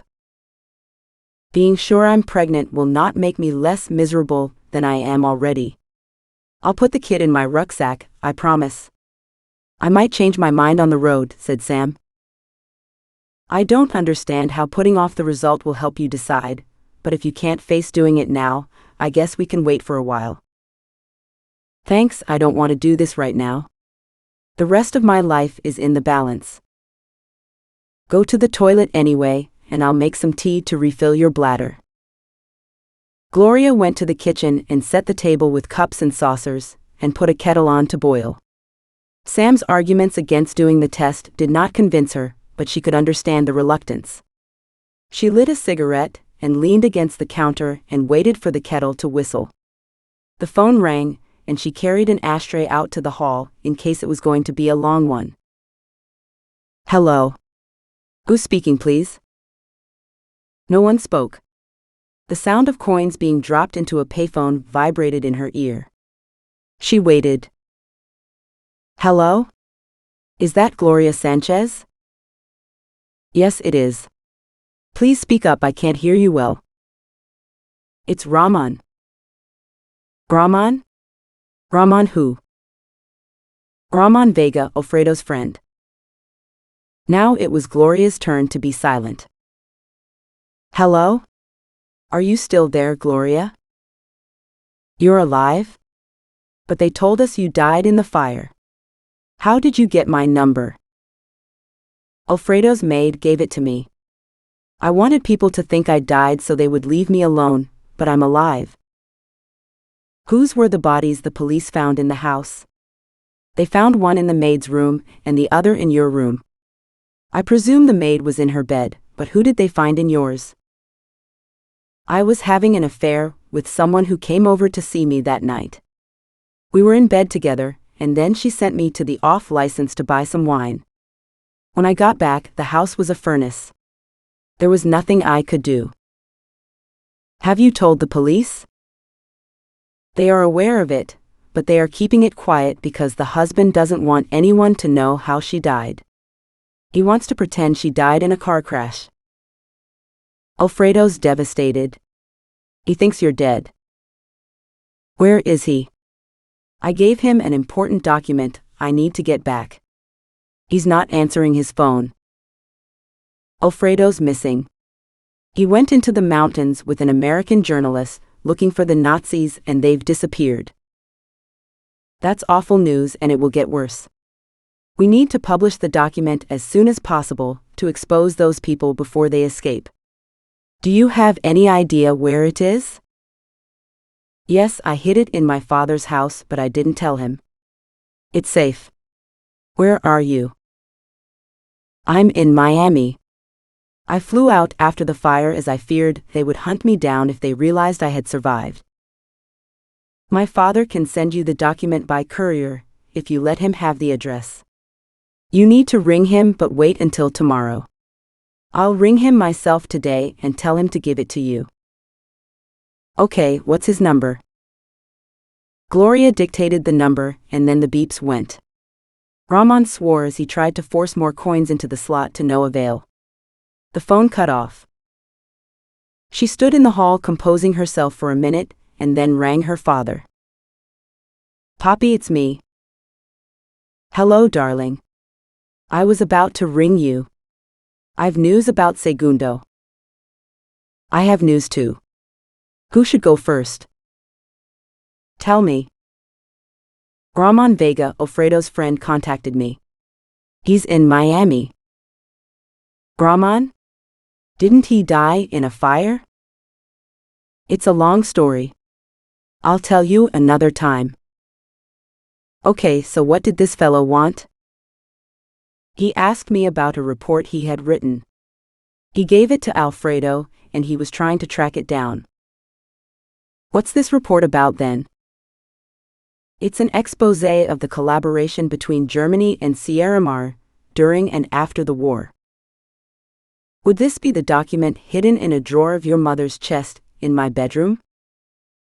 I should have known you'd find it. It contains incriminating research. There are people who don't want it published and are prepared to do anything to stop it. Rahman left the country because he worried about his safety. So why do you have it?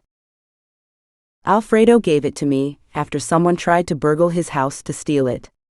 I didn't imagine anyone would dare to search for it in your house. I'm sorry I didn't tell you. This document's a dangerous piece of paper. Perhaps I should destroy it. Don't, Papi. Rahman wants to publish it in Miami. He contacted me this evening and asked me if I would send it to him.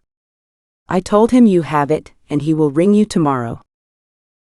Hernan Sanchez was in a quandary. If they published the document, Holger Ponce and the rest of the collaborators might find out who kept it safe, and that would be the end of his lucrative public contracts. On the other hand, the truth would not remain hidden much longer anyway, and the right thing to do was publish and be damned. He hedged his bets. Of course, darling. I'll talk to him and see what I can do. It's vital, Papi. If we publish the truth, there is no reason for anyone to harm Alfredo and his friend for discovering the secret. I understand. Now listen to me. Segundo cannot be here until tomorrow evening, so I don't want you to set out until he arrives. Is that clear? But? No buts. That's an order. It's too dangerous to go without him.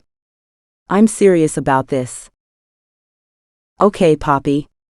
I promise. Bye, darling. Ring me before you set out. I will. Bye. Gloria sulked, but he was right. One day shouldn't make any difference, but who knew what was going on? She returned to the kitchen where Sam cradled a cup of tea. So, she asked, who was that? Chapter 22. Simon wallowed in a sea of panic. Talk about bad timing. How had he been so stupid? He had dug himself a couple of holes in his life, but this time he had tunneled to the center of the earth. And the worst thing was, he had done it because Hannah reminded him of Sam, and he had felt abandoned. He didn't even tell her about Sam and the possible pregnancy. She had been so drunk, he doubted she even remembered what happened. She appeared so similar to Sam, and yet so different. He imagined himself in a parallel universe, until he woke up the next morning and realized what he had done. He snuck out of Hannah's flat without waking her, and he hadn't been brave enough to contact her since. She had to be shell-shocked too. Why didn't Hannah know about Sam's pregnancy? He had been so shocked when Sam told him the news, he couldn't remember what he had said.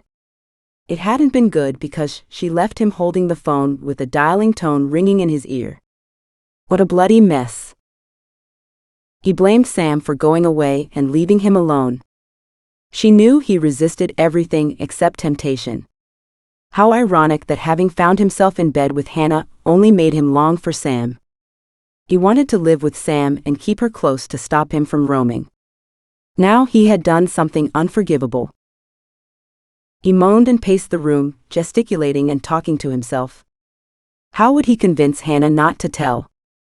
Surely she would agree rather than hurt her sister. She must be feeling worse than him.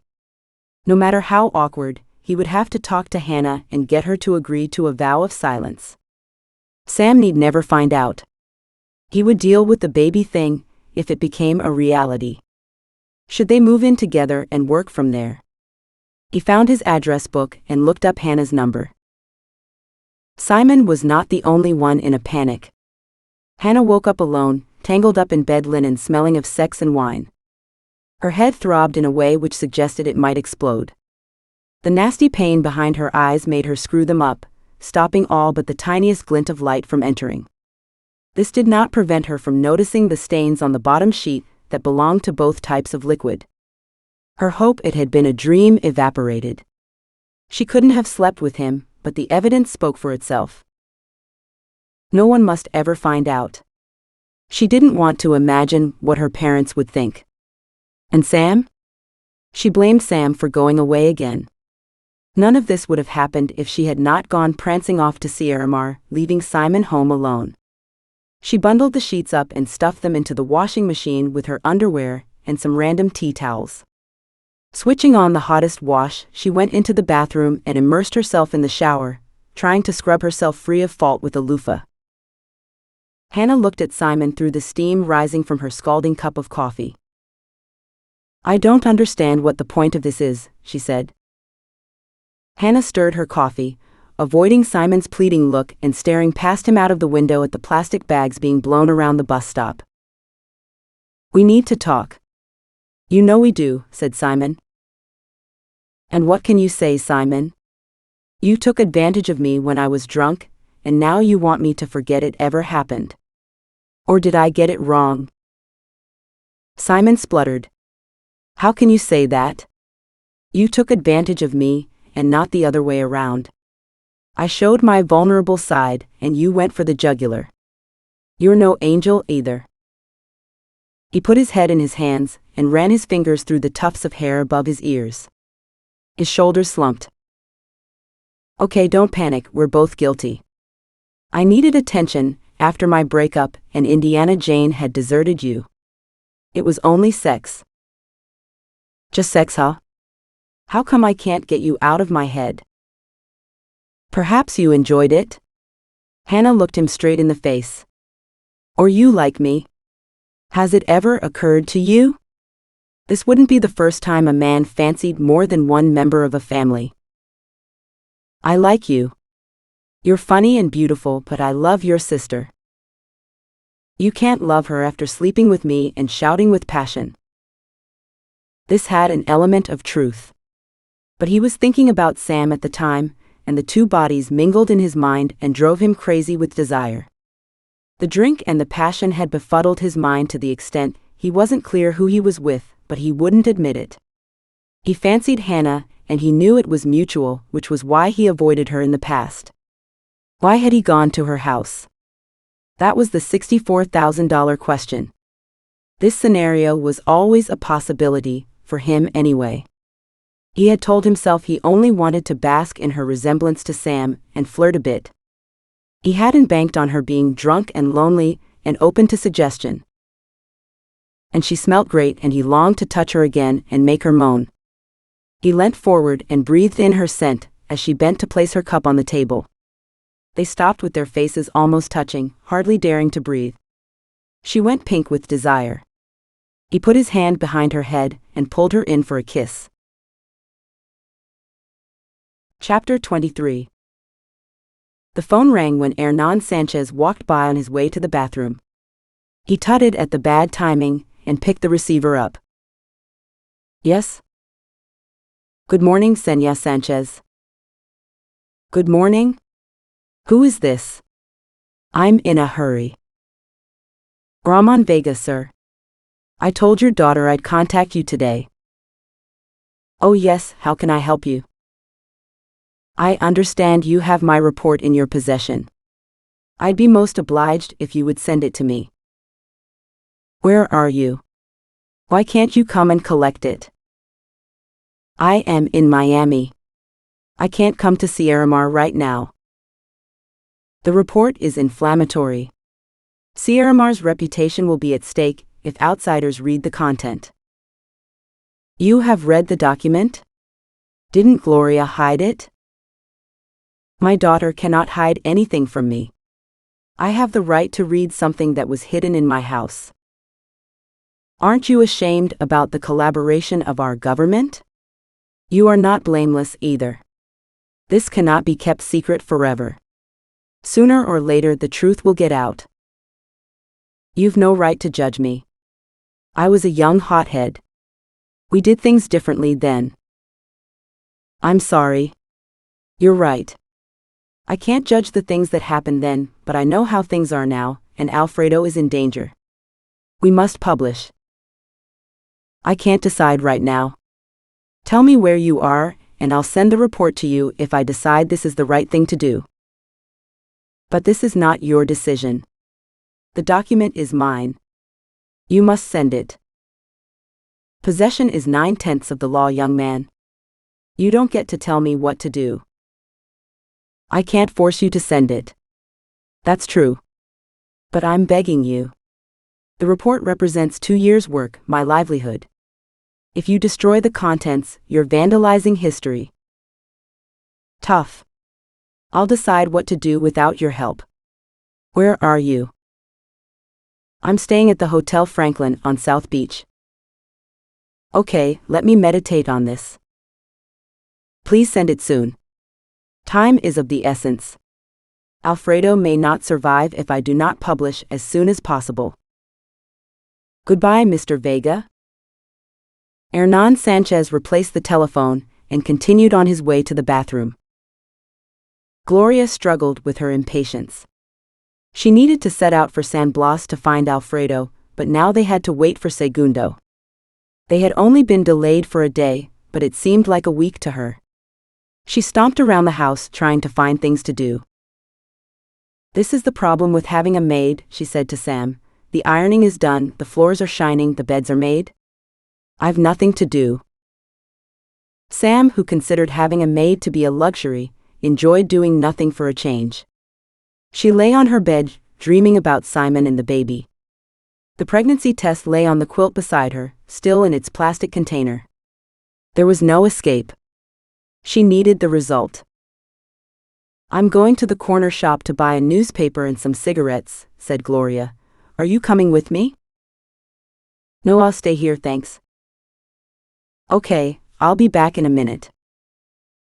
As soon as she heard the front door shut, Sam jumped off the bed and grabbed the pregnancy test. The world began to spin as her low blood pressure made her see black for an instant. She grasped the door handle and waited until the moment passed, then she went into the bathroom and locked the door. The plastic packaging resisted her attempts to take it off, giving way unexpectedly. Sam swore as the wand flew out of her hand, across the tiles and landed in a pool of liquid under the toilet bowl. She reached under the bowl and picked the wand up. Would the chemicals still work? She imagined Gloria's fury at her incompetence. Did she drop it on purpose? It had seemed like an accident. She shook off the excess liquid and balanced the wand on the bath, removing her underwear and sitting down on the seat of the toilet. She held the wand between her legs and tried to pee. Predictably, her desire to urinate had disappeared, and no matter how she pushed, none would emerge. She reached over and opened one tap on the bath. She tried to concentrate on water, cool streams, and lazy rivers. Suddenly, like a cork firing out of a champagne bottle, a strong stream of urine shot out, hitting her in the hand and knocking the wand onto the side of the bowl. "Bloody hell," she said, and reached down to grab the stick before it fell into the water. Urine had soaked the whole thing. She shook it dry and placed it beside the sink. There was no reason to think it wouldn't work. The whole point was to soak the stick in pee. She washed her hands and checked the packaging again. 3 minutes for results. Even Sam could wait 3 minutes. 3 interminable minutes. Sam tried to distract herself by plucking her eyebrows, but it didn't take long to realize she hadn't the courage. The hairdresser did this for her at such high speed, she didn't have time to complain. She examined her face in the mirror. Was this the face of a mother? She didn't look old enough to order a drink, even though she was almost 30. Her face remained unlined and still had the dew of youth. Her worried green eyes stared back at her. Time was up. She picked up the wand and examined the little box for a blue line that would signify a seismic shift in her existence. She squinted and the window came into focus. Oh bugger. The line of doom. How could a line so faint be a harbinger of such a life-changing event? Bad luck seemed to follow her around. Why couldn't she win the lottery instead? She let out the breath she had been holding and looked in the mirror again. What on earth was she going to do? The walls of the bathroom started closing in like a blue womb. She wanted to curl up in a fetal position. I'm screwed. Where is Gloria? How long does it take to buy a lousy packet of cigarettes? She sat on the edge of the bath with the stick in her hand, willing the blue line to disappear. Telling Gloria seemed like a worse idea with every passing minute. Wasn't she suffering enough with the whole Alfredo drama, without burdening her with the news of Sam's pregnancy? She had to tell someone or she might burst. With Simon eliminated as an option, there was one person on the planet she wanted to tell. Gloria wouldn't mind if she used the phone. Hello?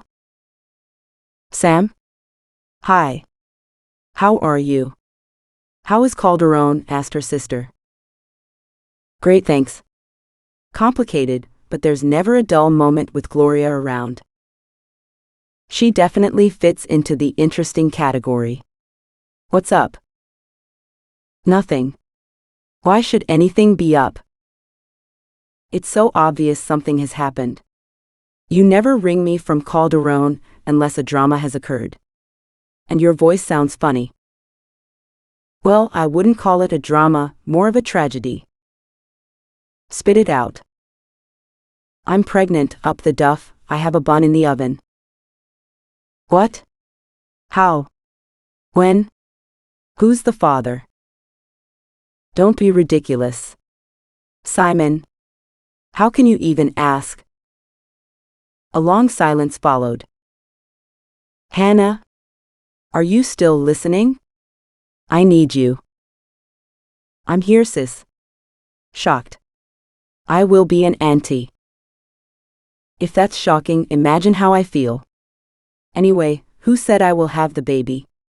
Simon wasn't enthusiastic. Simon? You've told him? When? I spoke to him last week before I took the test to warn him. What did he say? He asked me if it was his. Bastard. This is a nightmare. Wow, you sound more worried than me. I have made no decisions yet. I rang for reassurance, and I have to tell you, you're not doing a good job. No, I'm sorry. It's a lot to take in. What are you going to do? Nothing right now. The pregnancy is still at an early stage, only 2 months, so I have plenty of time to decide. Have you told Gloria? What does she say? I told you first, sis. You're my rock. Gosh, thanks. Look, if you're okay, I need to make tea and digest this news. Will you ring me again when we've both had time to think about it? Good. Please, Hannah, don't tell Mummy. I may not keep the baby, and I would prefer she never finds out. You know how upset she would be. I promise. Okay, got to go now. These calls are expensive, and this is Gloria's line. Chapter 24. Alfredo and Saul, August 1988. Franz Schmidt's eyes opened wide and his jaw dropped before he recovered.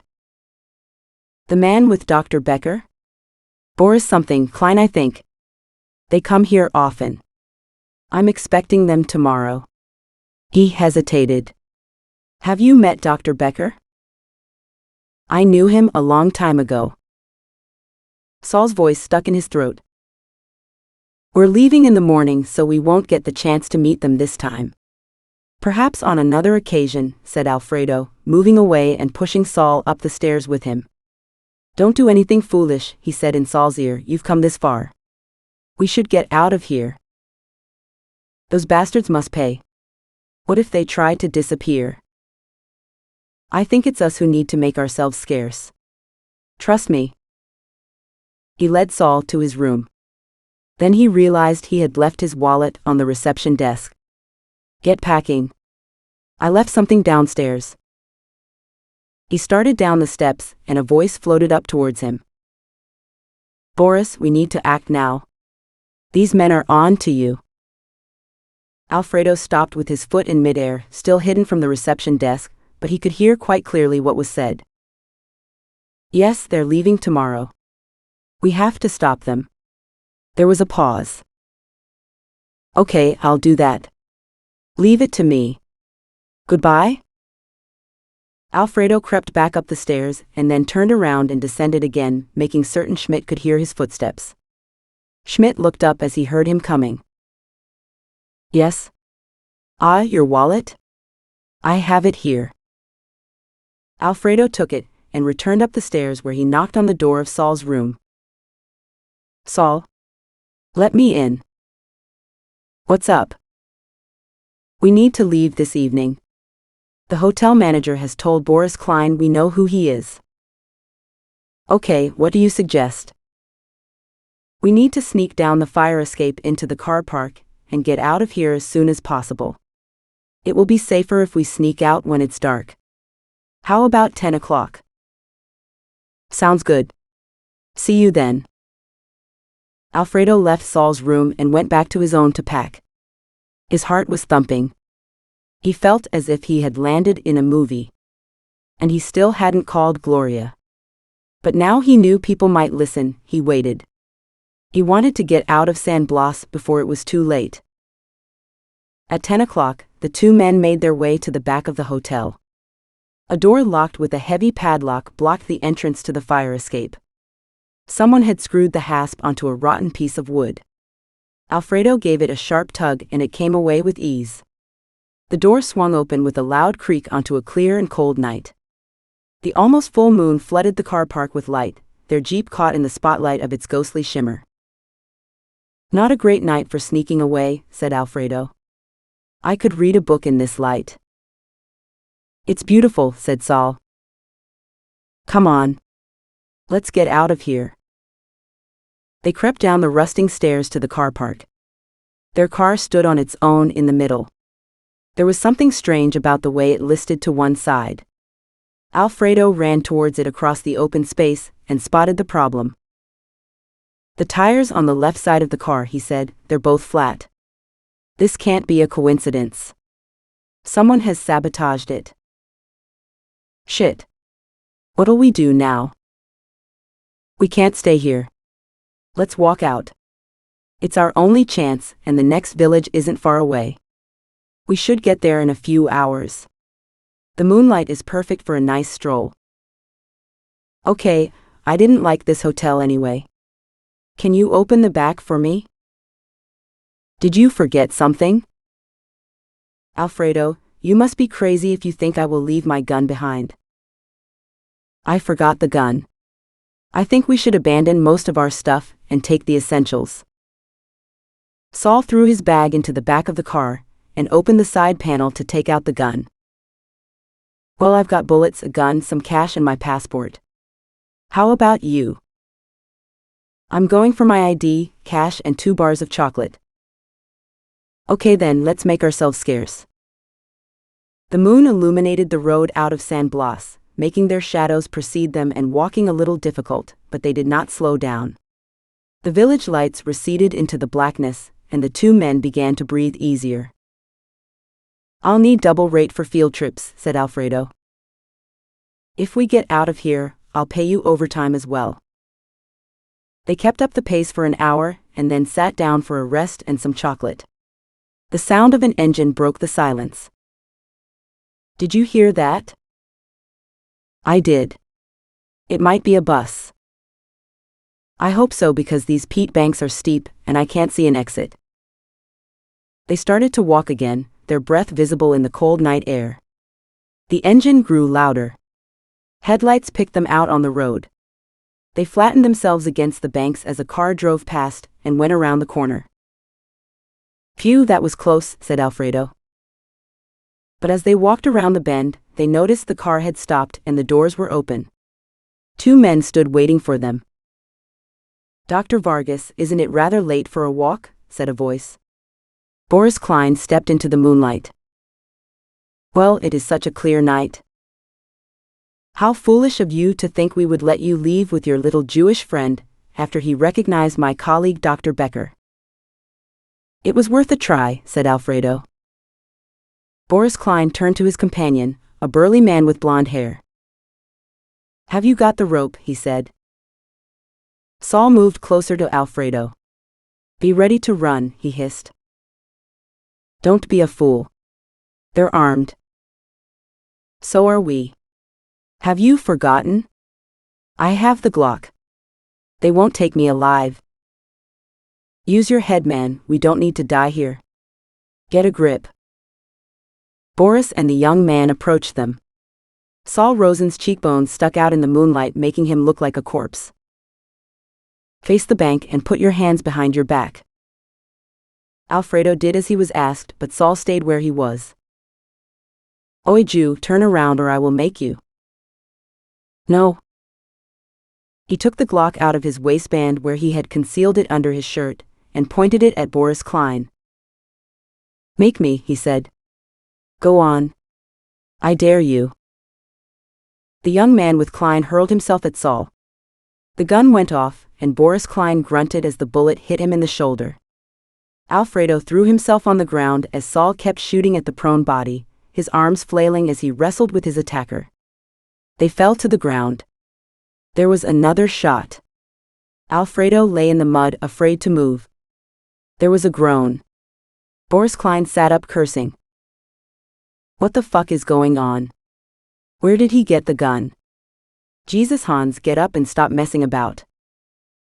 Sorry, boss, I didn't see the gun until it was too late. Are you wounded? It's a scratch. Get up, Jew. He's not going anywhere, boss. Is he alive? Said Alfredo. I think so. Get up, said Klein. I can't stand up. My legs won't work, said Saul. You won't be needing them. Hans, get him into the car. We have to take him to the lab right now. Hans gave Alfredo a poke with his boot. Are you hurt? No, I don't think so. Okay, stand up and no funny stuff or you will end up like your friend. Alfredo stumbled to his feet. Hans gestured at Saul. Help me get him into the car. Saul lay in the mud with his face to the sky. He tried to speak but bright bubbles of blood came out of his mouth. They had shot him through the spine and when they tried to lift him, his legs flopped about like strands of spaghetti. The two men strained and struggled for 10 minutes before they were successful. By the time they finished, Alfredo was covered with Saul's blood, which added to his distress. His hands tied, they manhandled him into the back seat of the jeep beside Saul, who was slumped but still breathing. He opened his eyes and muttered something which sounded like revenge, but it was hard to tell.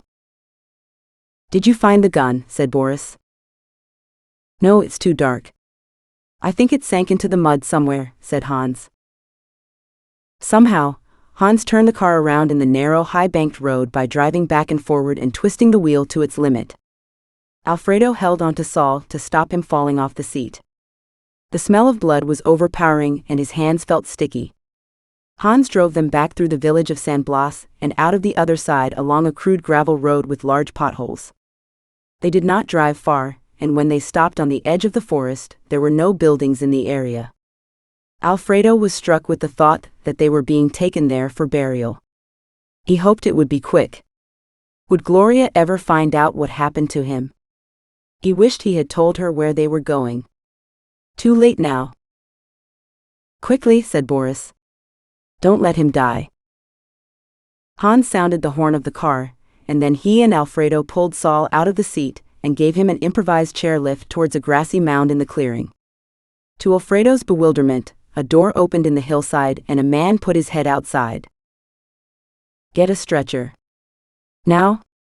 Yelled Boris.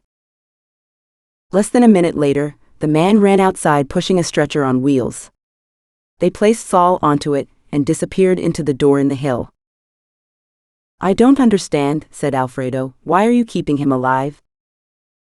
He won't be alive for long, said Boris, laughing. Take Dr. Vargas to the guest suite, Hans. They led Alfredo down a dark passageway with flickering fluorescent lighting.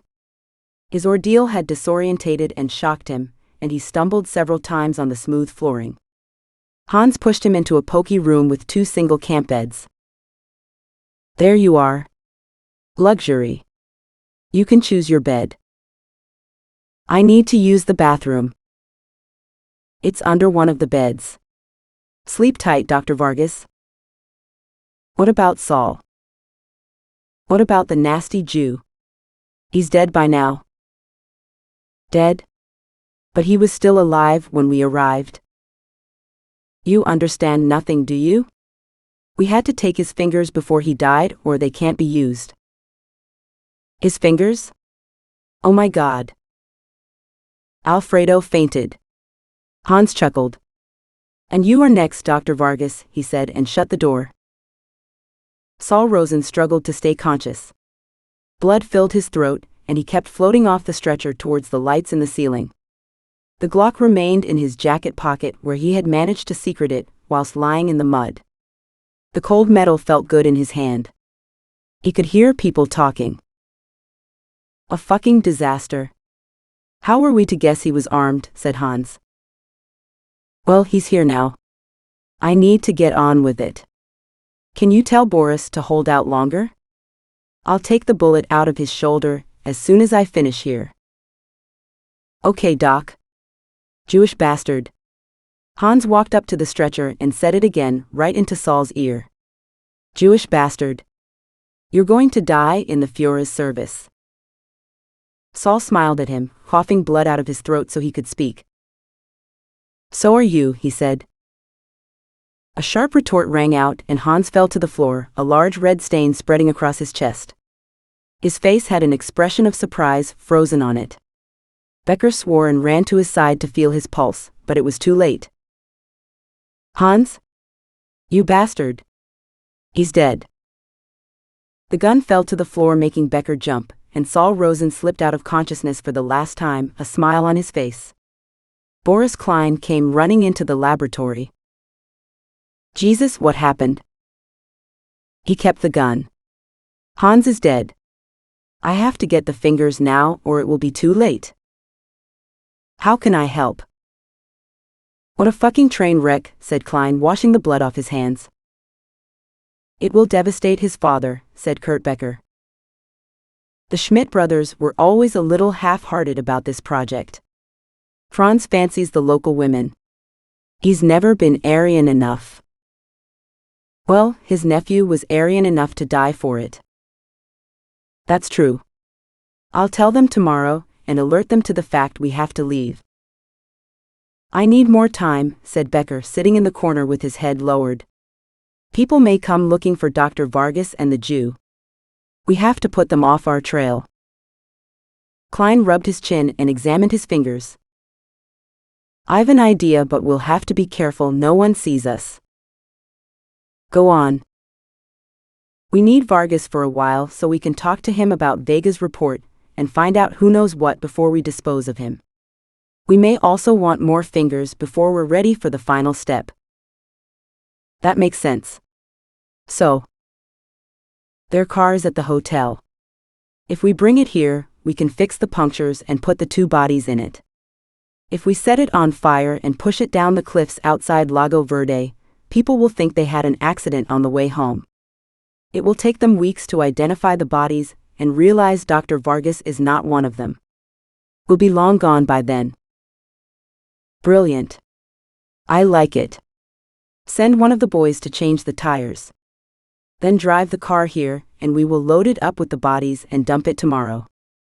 There is no one on the roads at night here. It will be straightforward. I'll get on with it. We still need a human incubator. Trust me. Chapter 25. Sam and Gloria, September 1988. After what seemed like an age, the front door clicked open. Sam flew out of the kitchen and down the corridor waving the pregnancy test stick. I have news, she said, and stopped in mid-sentence. Gloria's face glowed white with shock. She held a newspaper which she thrust into Sam's hand. The car, said Gloria, it's Alfredo's car. It took Sam a few seconds to realize Gloria wanted her to read the report on the discovery of a crashed car near Lago Verde. Oh my God, she said. Are you positive? I know the registration, and you can see most of the number plate in the photograph. It can't be a coincidence. Sam looked at the photograph, which showed a mobile crane on a narrow road, pulling a car back up over the edge of a precipice. To her horror, the car appeared carbonized. No one would have survived that. Did they find the driver? What about passengers? The article doesn't say. What shall we do? What about your friend Inspector Torres? Perhaps he can find out for us? Yes, I'll ring him now. Oh God, what will I do if I lose Alfredo? Don't panic. You need to stay calm and ring the inspector. I'll make you a coffee. Gloria started rummaging in her bag for the inspector's card. She found it and rushed out to dial the number of the police station in the valley. Hello, this is Gloria Sanchez. Can I speak to Inspector Torres, please? Gloria balanced the receiver on her shoulder and lit a cigarette. She took a long pull and breathed out, draining her lungs. Then she fumbled with the receiver and put it back to her ear. Yes, Inspector, thank you. I understand you're busy, but I need your help. She frowned. What? No, it's not about the fire. My friend Alfredo is missing, and they have found his car near Lago Verde. Can you tell me if the police found him and his friend too? Did they escape, or are they injured and in hospital? Gloria nodded. Yes, I can. I'll be there after lunch. Thank you, Inspector. She hung up the phone and turned to Sam. He'll ring the police station nearest to Lago Verde and get the details. He wants us to come and see him in the station this afternoon, so he can give us the news in person. Okay. I made the coffee. Let's have a cup with our lunch and we can head down to the station. I can't eat. I'm so worried. Come and sit down. You might manage something. Sam had to shout at Gloria to slow down on the way to the police station. She was driving even faster than usual, and Sam feared they would also end up at the bottom of a precipice. They swept into the car park, almost hitting a police car on its way out. Gloria jumped out of the car and made for the station entrance, Sam trailing in her wake. Then she stopped and stood there as if in a trance. Sam caught up with her. Gloria? Come on. I'm afraid. Me too. Sam slipped her arm through Gloria's and they walked into the station. The desk sergeant was expecting them and directed them straight into the office of Inspector Torres, who was standing up facing the window with his back to them. He didn't need to turn around. Afterwards, Sam drove them back to Calderon, heading straight for the apartment of Hernan Sanchez, reasoning if she lost someone she loved, she would need her parents. Gloria sobbed all the way there. Her mascara had spread over her cheeks. She said nothing except for Alfredo, over and over, rocking in her seat like a lunatic. Sam got out first and asked the guard to inform Rosa, Hernan's maid, that Alfredo Vargas had died, and Gloria needed her father.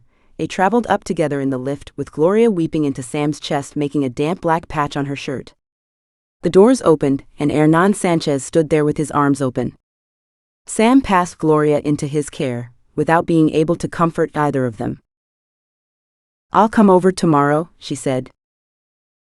Why don't you stay too? There's plenty of room, said Sanchez. I can't. She needs you to herself. I'm sure I would. Okay, but I'm here if you need anything. Thank you. Sam pressed the button to descend, waving a sad goodbye. Enveloped in her father's arms, Gloria sobbed her heart out. Her friend's desolation broke Sam. She drove back to Gloria's flat and parked the car in the garage. She let herself back into the empty apartment. The cold evening turned her hands to ice. She sat on the sofa and looked out at the volcano, as lonely as the last person on earth. She wrapped herself in a blanket and recalled the inspector's face as he explained the police had found 2 bodies in the car. They had been impossible to identify on sight, as the inferno in the car had burned them beyond recognition. The tall, thin man in the passenger seat appeared to be missing his fingers, and a stocky man of about 5'9" had been driving. The taller man had a tattoo from a concentration camp visible on an unburned part of his wrist, a sure sign he was Saul Rosen. The identity of the smaller man could not be established. The inspector told them he would receive information about any identification for the smaller man in the next day or 2. He reminded them of the unexpected body at Ramon Vega's house, trying to give them a little hope. He didn't sound as if he believed what he was saying. Gloria, who had cried even before she sat down, did not take in any of this. The inspector was used to being the bearer of awful news, but seemed quite overcome by Gloria's distress. I'm sorry, he said to Sam. So sorry. The next couple of days were the saddest Sam had ever experienced. Gloria was inconsolable, and Sam could not think of anything to say to make the hurt diminish. Hernan Sanchez had taken on the role of full-time caregiver. He did not need Sam, who languished like an extra wheel, racked with guilt because she had not taken Alfredo's disappearance seriously, using it as an excuse to escape from her own life. And now he was dead. It didn't seem real. How did he die like that? It didn't compute. Old people died. She didn't have any experience of death, and it made her feel inadequate. What did you say to someone who was so sad they wanted to die too? She tried walking around town to distract herself, but her light hair and green eyes made her the target of would-be Lotharios on most street corners. Their catcalls and lewd suggestions intruded on her grief and confusion. One morning, when out early to avoid them, she noticed a slim young man who appeared to be following her up the hill to Gloria's building. She tried speeding up and slowing down to check if he did the same, but when he overtook her, it seemed ridiculous. Why would he be following her? When she got to the entrance, he was leaning against the wall outside, smoking a cigarette, leering at her. She pushed the door open at pace and pressed the button on the lift. The door opened, and she got into the lift, waiting for the doors to shut. As they closed, the man jumped in and stood right next to her. His hand brushed her breast as he leaned over and pressed the button for the floor above Sam's. He apologized, but Sam flinched and stood as far from him as was possible. She guessed he intended to visit a friend, and chanced his arm with the gringa. He smelled of old sweat and garlic. He had combed his greasy hair into submission and stuck down with pomade. His smug presence so close to her repulsed her, and she got out at Gloria's flat with relief. Something told her she might have seen him before, hanging around on the street, but she couldn't be sure. Alfredo's death had taken away a lot of her certainties. When she got inside, she had a lingering doubt about him. She pulled the net curtains open a crack and peered down at the street. He appeared again, leaving the building. Perhaps his friend had not been in. He looked up at the window. She snapped back the curtain. He must have seen the movement. Was she being paranoid? She didn't know anymore. Kleba saw the curtain flicker out of the corner of his eye. He didn't believe the gringa realized he had followed her. He kept walking, taking his time to reach the ministry, buying some banana chiffles on the way.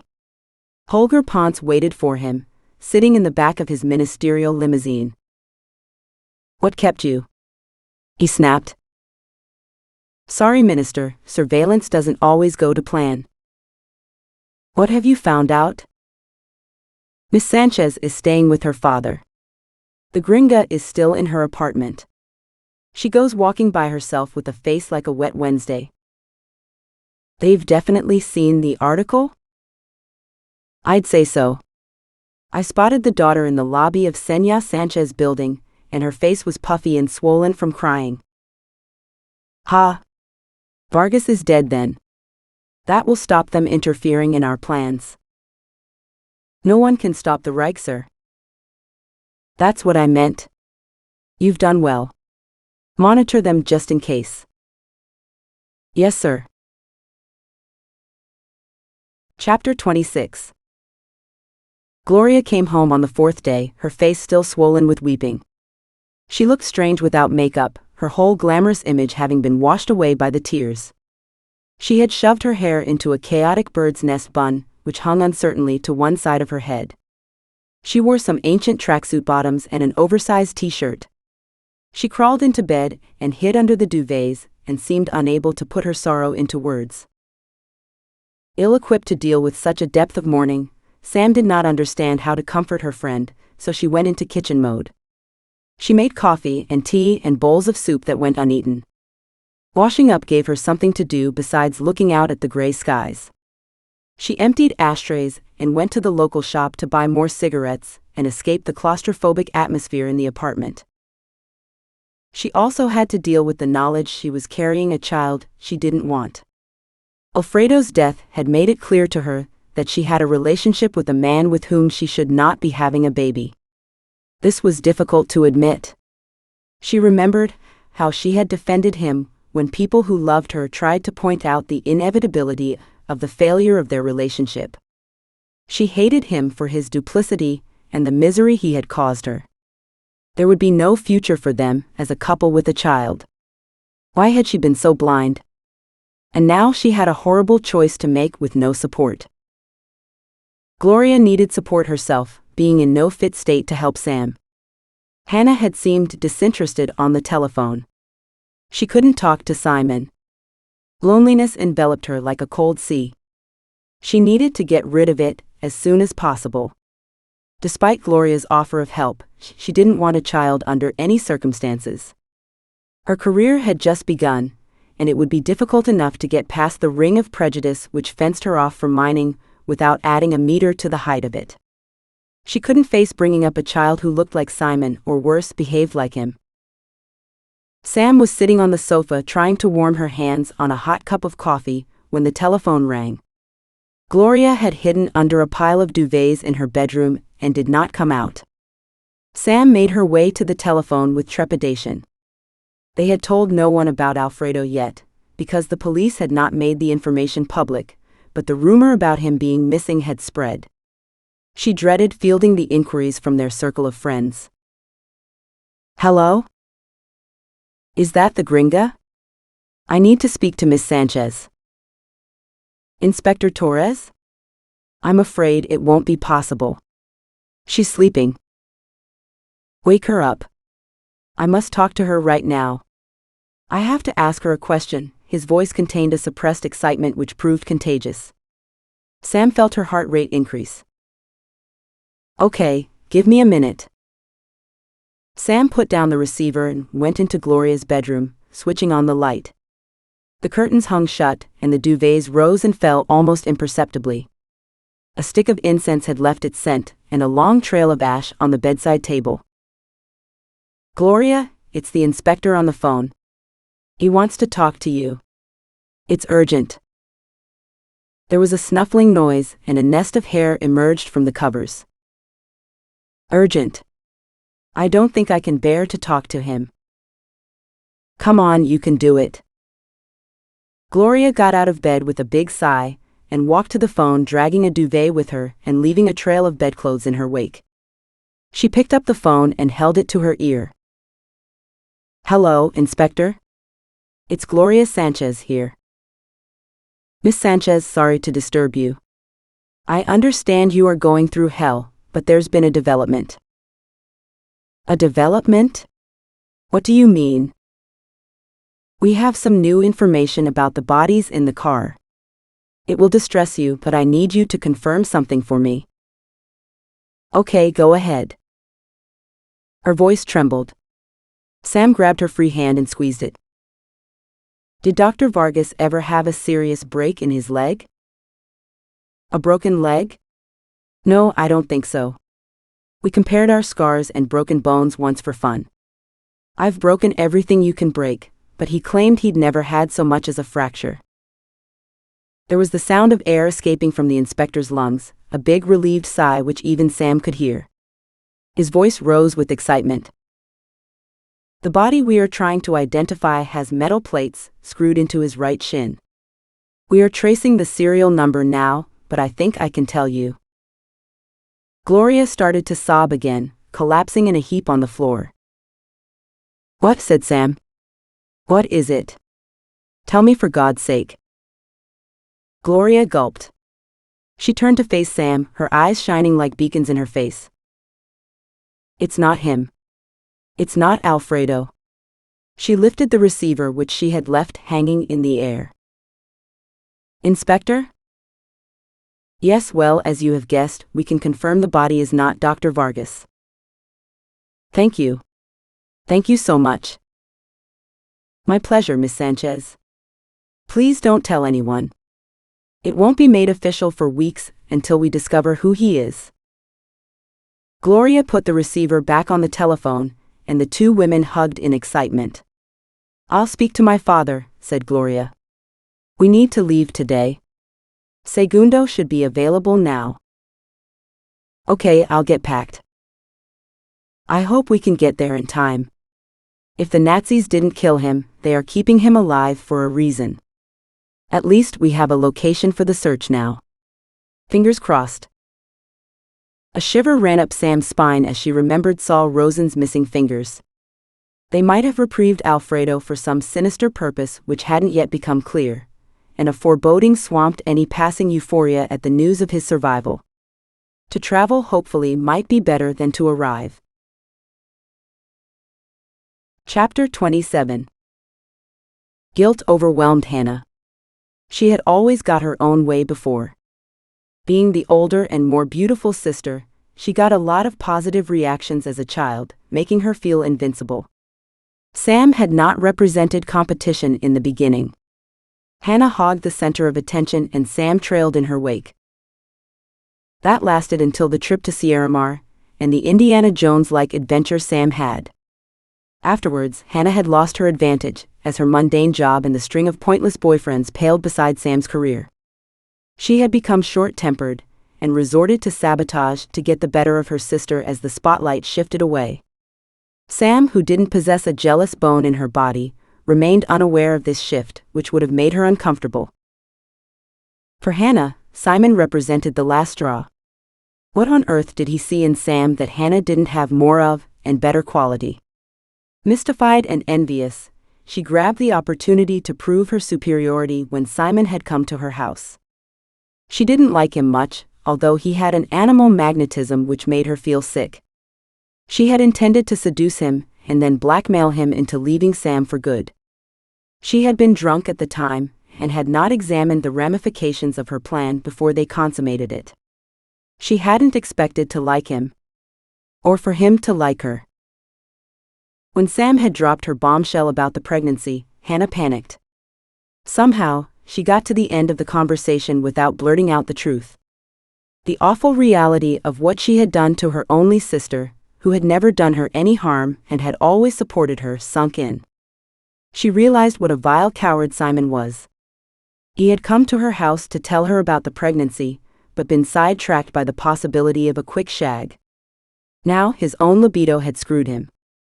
How were they going to talk their way out of this one? What if Sam wanted to keep the baby? Worse still, would she ever talk to Hannah again if she found out? There was only one thing to do. Nothing. She would wait and see who cracked first.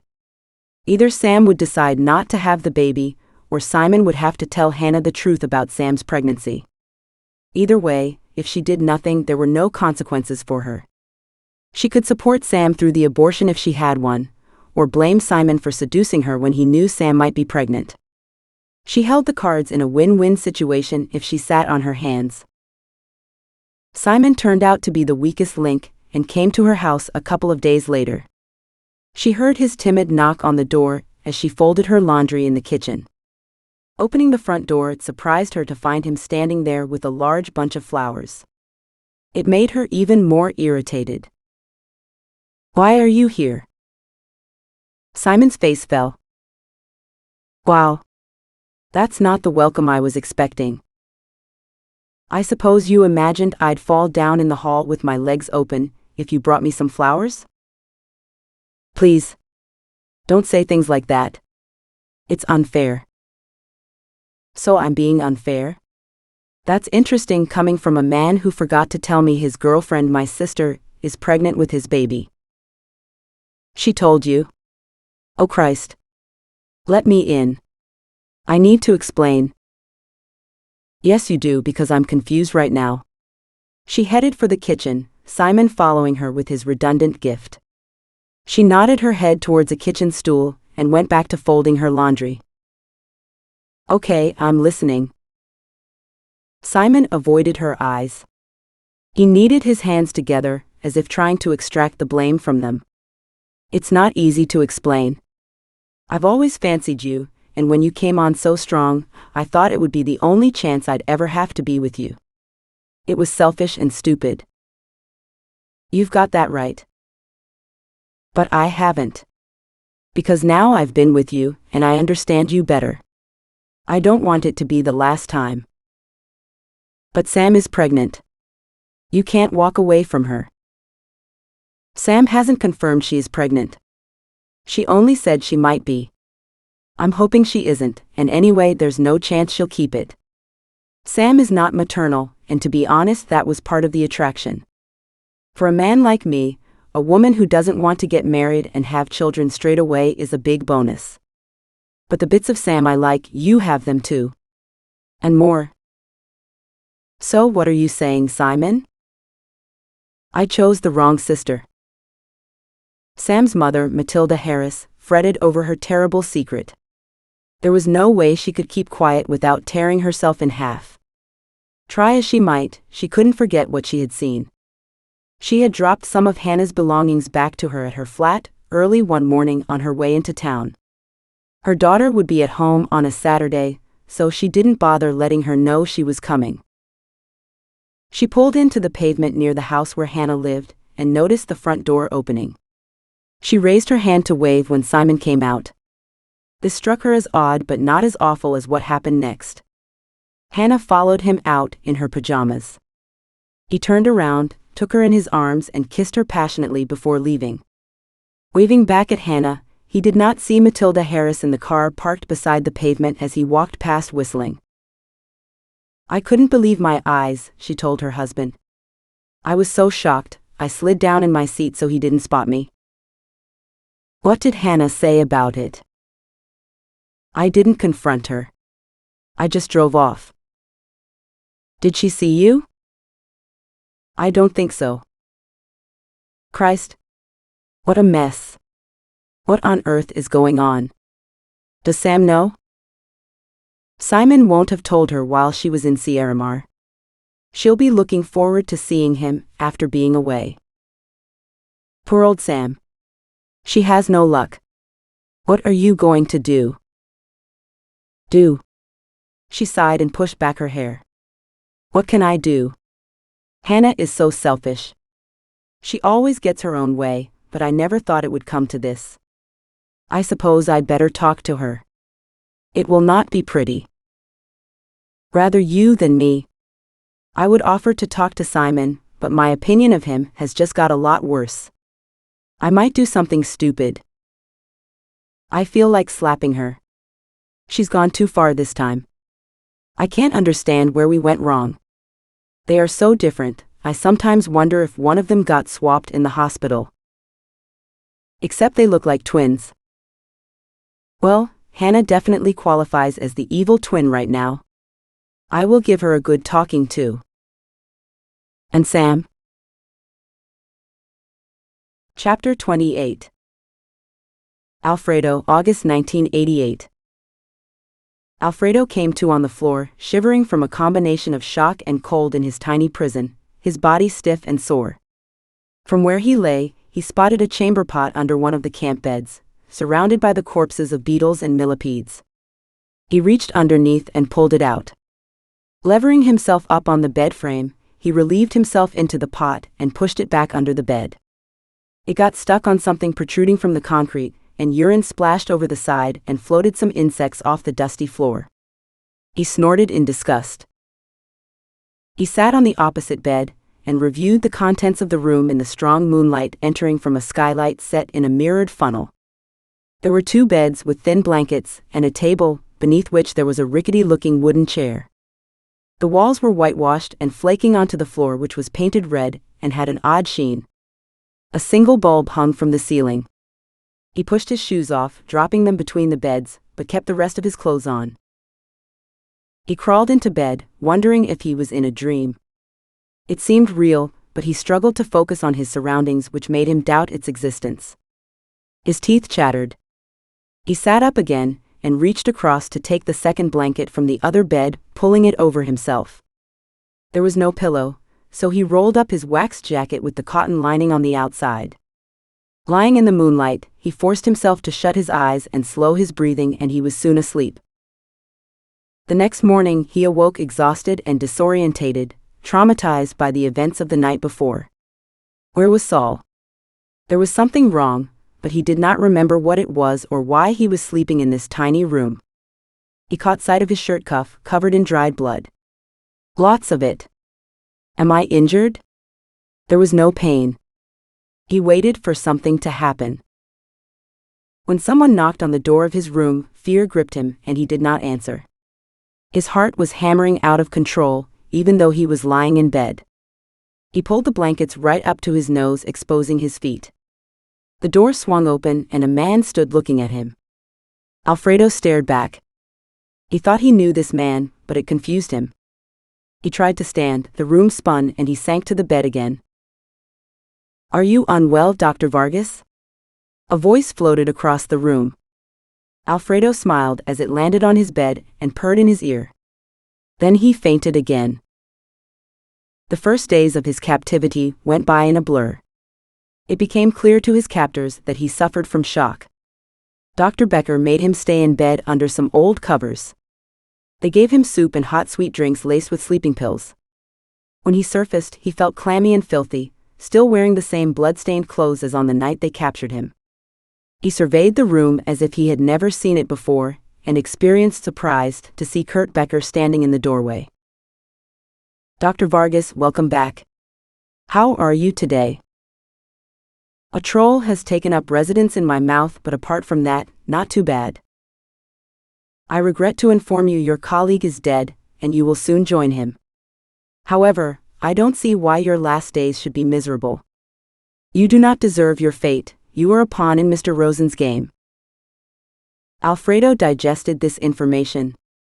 He felt at a disadvantage lying in his bed, and he attempted to pull off the covers and swing his feet down to the floor. "I'm a dead man walking? So why did you keep me alive?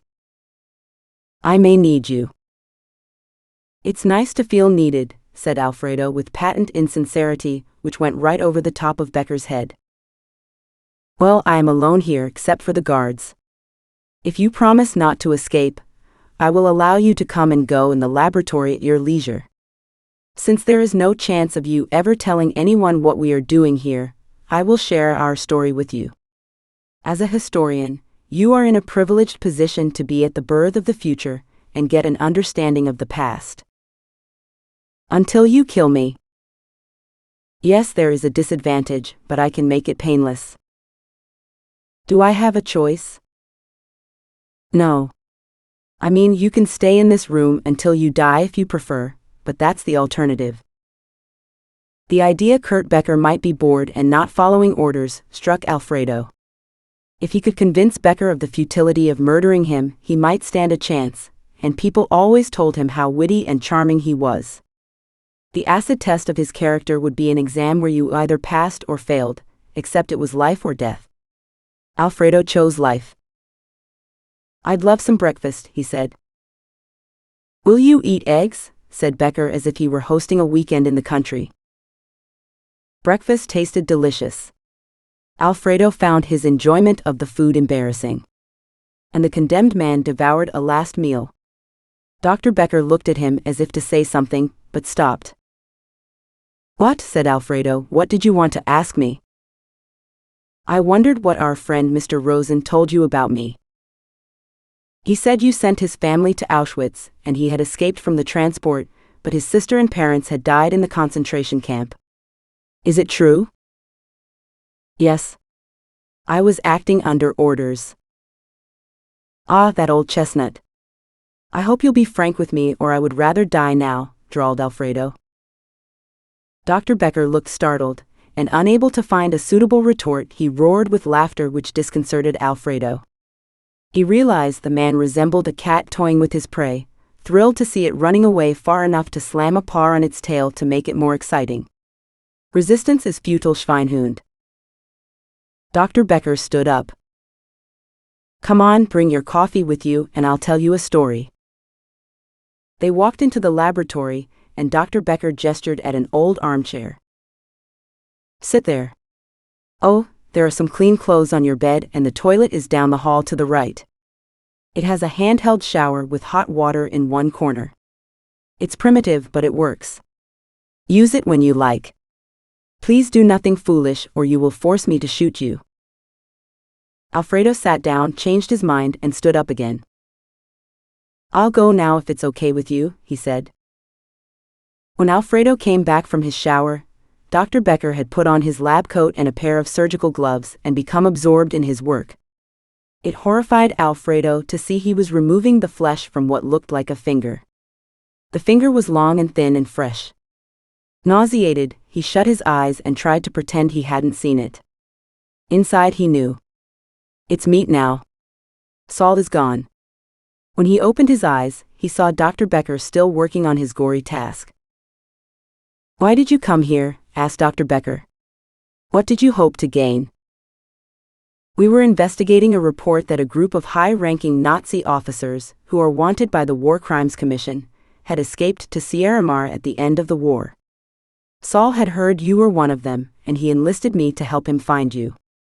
My friend Ramon Vega gave me a copy of his research, which backed up the story about the fugitives arriving here, and then he was murdered in a fire. I don't suppose you have anything to do with that?" Dr. Becker did not answer. "Saul wanted to find you so he could get his revenge for his family. He didn't tell me his plan, said Alfredo. I thought we were trying to track down the whole group. He almost succeeded. What happened last night? You mean last week? You've been asleep for days. He shot Hans from the operating table and killed him, I'm afraid. You weren't able to save him? Hans? No. I meant Saul. We didn't try. What's so secret he had to die? The war has been over for decades. Why didn't you save him? He couldn't harm you. I can see you do not understand what we are trying to achieve here. You pair of idiots almost ruined our plans. Achieve? I thought you were in hiding from the authorities. And what would they achieve in a cheese-making, lederhosen-wearing village in the Andes? That's unfortunate. We are so close, and we were almost foiled by a pair of ignorant glory hunters. I resent being called ignorant, although I can see your point. I've no clue what you're doing in this laboratory. We didn't expect to stumble across an amateur science project run by a bunch of Nazis. Dr. Becker glared and drew himself to his full height. Be careful, Dr. Vargas. If you cross the line, you cannot come back. I apologize. I get sarcastic when I'm nervous, and you have me at a disadvantage. I understand. Did you go to school in England? You have an English sense of humor. So I'm told. It's a bit of a blur because of the amount of drink I consumed, being proportional to the number of memory cells I have obliterated. Well, you won't need to remember any of this. I'll start at the beginning, shall I? The parallels of his conversation with Saul struck Alfredo hard, and he almost cried. He took a deep breath. I'm listening. Chapter 29. As he lay on his bed that night, Alfredo wondered if Gloria had realized he should have been back by then. His regret at not leaving her a detailed note of their itinerary, and how long they would be away, increased as he reviewed the missed opportunities to speak to her and tell her where he would be. She could be resourceful, but she was not psychic. Her absence felt like someone had removed one of his body parts. The knowledge of his forthcoming execution had not reduced the ache in his heart. He still hoped he might somehow prevent it, but with what he knew now, he had to be realistic. Dr. Becker would have to kill him, and Boris Klein would carry out the execution without a qualm. What a pity they were wasting their talents in a laboratory stuck in a hillside in the middle of nowhere, with a central idea that was the product of insane minds stuck in the past. We'll start with the basic science behind our project. Have you ever heard of cloning? Asked Dr. Becker. No, not really. Perhaps you could elaborate? We remove the DNA contents of an animal cell and inject them into an unfertilized egg cell of the same species which has already been emptied of its DNA content. Then we fuse the genetic material and the egg cell together using electric pulses. We implant this cell into a womb and grow it as normal. I recall hearing about it before. Weren't they experimenting on sheep? As far as I'm aware, they haven't produced a healthy adult sheep. But I understood there were hundreds of failures. Is this technology reliable? Ah, Dr. Vargas, you're an innocent abroad. I did experiments on human cells in Auschwitz before you were a twinkle in your father's eye. We have 50 years of research on our side. Our first cloned lamb was born years and years ago. But why do this research in secret? What's the point? Are you creating a flock of killer sheep or something? A new secret weapon? You need to learn some respect, Dr. Vargas. I heard you are a drunk. It has made you reckless.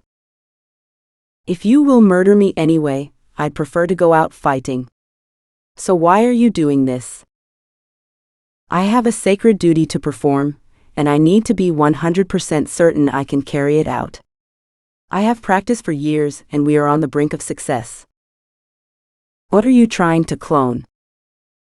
Before I tell you, I must give you the background to this project so you understand our motives. I'm listening.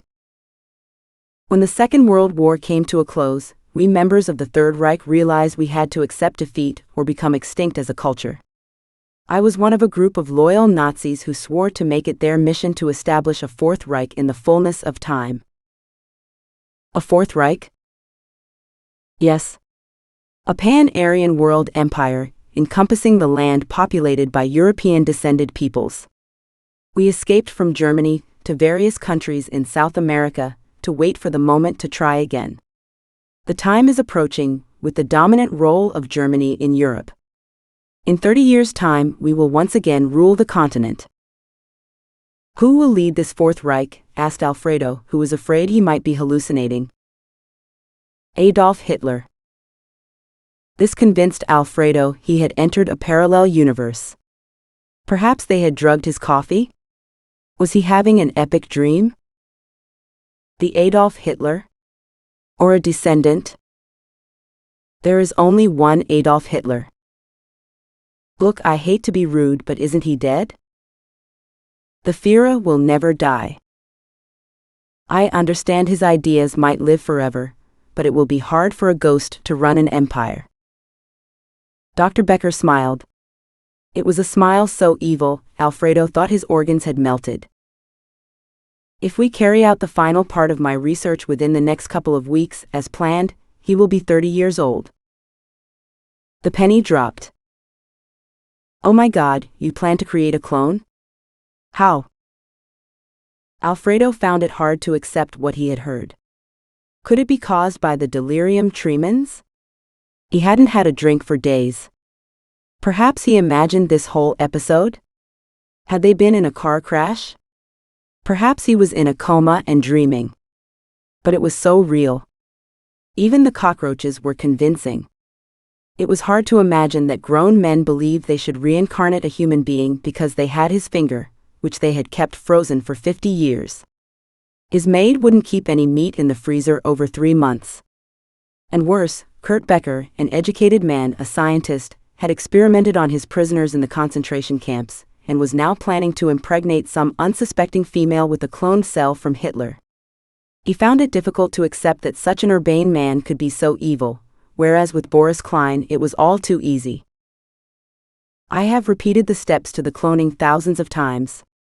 We have had success creating human embryos, but so far we have not implanted them in a human womb. It shouldn't be any different to a sheep's womb. Same principle applies. So that's why you needed the fingers? Yes, your friend did not need them anymore. Besides, he was about the same age as the Führer, so it makes sense to practice on his genetic material. I am sorry you found it distressing. And who will carry this baby for you? It's time for lunch, Dr. Vargas. Chapter 30. Sam and Gloria, September 1988. Hernan Sanchez shouted at his daughter. He pleaded with her. He begged her. But Gloria would not change her mind. Papi, I have to go. When my mother got cancer, did you not move heaven and earth to save her? Alfredo's the love of my life. I've a second chance at happiness because he survived. I must go. But what if something happens to you? What if there's an eruption while I'm away? Life's full of risk in Sierramar. It's not full of love, and that's more important to me. You're so stubborn. You won't change your mind? I'm going, and so is Sam. You'll take Segundo? Will you call him now? I will. Promise me to listen to what he says, and not put yourself in any danger. I promise. Please be careful. And let me know you are safe. Papi, I'm uncertain if there will be a telephone in any of the villages, but I'll call you as often as I can. Segundo? The trip is on again. I need you to wait for the car at the crossroads in San Francisco, said Hernan Sanchez. Okay boss, I'll be there, said Segundo Duarte. My daughter will travel with Sam Harris. Do you remember her? I didn't meet her, boss. I took Gloria and Mike back to town before she came out of the jungle with Alfredo last year. He paused. Hernan waited. Sorry to ask this, but do we need her as well? Another woman on the trip will only add to the difficulties. Honestly, Segundo, sometimes I don't understand where you get your caveman ideas. Both my daughter and the gringa are resourceful and intelligent. They're the only reason we found out where Alfredo's being held. Please don't doubt me. Gloria's always safer with Sam around. Yes, boss, I'm sorry. The 20th century left me behind, I guess. But he wasn't sorry.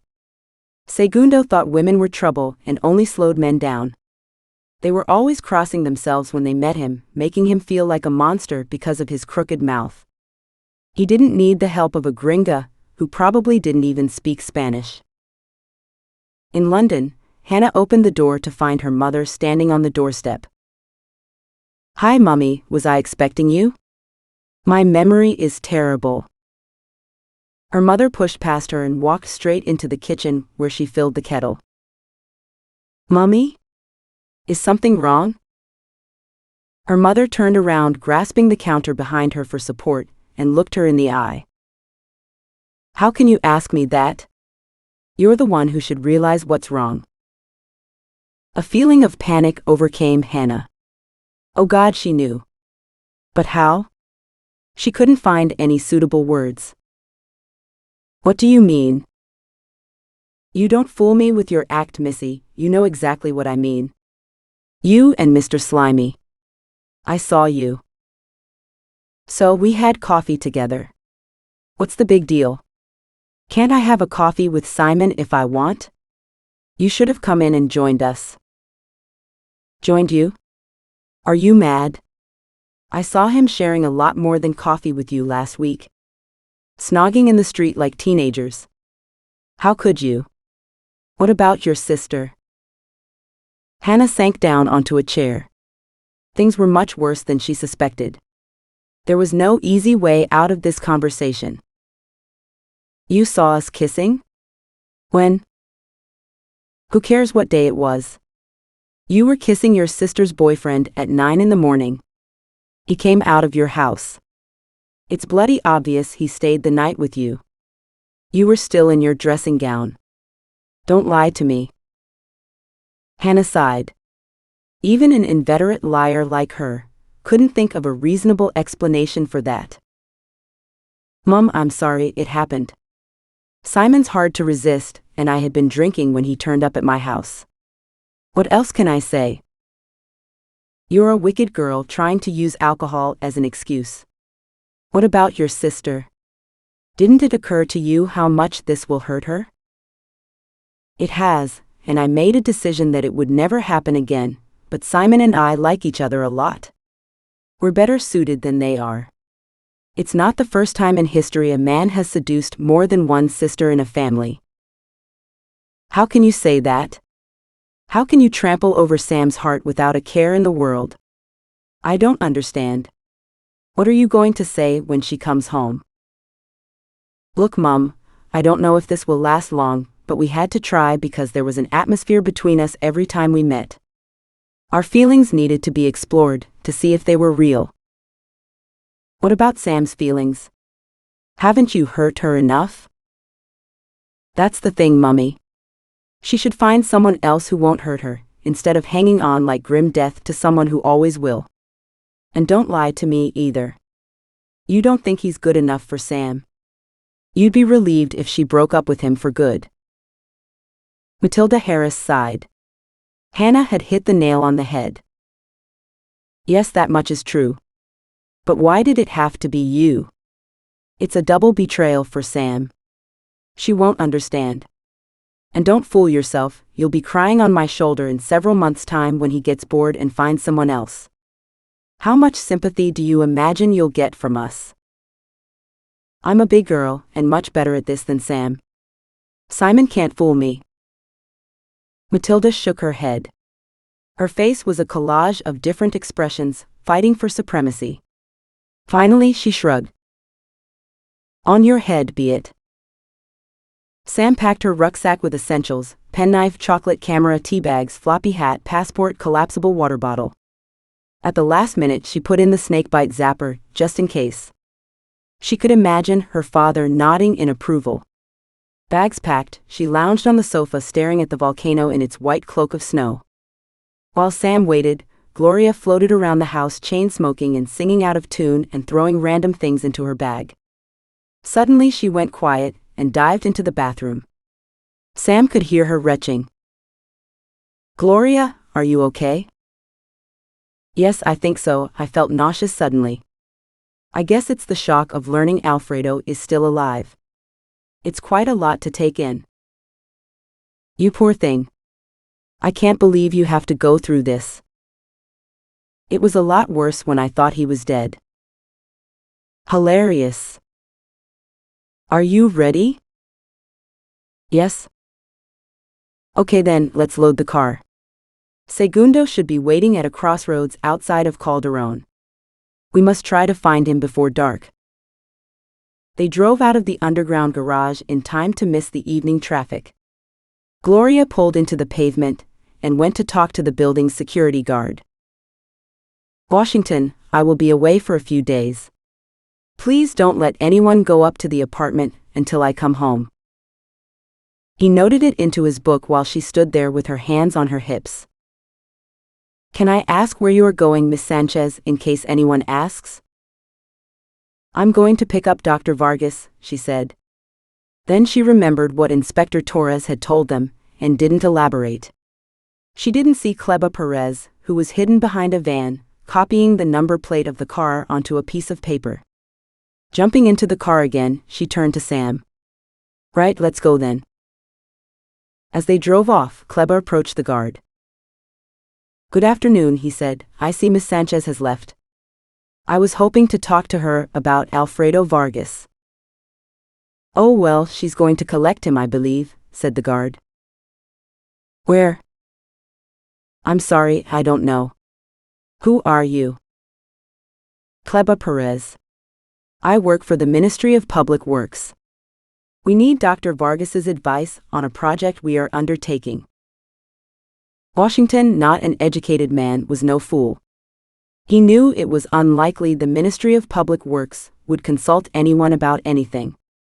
They did whatever they wanted. He prided himself on being extra protective of the glamorous Miss Sanchez, and fancied himself as her bodyguard. I am not at liberty to tell you, he said. Perez found it annoying that he couldn't get any gossip from the guard, but he saw the stubborn look on the man's face and he knew it was hopeless. They had to stop the women before they stumbled across the truth. He went straight to the nearest phone booth and rang Holger Ponce. Minister, I'm sorry to disturb you, but the Sanchez woman and her gringa friend have left Calderon in a car loaded up with supplies.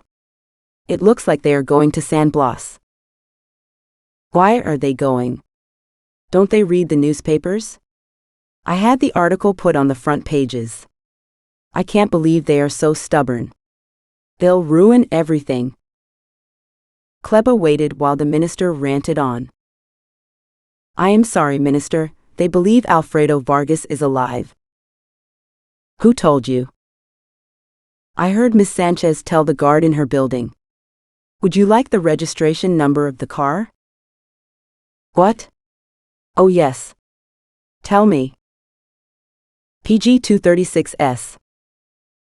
Thank you, Cleba. That will be all. I'll contact you if I need you. Chapter 31. Holger Ponce rummaged through a drawer in his desk and pulled out an address book. He leafed through the pages, sweating with agitation. Having found the number he was looking for, he pulled the telephone towards him and dialed. Despite the care with which he entered the numbers, the call took several tries to go through. The high-pitched tone which indicated congestion on the lines seemed to go straight through his head. He could feel his heart tightening in his chest with panic. The phone rang for almost a minute before Boris Klein answered it, panting as if he had been running. Hello, Klein here. Boris? It's Holger Ponce. I need to talk to you. I received some important information from Kleba Perez. Who? Kleba, the boy who works with me in the ministry. Oh yes, that boy. What did he have to say for himself? He has been watching the block of flats where Hernan Sanchez's daughter lives, and he saw her leave with the English woman. They were traveling in a car full of supplies. He thinks they are heading for San Blas to look for Dr. Vargas. For fuck's sake. Didn't you plant the article like I told you? Yes, it was on the front page of the newspapers. Miss Sanchez ignored it. It's not my fault. No, I'm sorry, but it's still a disaster as far as our timing is concerned. We are so close now. I thought I ought to give you fair warning. I expect it will take them a couple of days to get there. At least. Thank you, Holger. You can fool some people some of the time, but not Miss Sanchez. She must have received some information which made her think Dr. Vargas was not dead. What do you want me to do? I need you to put some pressure on Hernan Sanchez. She's certain to wring her father from the road. Warn him of the consequences if she sticks her neck out too far. I'll ring him now. Oh, and Holger, how old is the gringa? Hang on, I have a copy of her passport here somewhere. He opened the drawer again and pulled out a piece of paper. According to her passport, she's about 30. Is she white? Yes, and it says here she has brown hair and green eyes. What are you getting at? Nothing to concern you. Contact Hernan Sanchez and do everything you can to force him to stop her interfering. I will. Holger Ponce hung up the telephone and lit a cigarette. He took several long drags, holding the smoke in his lungs until he felt his pulse slow and his panic diminish. Stubbing out the cigarette, he reopened his address book and looked up Hernan Sanchez's number. He dialed it with care, listening to the clicks as each number registered. Hello? Hernan? It's Holger Ponce. A grumpy voice asked, What do you want now?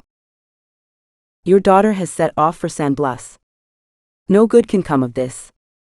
I want you to tell her to return. How did you find out? Are you having her watched? It's none of your business. I can't answer for her safety if she doesn't stop now. What on earth is going on down there, Holger? This is getting out of hand. Can't you do something? They are working on a top-secret project, and have been for 40 years. These people are fanatics and I can't stop them. You must tell your daughter to come home before it's too late. And who says she will call me? She'll check in with you. Let's hope for her sake she does. Those roads are dangerous. Look what happened to Dr. Vargas. You bastard, how dare you threaten me? If anything happens to her, I shall cut off your dick and shove it down your throat. It's not in my hands now. I suggest you follow instructions, or I won't be responsible for what happens. He hung up before Hernan Sanchez could come up with a retort. Sanchez swore and threw the receiver back into its cradle. This was getting out of hand.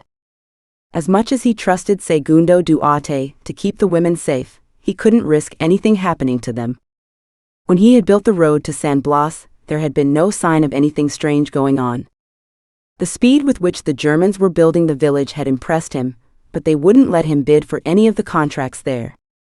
He couldn't imagine what was going on that was so secret and so deadly to anyone who found out.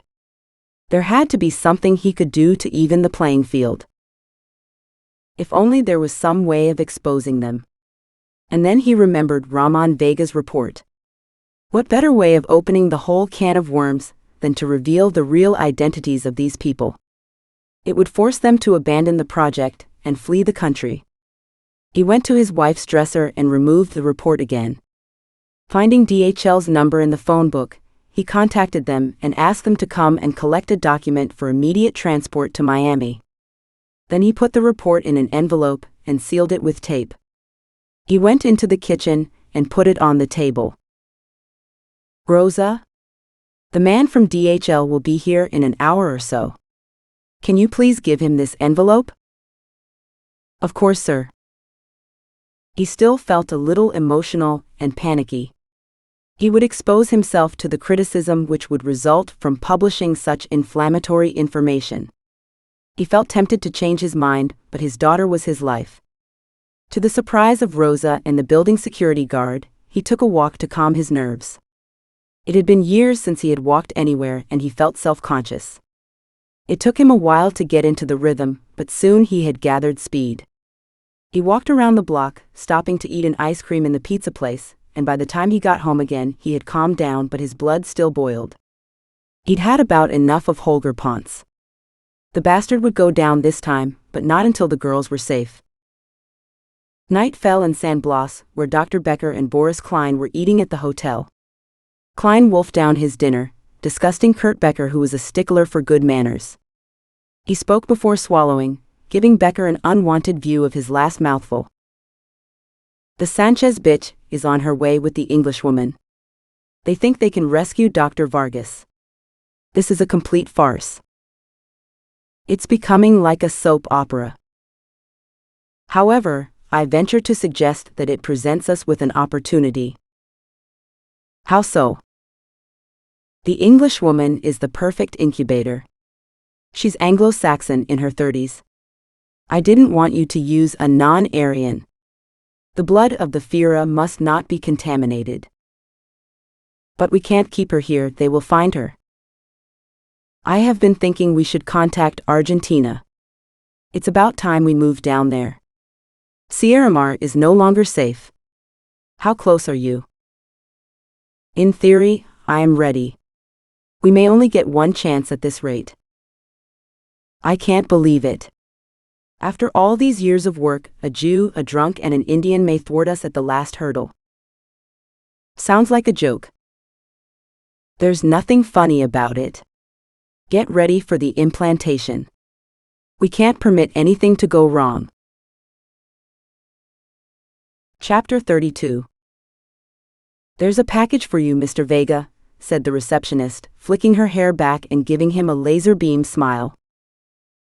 Ramon Vega, who had crossed the lobby of the Miami hotel at speed in order to avoid her, turned reluctantly back to the desk. A package? Excellent. She handed it to him without letting go and stared at him. An awkward silence ensued. Thank you, Sylvia, he said, tugging it out of her grasp. Much appreciated. Have a nice day, she replied with an insincerity which made him feel even more guilty. Was it his fault American women loved Latino men? She had practically begged for attention, and now he had to put up with her resentful stares. He had been going to change hotels, but the thought Hernan Sanchez might repent and send his research report to him had kept him there. Now his luck had changed. He recognized the weight and thickness of his report in the courier's envelope. Gloria must have convinced her father to send it. He must get it published, and he knew where. Without opening it, he spun around and walked back through the revolving door into the pouring rain. The hotel concierge got him a cab and he jumped in, tipping the man a couple of dollars. Take me to the offices of the Miami Herald, please. The one in Biscayne Bay? Yes, that's the one. During the ride to the offices, Ramon took his report out of the package and read some of it again. It contained explosive information, and his life would never be the same after he handed it over. Will I even be able to go home again? Can I claim refugee status in Miami? Why had Hernan Sanchez changed his mind? Here we are, sir. Thanks. Keep the change. Ramon walked to the main doors and went in unchallenged. He breezed up to the reception wearing his best smile, and looked into the woman's eyes from under his dark floppy fringe. Good afternoon. I need to see Guido Luna, please. For once his full-on charm had no effect. I'm afraid Mr. Luna is in a meeting. Do you have an appointment? He decided to change tack. No. I don't. But this is a matter of life or death. Life or death. That sounds serious. She smiled at him. It is, he said, making his best sad puppy dog face, the one which always worked on other people's wives. Let me see what I can do. Hello, Nadia. Yes, I have a man here who says he has to talk to Guido Luna. She put her hand over the receiver. What did you say your name was? Ramon Vega. He says his name is Ramon Vega. No, he doesn't. Okay. She put down the phone. Guido can't see you today. He is busy. Can you come back tomorrow? I could try and get you a meeting. No, it's urgent. I need to see him today. I'm sorry, sir. It can't be done. Seeing the real devastation on Ramon's face, she added, he does like to have a cigar in the afternoon on the bench outside the entrance. No guarantees. The meeting went on for longer than an hour, but Ramon was so absorbed in reading his report, he didn't notice time passing. He lounged outside the newspaper building on the bench in the sun. Sweat soaked his shirt and ran into his trousers.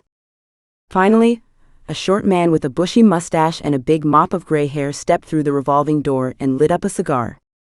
He smoked it in short puffs, as if impatient to finish. The pungent smell wafted over to the bench, making Ramon wrinkle up his nose and look for the source of the odor. He must be Guido Luna. Now or never. Ramon stood up and approached him with his hand held out. Mr. Luna. Diego Luna ignored Ramon's outstretched hand, and the piercing gray eyes gave him a once-over that seared his flesh. Yes. And you are? Ramon. Ramon Vega, at your service, sir. So what do you want, Mr. Vega?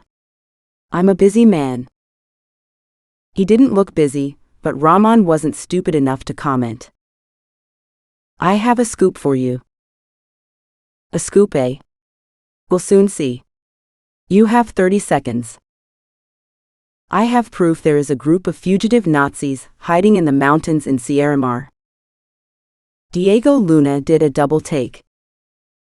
Seriously?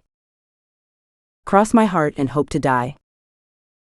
That's an irresistible bait for a journalist. Perhaps you knew already? His piercing blue eyes examined Ramon's face for signs of trickery, but he found none.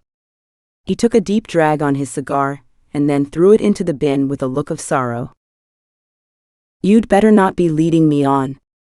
That cigar came from Cuba. No, sir, I'm serious. It's a matter of life or death. Come on, we'll talk in my office. When Ramon finished talking, Guido ran his fingers through his mop of gray hair a couple of times. He lit a cigarette and leaned back in his chair. Good God, man. This is dynamite. Why have we never heard about this before? Where's this proof you were talking about? Ramon handed him the report. I have only one copy, he said. I'd appreciate it if you could make a photocopy of it and give the original back to me. Nadia! Guido shouted, and she appeared in an instant. Ramon wondered if she had been eavesdropping. Go get a copy of this for me right now. Do you want a coffee, Ramon? He didn't. Yes, please, he said. They sipped their coffees while Nadia copied the document, lost in their own thoughts. If I publish an article about these revelations, I imagine things at home might become a bit difficult for you, said Luna. Once the horse has left, it's a bit late to shut the barn door. I'm more inclined to think they might improve. Guido nodded. Nadia handed the original to Ramon, and Guido put the copy on his desk. He bent over the document and leafed through it, stopping to gaze at the photographs and other facsimiles. He whistled a couple of times and shook his head. At last he glanced up, his eyes sparkling. He looked 10 years younger. A scoop. It's been years since I had a proper scoop. He dashed out of the room, leaving a startled Ramon behind. He'll be back, said Nadia, He'll be trying to get it in tomorrow's edition. Stop the presses, said Guido, who had returned at the same speed as he had left.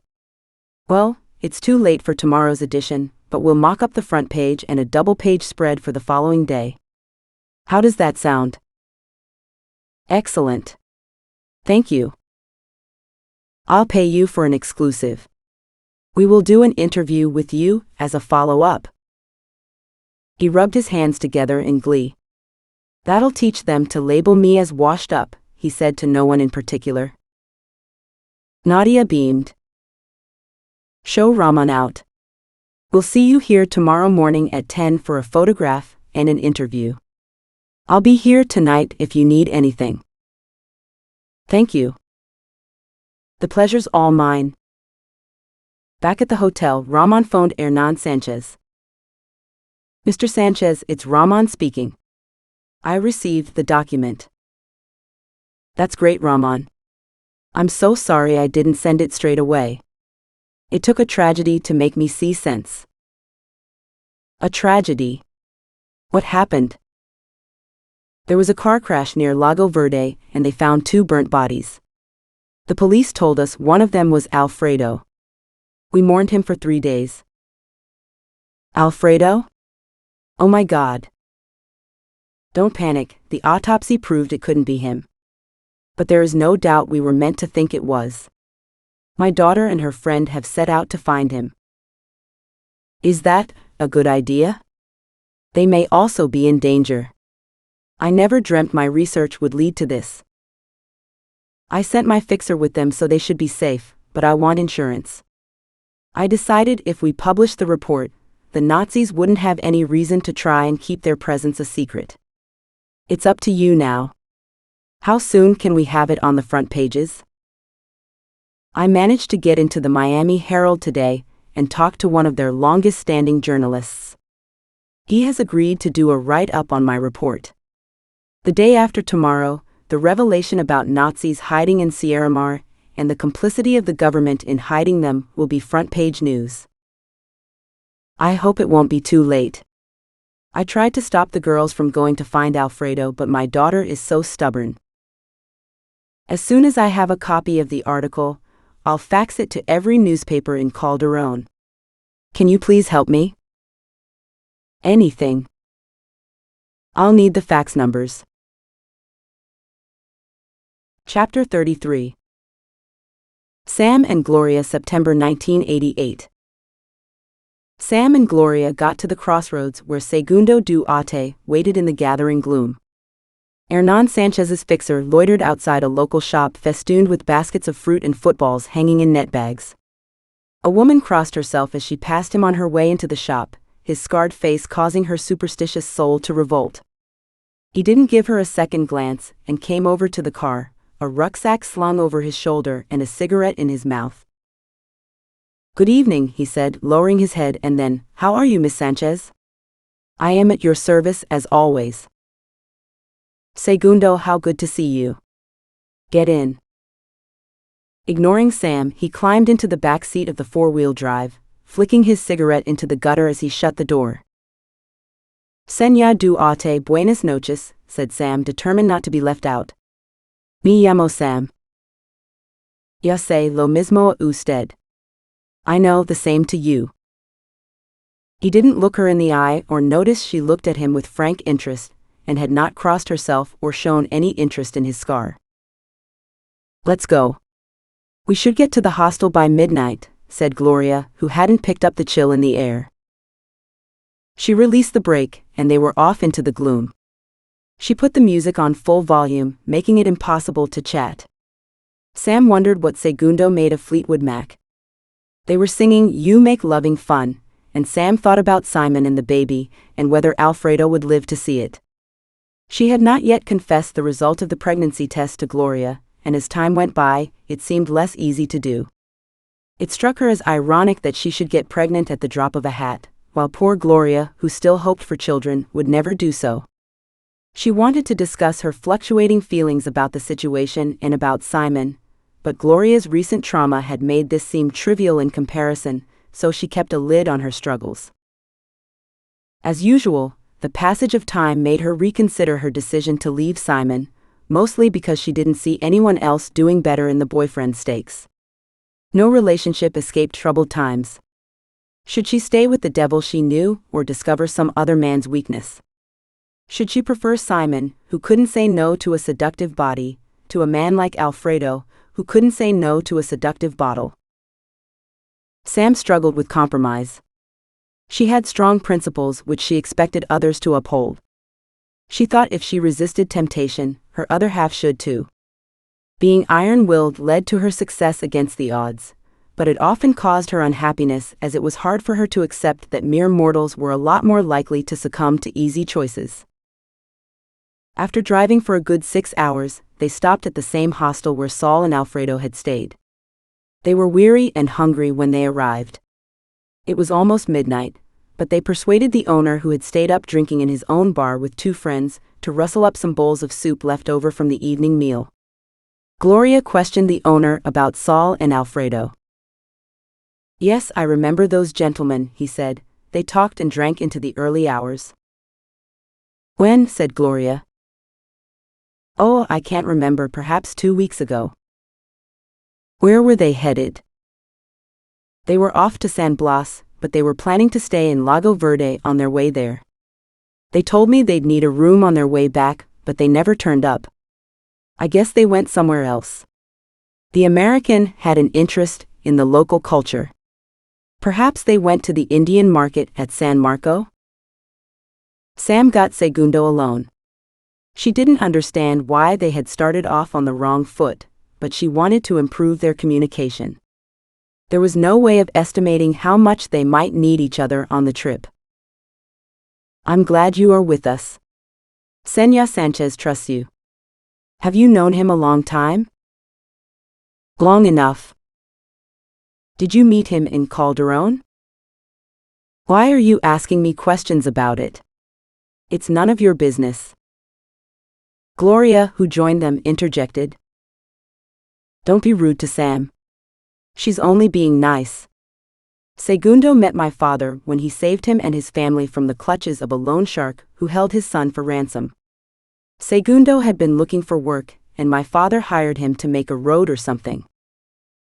We made the road to San Blas." "San Blas? But that's where we're going." "What a coincidence," said Sam. "That's all it is," said Segundo. "Someone threatened my family. Gloria's father found out and he dealt with them. I've been working with him ever since."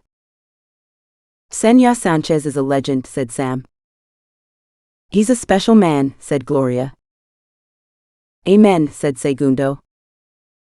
Sam didn't feel as if she had made any progress, but at least now she understood the fanatical loyalty.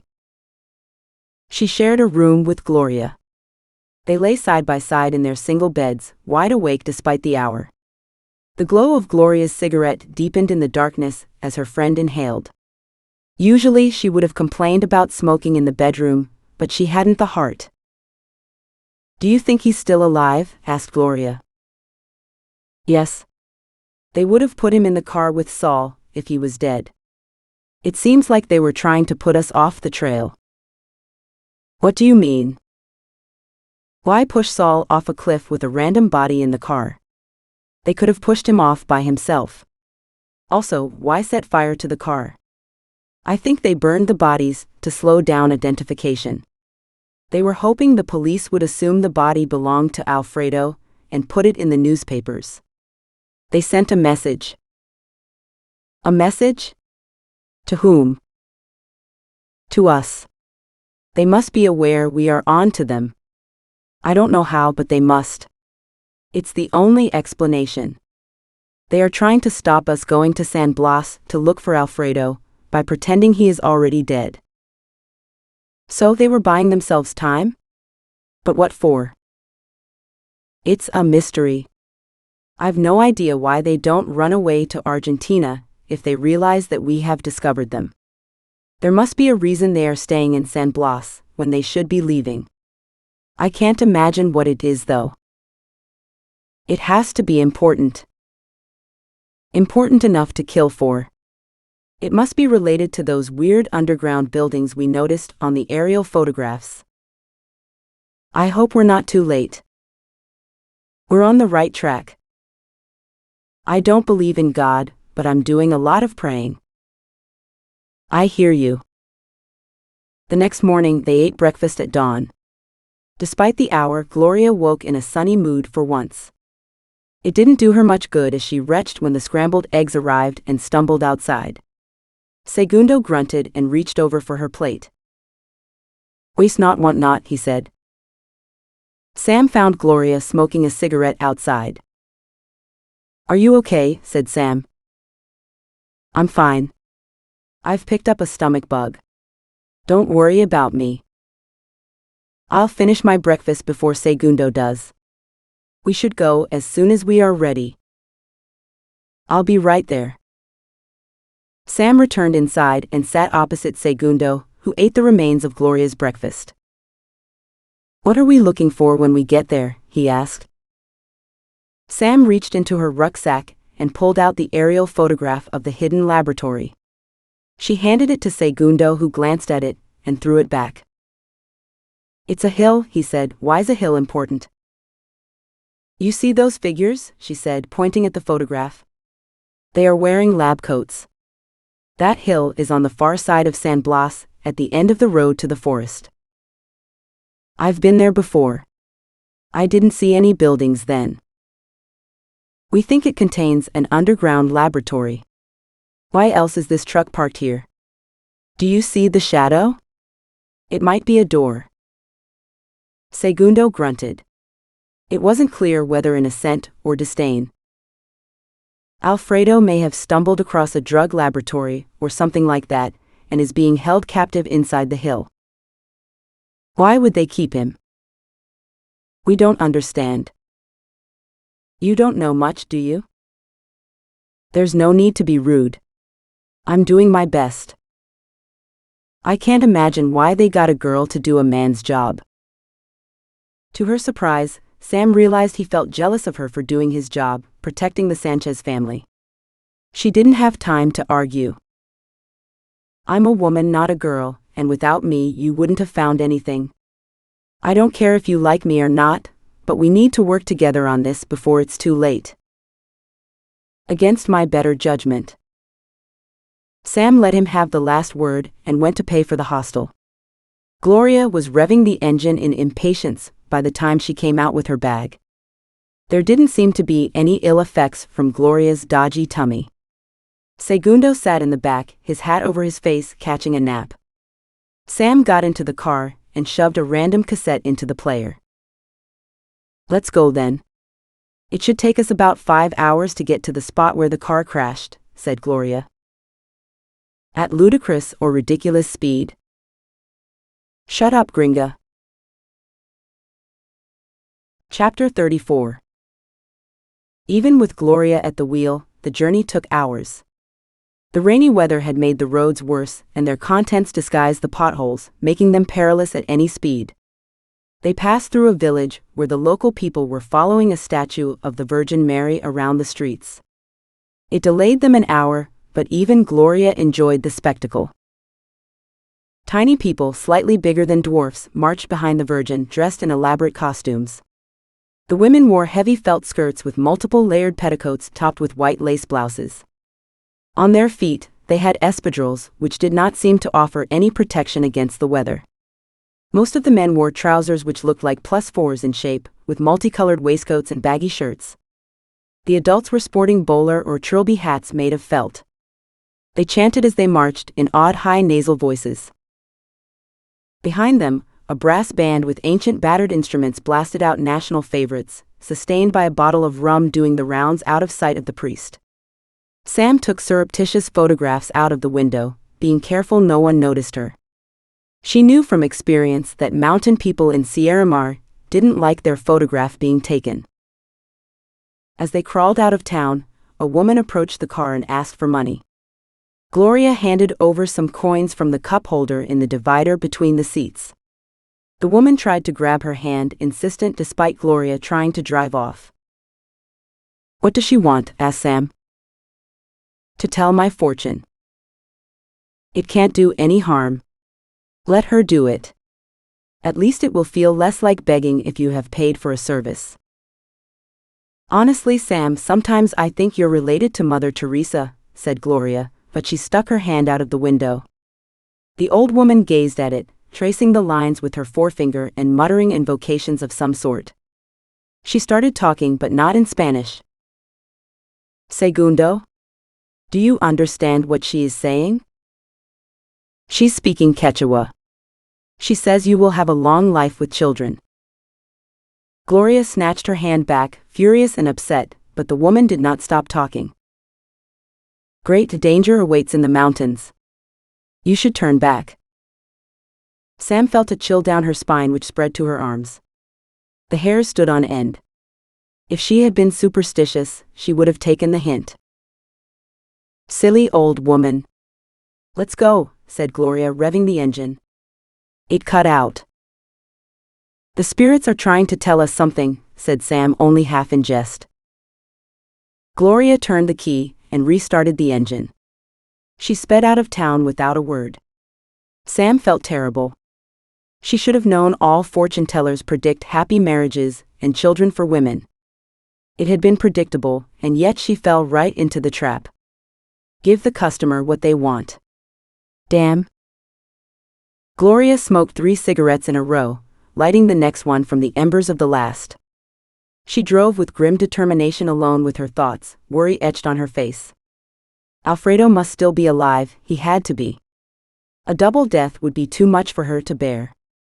Sam resisted the temptation to put her hand on Gloria's shoulder and give it a squeeze. Finally, they reached the crash site outside Lago Verde.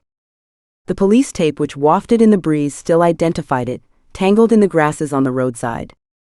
A bulldozer worked on a hillside above the road. It appeared to be opening an entrance to a hacienda further up the hill. Sam and Gloria got out of the car and approached the cliff edge. The police had found the burnt-out wreck of Alfredo's car on a rock shelf, supported by some bushes about 50 meters down. The report stated that someone had probably pushed the car over the edge, as there were no skid marks on the road to indicate an accident. The flames from the fire still blackened the cliffs. The bushes had prevented the vehicle from plunging to the bottom of the cliff and remaining unreachable for good. This doesn't tell us much, said Sam. Now there's a surprise, said Segundo, turning away. Sam swallowed a reply when a roaring noise came from above. They turned towards the sound to see a landslide thundering down the slope towards them. Sam threw herself to one side, and Segundo and Gloria to the other. Gloria screamed as a rock hit her and she fell to the ground. Segundo rushed to help her move away. Material kept falling onto the road, separating them from Sam, who had been trapped on the far side. Are you okay, Sam? Said Segundo, peering through the dust and dirt. Yes, I'm not injured. Suddenly they heard a car sliding to a halt along the gravel on Sam's side of the landslide, and doors being opened. Sam started shouting. Hey! Let me go. Help! Segundo, I am being kidnapped. It's them. Do something. But Segundo's first duty remained to Hernan Sanchez. I've got to get Miss Gloria to a hospital. I'll be back, Sam. Be strong. No, don't leave me here. But Segundo didn't answer. A rough hand pushed a rag over Sam's face and she went limp. Someone bundled her into a car and drove away. Gloria heard the engine and tried to stand up. What's wrong? Where's Sam? Don't you worry about her. I'll be back to rescue both Sam and Alfredo. But Segundo, we can't leave them here. You have a broken arm. You need to go to hospital. And I must tell your father you are safe. What happened to Sam? Someone took her away. The landslide wasn't an accident. They might have killed us. I don't want to leave Sam with those people. We've got to get you to hospital. Trust me, Miss Sanchez. Now I know where they are, everything will be fine. Segundo strapped Gloria up with a towel and helped her into the front seat of the car. Once he made her comfortable, he got in and drove to the main road. Every bump on the road made her grunt in pain, but she did not complain. "Are you okay, Miss Sanchez?" said Segundo. "Drive faster. You must go back for Sam." "I can't drive fast. Your arm." "Forget my arm. I'm ordering you to speed up." Gloria vomited again on the way to the hospital, but Segundo did not stop. He handed her a box of tissues without comment. Finally, they arrived at the nearest large town. It was on the main Andes corridor further south of Calderón. It had the advantage of having a local airport and a hospital, so Hernan Sanchez could fly there without the discomfort of a long drive. Segundo drove up to the hospital and ran inside to get help. Dirt from the landslide covered his clothes, and he had trouble convincing the paramedics to come outside. When they found Gloria, she had managed to slide out of the car seat and was smoking a cigarette with her good arm. Her bad arm hung by her side at a funny angle. "Stop fussing, Segundo," she said. "I'm fine." "You need to put out that cigarette if you're coming in," said the paramedic. "Have you got a private room?" "Yes, madam." "Have you got a credit card?" "My father is Hernan Sanchez." "We still need your card." After they took Gloria into accident and emergency for treatment on her arm, Segundo rang Hernan Sanchez. "Hello, Don Sanchez, it's me, Segundo." "Segundo, I didn't expecting to hear from you so soon. Is there a problem?" "Not exactly, sir.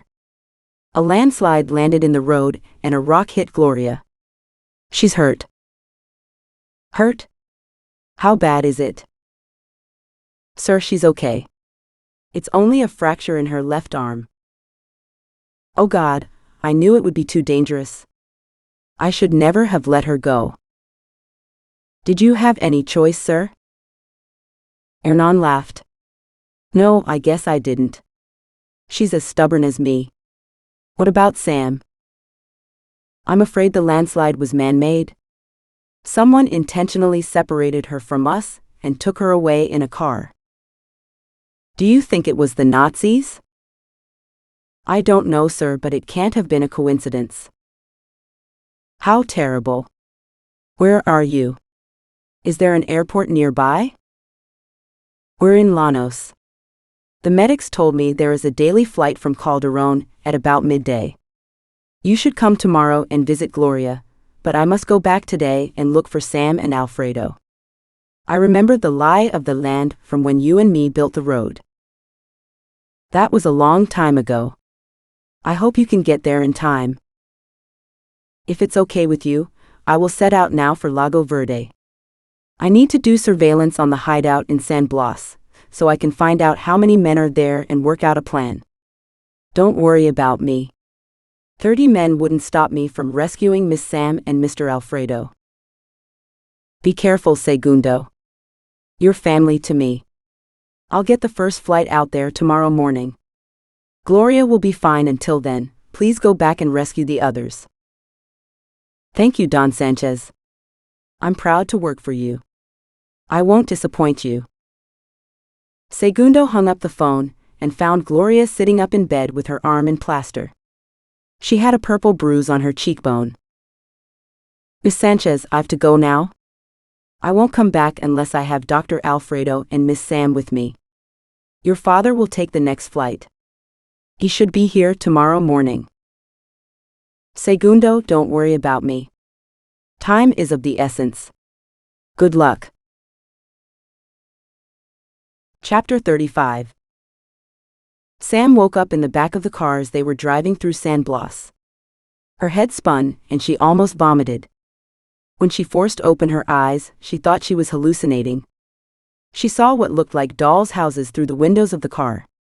She tried to sit up, attracting the attention of Boris Klein, who shoved her down so she lay prone on the back seat. Her arm felt sore, as if they had vaccinated her. Had a rock from the landslide hit her? The landslide. Where were Gloria and Segundo, and why was she in a car with people she had never seen before? What the hell was going on? Where am I? Who are you? Shut up. Stay quiet and we won't hurt you, said Franz Schmidt. What happened? The earth moved, said Boris Klein and laughed, an evil choking sound. She lay without moving, trying to check her limbs for damage. She reviewed her surroundings, searching for a weapon or some form of escape.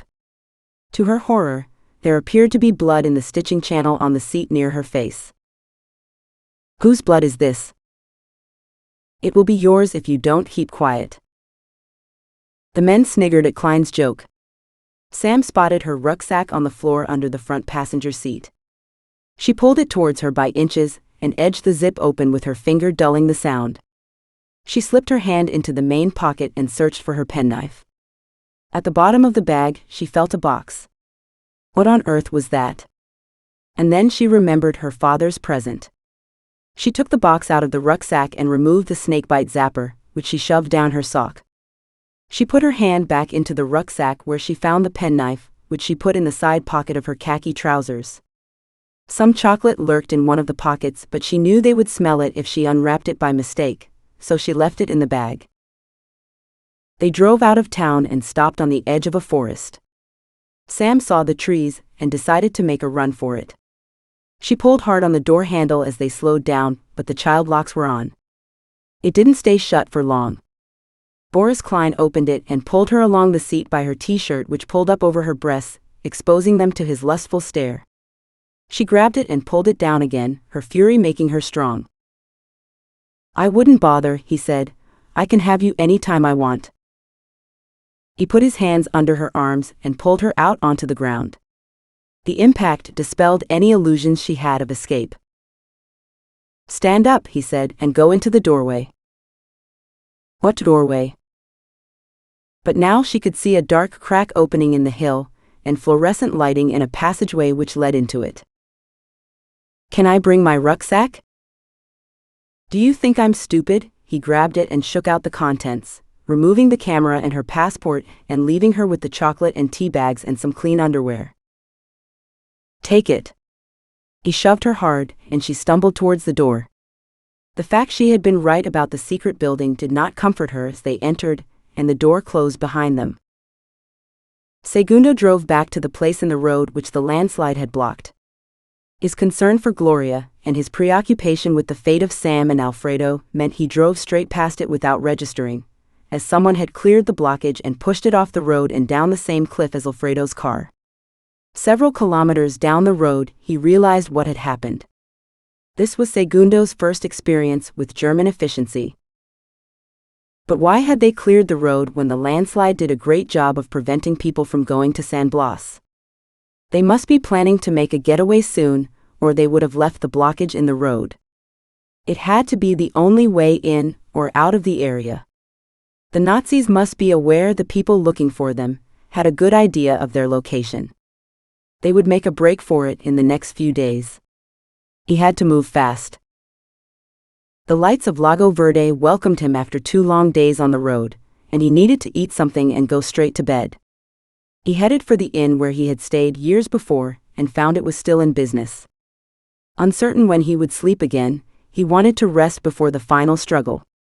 The owner took in his exhausted state and diagnosed extreme hunger. He served him a huge dinner with mountains of rice and chicken, followed by big slices of banana bread and coffee. After Segundo had eaten all the food on the table, he went up to his room and shut the door. He lay in bed rubbing his distended belly and groaning with pleasure. Feelings of guilt assailed him regarding his treatment of Sam. He had been rude to her because he felt usurped, not even acknowledging her efforts to include him in the mission. He resolved to be less hard on her when he rescued her. Don Sanchez had been right, he was a caveman. Alfredo couldn't believe his ears. He rushed over to the door of his room and put his ear against the metal. Let me go, you arsehole. Where is Alfredo? What have you done with him? Sam, he said, and then louder. Sam, is that you? Alfredo? Let go of me, you bastard. Boris, let the woman see her friend. It may calm her down a bit. Dr. Becker's velvet tones seemed to have the required effect. Sam stopped shouting. The noise of a key in the lock of his door made Alfredo jump backwards. The door swung open. Sam stood there, disheveled and furious, with her eyes blazing. She shook herself free of Boris Klein's grip. Alfredo. I thought you were dead. We did. I mean? Despite herself, she burst into tears and stood sobbing in the passageway, arms hanging by her sides. Alfredo stepped out of his room and put his arms around her. Hot tears transferred to his cheeks. What are you doing in Sierramar? He asked. Searching for you, she sniveled. But how did you find me? He said, astonished. I can't believe it. It's a long story, she said. Not one that will have a happy ending, said Klein. How crass you are, Boris. Let them have their moment. There aren't many left for Dr. Vargas. Becker turned to go back to the laboratory. And get them some food, he said. Klein shoved them into Alfredo's room and slammed the door. They could hear him muttering as he walked away. Sam pulled away from Alfredo and inspected him. You look like shit, she said. Thanks. You don't look so hot yourself. How did you get here? Where is Gloria? Is she with you? She's with Segundo. We were on our way to rescue you when we got separated by a landslide engineered by the Nazis. I think she got hurt, but not badly. Poor Gloria. She's such a heroine, no wonder I love her. So where are they now? Segundo took her to hospital. He will get her to safety before he comes for us. What on earth is going on here? It's like a bad horror movie. You've almost hit the nail on the head there. Let's eat first. I think you'll need your strength for what I'm about to tell you. Chapter 36. Sam almost threw up her food when Alfredo told her about Saul's demise. But why did they kill him? They didn't need him anymore. He got fatally injured when we tried to escape, and they didn't try to save him. Besides, being a Jew made him worthless in their new world. They would never have wasted time saving him. They are using his fingers to practice making Hitler? Yes, that about sums it up. They cut Hitler's finger off when he committed suicide, and they had preserved it since then while they perfect their cloning techniques. Dr. Becker has been most forthcoming about their scheme, since he is planning to kill me too. We freaked them out by finding their hideout. They're making plans to leave. To leave? When? Who knows? They can't go before they complete their mission. But how will they do it? They don't have the time to bring anyone here so they can use her womb. Where will they? Sam stopped talking. It had become crystal clear to her why they had kidnapped her. Oh my God, Alfredo, they intend to use me as Hitler's mother. Don't be absurd. You aren't German. Why would they use you? I'm Aryan stock, according to them. They don't have any choice. How do we stop them? I think I may be carrying the solution, but I don't think it will save us. What do you mean? I'm pregnant.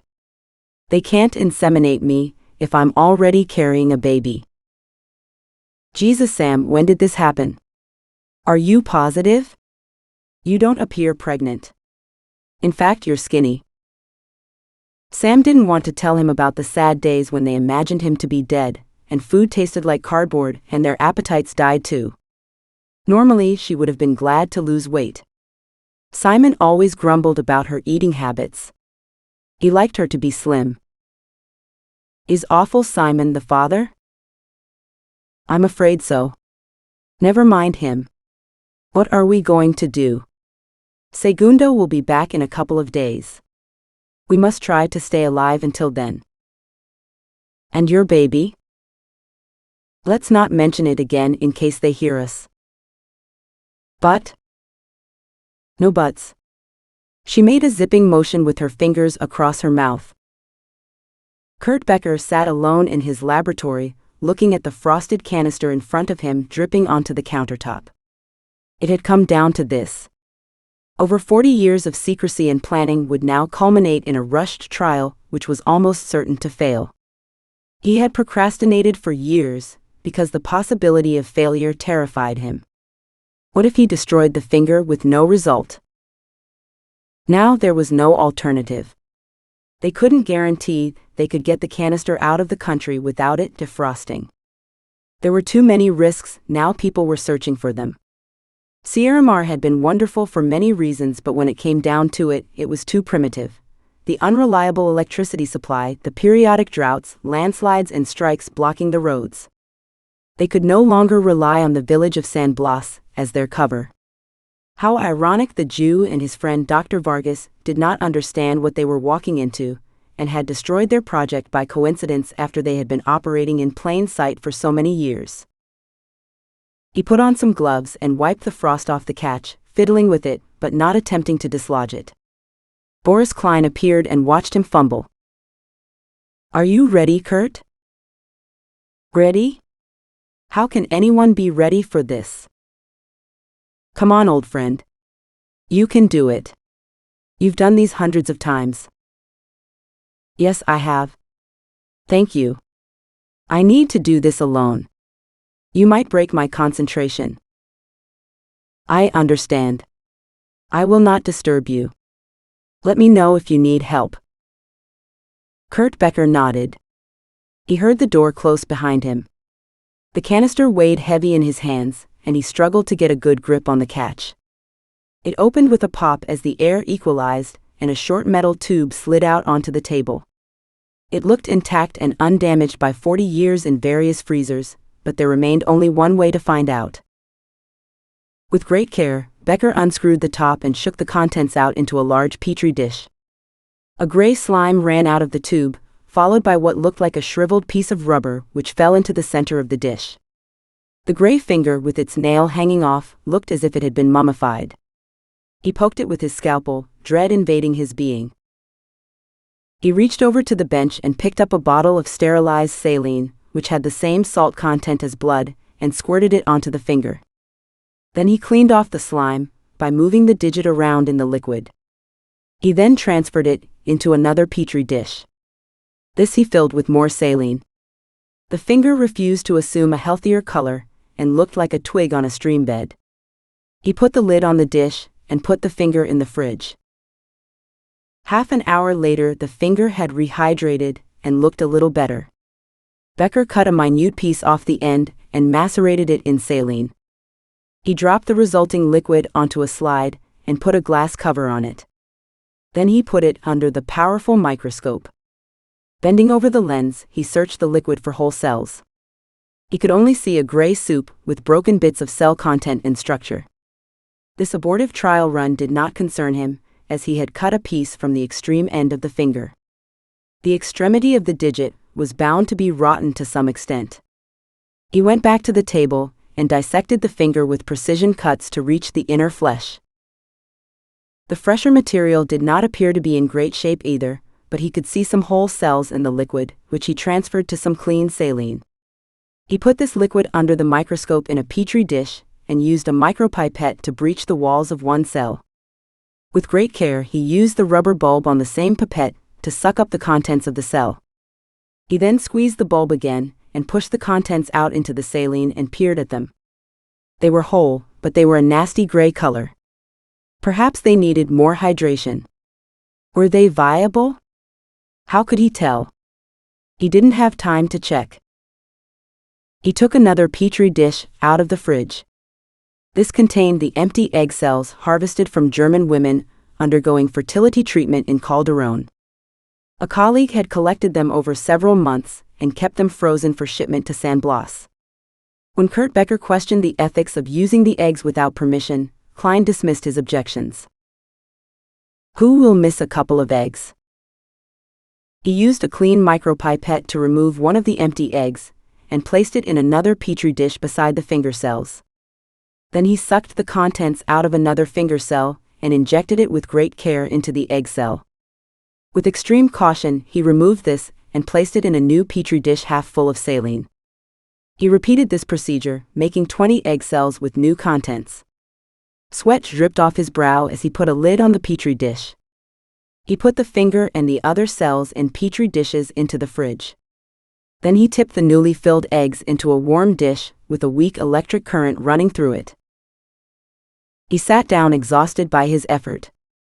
His watch read almost midnight. He felt like Dr. Frankenstein.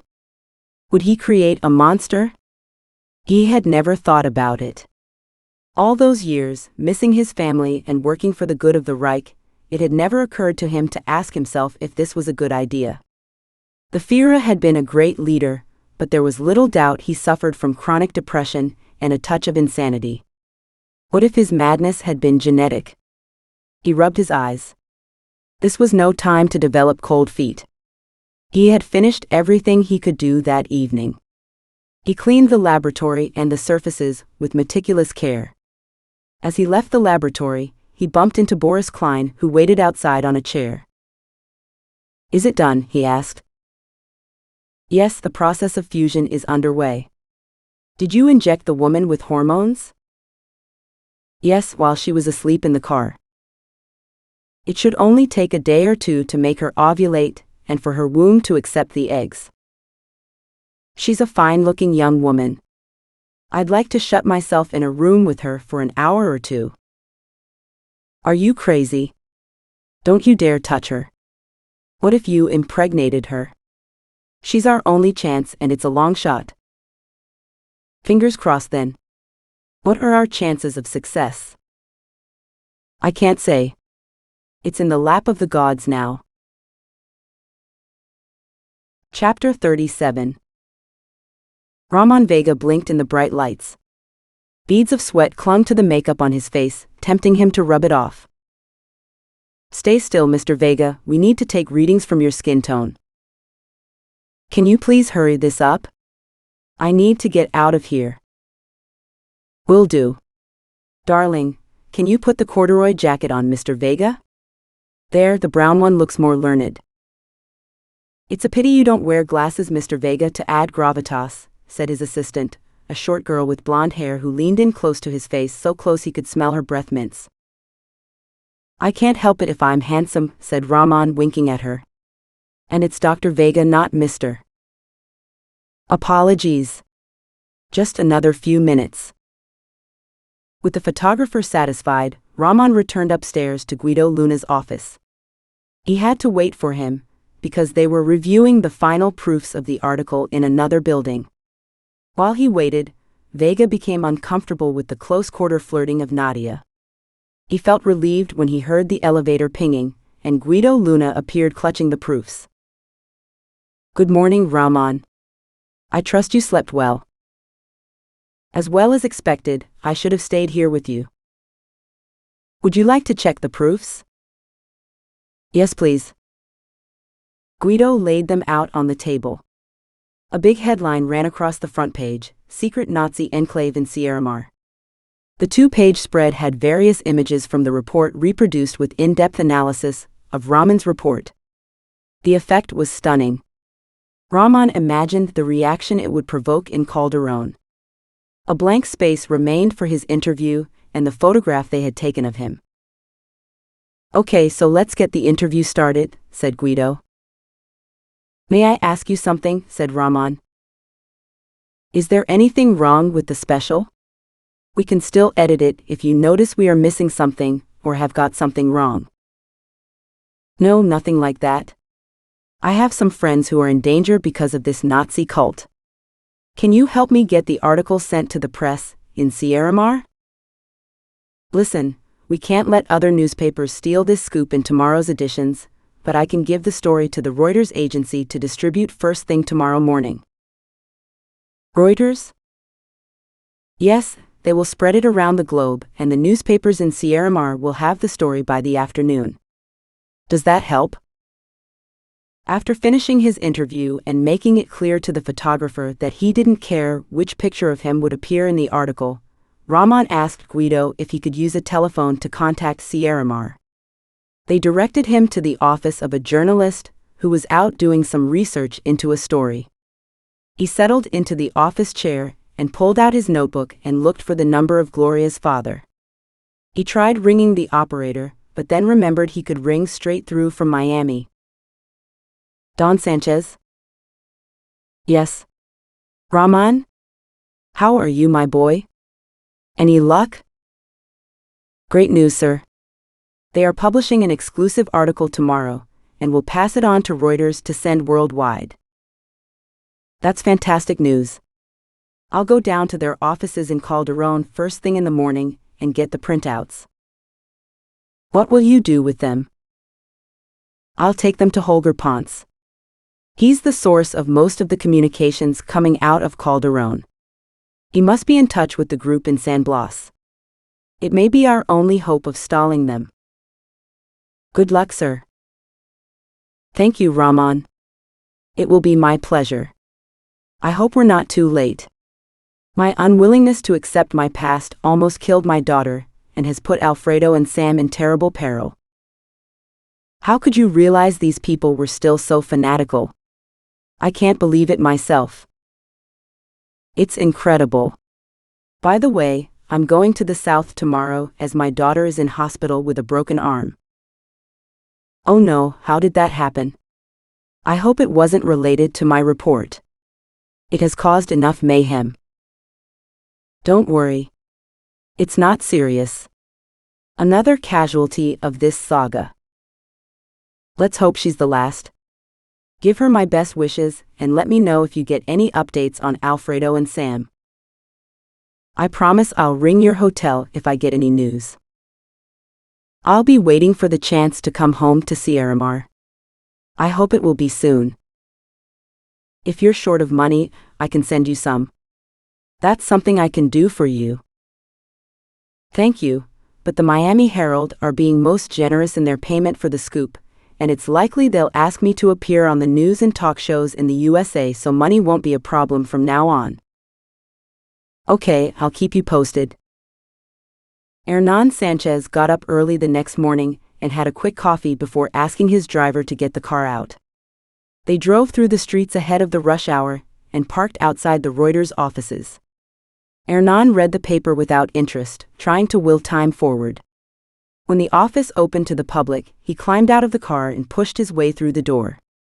Wheezing with the effort, he rushed straight to the reception desk where the receptionist was swallowing a couple of aspirin and looked as if she might faint. Can I meet the bureau chief right away, please? I'm afraid he's not in until later. This is urgent. Is there anyone else? Yes, Javier Sanchez is in. How about him? He'll do. Tell him Hernan Sanchez is here. Is he a relative? Yes. Her hangover had taken the fight out of her, and she waved him through. He entered Javier Sanchez's office and introduced himself. Javier Sanchez stiffened when he saw Hernan Sanchez in his office. An experienced journalist, he was familiar with the reputation of the man standing in front of him. It is an honor to welcome you here, Don Sanchez. To what do I owe this pleasure? I believe you have received a report from Reuters in Miami about a breaking story in Sierramar. I'd like a copy. We rarely give out information. I rarely ask for it. 20 minutes later, Hernan Sanchez sped on his way to Holger Ponce's house in the suburbs, with several copies of a facsimile in a white envelope. Hernan Sanchez waited in the sitting room until a bleary-eyed Holger Ponce staggered in, still wearing his silk dressing gown. His large gut poked out between the folds, and he dragged them together with a grumpy gesture that suggested a fit of pique. This had better be important, he said, falling back into a chair. Oh, you'll find it's worth getting up for, said Sanchez, who had not sat down. He threw the printout onto Ponce's stomach and turned around to look out the window through a gap in the curtains. The early morning sun pushed its way through the clouds like a boxer heading to the ring. The volcano looked at once magnificent and terrifying in its potential to take out the city of Calderon in one tantrum. Before long, he heard a gasp followed by something more like a gurgle. Sanchez searched for something sarcastic to say, but Ponce clutched his left arm and mouthed something which would not come out. Ponce sank into his chair, fighting for breath. A smug smile crept across Hernan's features. Serves the bastard right. He bent over and whispered in his ear. That's what you get for threatening my daughter, you scum. Then he called out to the maid. Señorita. You need to alert the hospital and get them to send an ambulance. The minister's had a turn, and I fear it's life-threatening if he doesn't get attention soon. He picked up the printout, meaning to take it with him, but changed his mind. He replaced it in the envelope and handed it to the maid, who was trying to dial the hospital, and looked like she might also succumb to a heart attack with fright. Señorita, I'm sorry to leave you in this situation, but I must go to an important meeting. Can you give these papers to the minister's aide? He'll deliver them. She nodded, struck dumb by shock. Good day. Sanchez could not stop smiling on the short journey to the airport. The treatment he had received at the hands of Holger Ponce had wounded his pride, and the brutal result of his revenge matched his philosophy of an eye for an eye. No one could accuse him of anything other than rushing over to show an old friend a shocking news article. He beamed at the driver and strode across the airport to catch a chartered flight, being too impatient to wait for the scheduled one at midday. The driver noticed him smiling in his rear-view mirror and imagined his boss was going to meet a new girlfriend. Have a good trip, sir. I will now, thank you. By the time he got to the hospital, Hernan Sanchez felt desperate to find Gloria. Whilst he knew she had only fractured an arm, his only child meant the world to him. The hospital reception directed him to a wing on the second floor, dedicated to private patients. As he passed the nurse's station, one of them asked him who he was. My name is Hernan Sanchez. I'm here to see my daughter Gloria. They told me downstairs that she is in room 206. Yes, that's correct, sir. May I visit her? You go on ahead, Mr. Sanchez. Oh, congratulations, by the way. Congratulations? What did the woman mean? Had she mistaken him for someone else? He found the room and knocked on the door. Come in. Sweetheart, it's me at last. Poppy. It's so great you came. How's the arm, Flower? The arm? She looked confused for a moment. Oh yes, fine. Didn't the doctors tell you? Tell me what? Oh God. Is there something else wrong with you? Not wrong, Poppy. You'd better sit down. Sanchez pulled a chair up to his daughter's bed and held her hand, praying silently. Please don't be cancer again. I wouldn't survive a second loss. So, tell me. Don't look so worried, it's good news. I'm pregnant. You'll be a grandfather soon. She trailed off. The look of astonishment on Hernan's face rippled back and forwards for several seconds before he spoke. You're what? How? I thought you couldn't have children. The doctors. They were wrong. I vomited a lot on this trip, and I mentioned it to the medical staff here. They did some tests and, well, I'm going to have a baby. Who's the father? Alfredo. I'll murder the swine. You may not get the chance. I was only joking, I forgot they were still prisoners. Forgive me, my angel. I am the happiest man on earth right now. Forgiven. You couldn't be happier than me. It's like a miracle.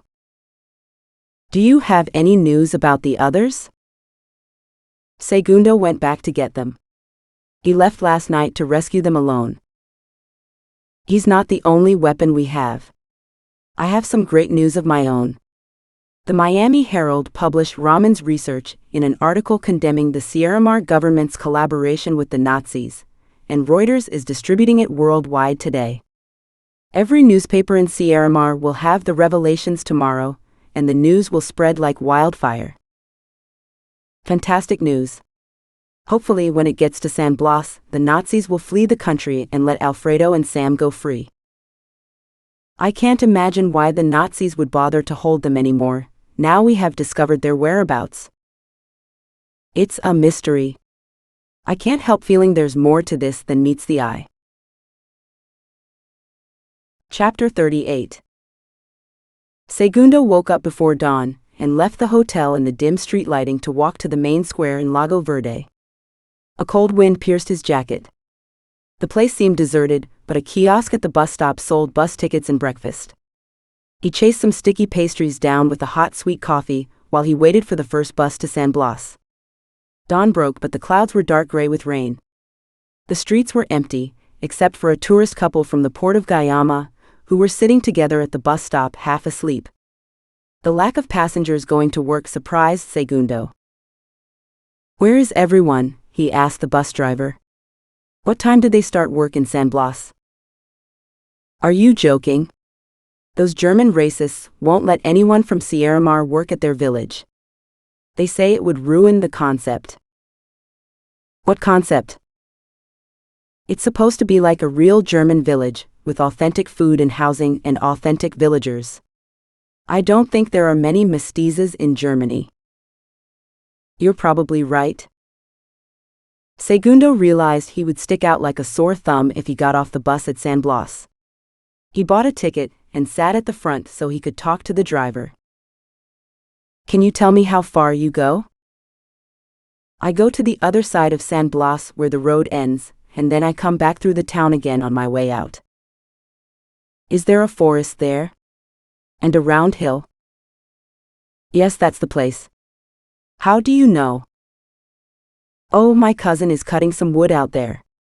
He asked me to meet him." "I'd be careful if I were you. I often see some of those German bastards out there with guns." "What are they shooting?" "Sheep." "You know the Germans. They're like Americans and want to kill everything that moves." They both laughed. No one else arrived to catch the bus, and soon they were trundling along the narrow road between the high peat banking on either side. Several startled rabbits ran ahead of the bus, darting to and fro, until they could shoot off into an opening. Weak sunshine leaked through the dark clouds as the bus arrived at San Blas.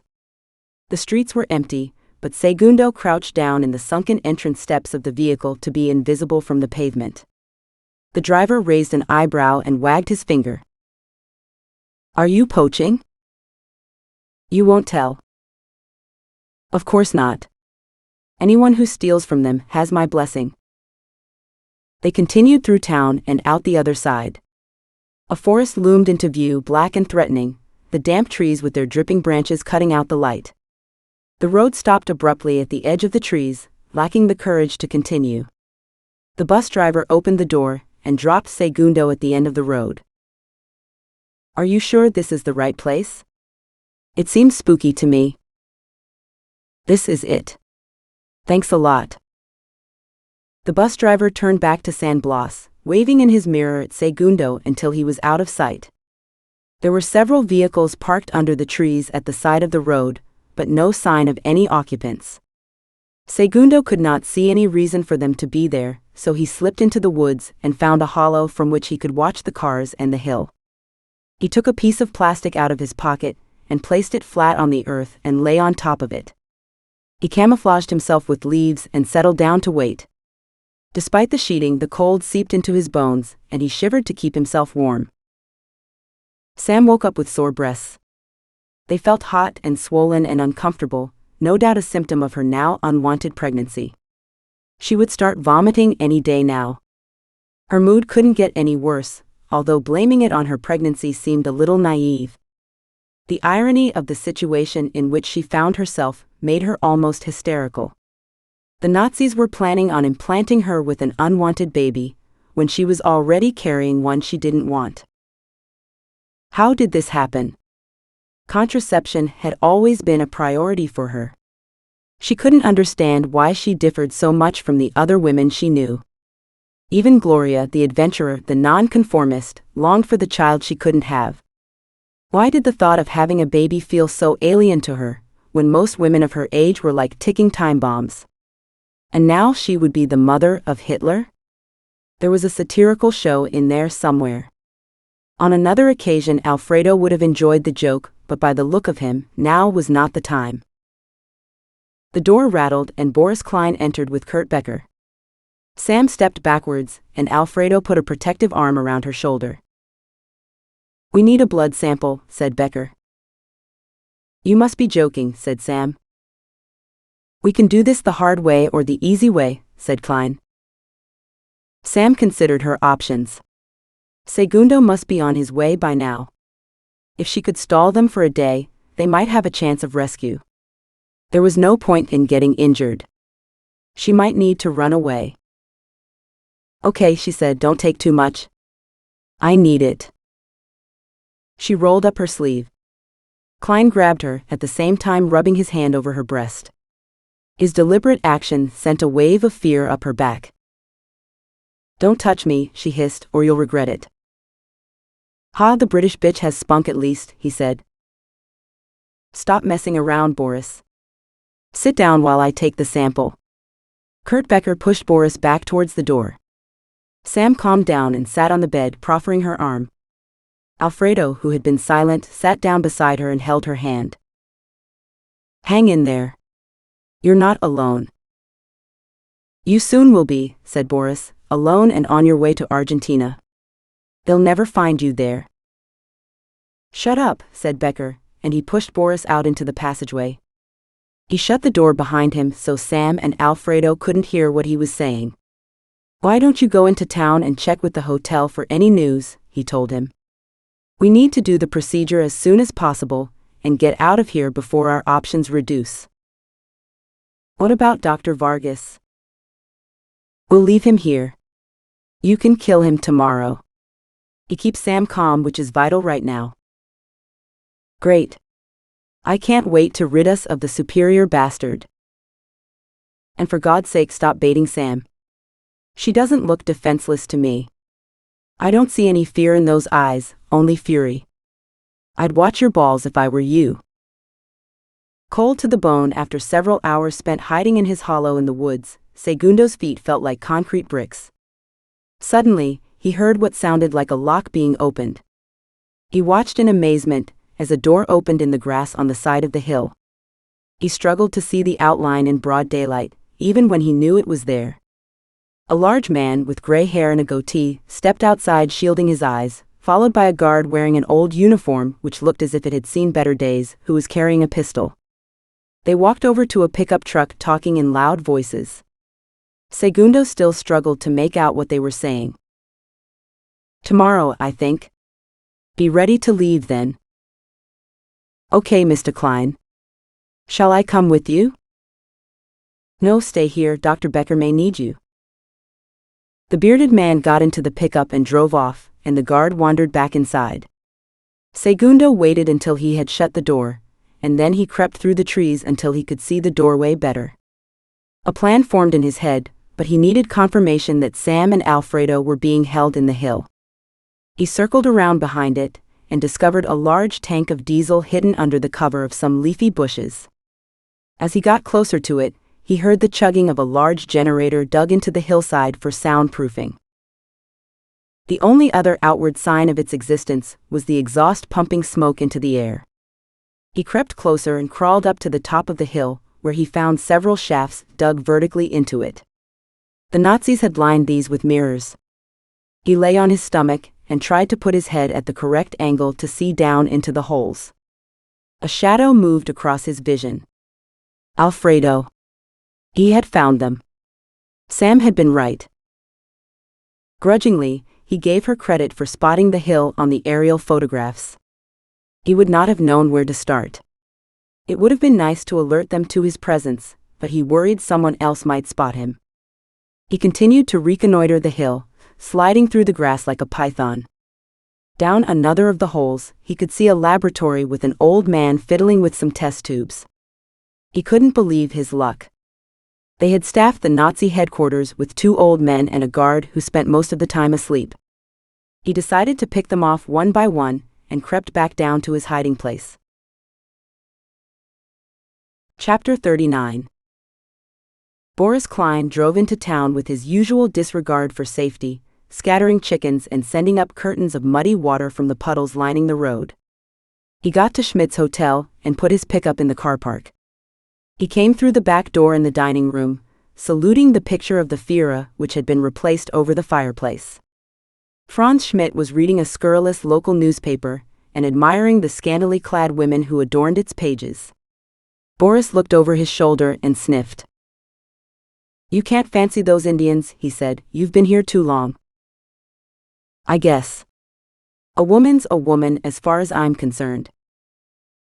As long as you aren't planning on breeding with them. I'm sorry about your nephew, a brave man, and he died for the fatherland. How is your brother coping?" Schmidt grunted. "How do you think? What do you want, anyway? How are things with Dr. Becker?"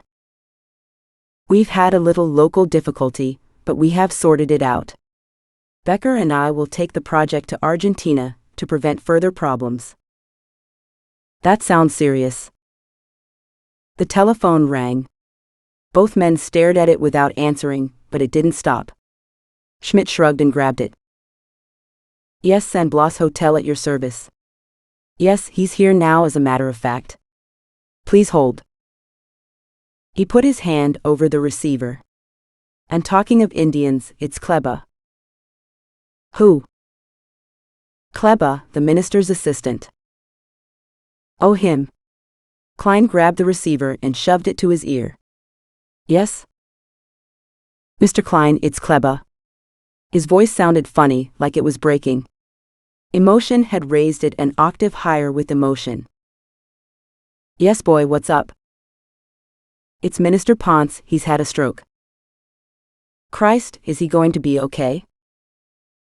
"They don't have the prognosis yet. They took him to hospital this morning."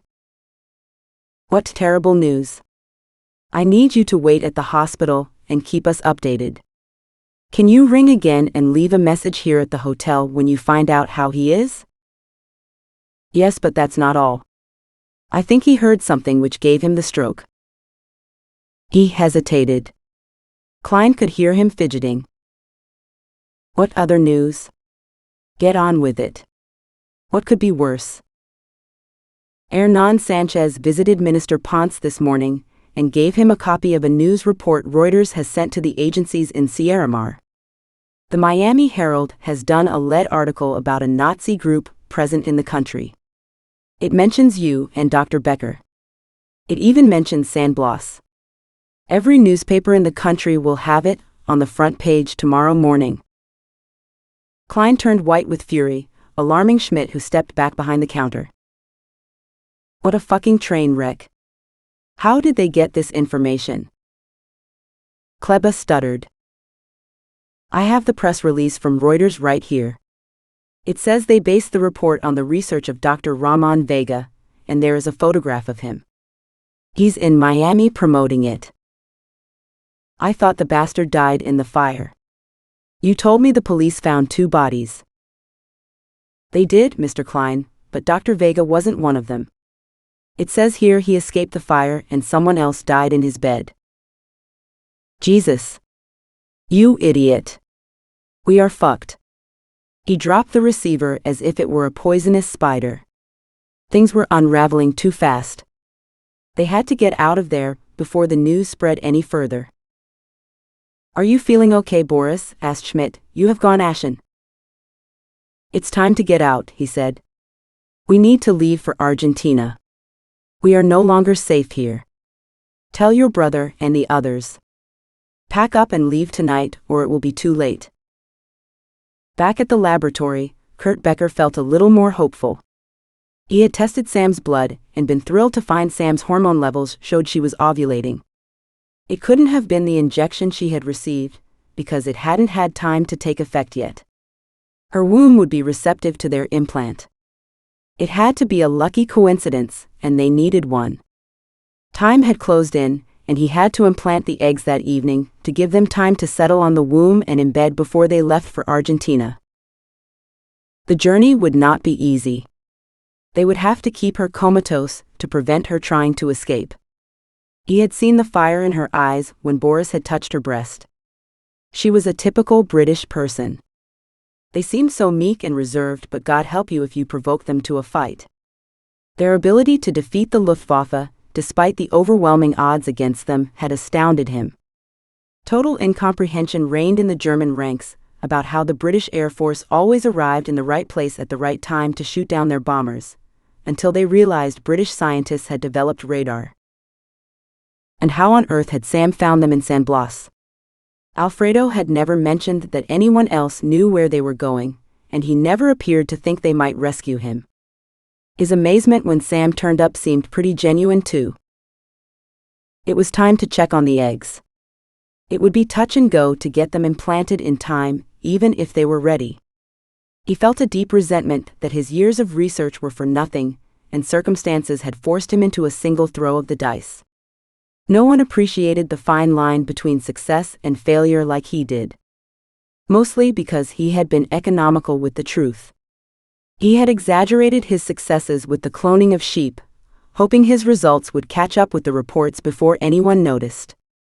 Expectations were so high.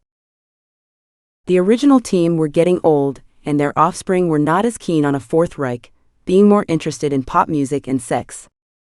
Many of the younger generation had drifted away from San Blas to go to university in Calderón, and they had not come back. Only less intelligent young men like Hans, with no interest in education, got a thrill from the stories about the power and superiority of the Nazis. "If we're so superior, how come we got beaten by the inferior races?" said one of Kurt's daughters, earning herself a slap. They would learn. When they saw Hitler in his prime again, they would understand and come back to the fold. To distract himself, he took the eggs he had manufactured the day before out of the cabinet, removing the electric wires which were supplying a light current through the dish where they were stored. He removed a concave slide from the same cabinet. He dropped some clean saline into the depression on the glass. Then he squeezed on the bulb of a pipette and sucked one egg from the solution. He transferred it into the depression, expelling it into the saline pool. Then he slid a thin glass protective cap over it and pushed it under the microscope. He held his breath and put his eye to the lens. Sam rubbed her arm where they had extracted the sample. "Why do you think they needed the blood?" "It must be something to do with hormones," said Alfredo. "Can they tell from the results I'm already pregnant?" "I don't know. It's probably too early to show. I don't feel pregnant, and I haven't been sick or developed a craving for pickles yet. I'm so sorry about this. It's my fault. I should have guessed Saul wasn't telling me the whole truth." "Don't be silly. How is this your fault? Anyway, this cloning business is a complete surprise.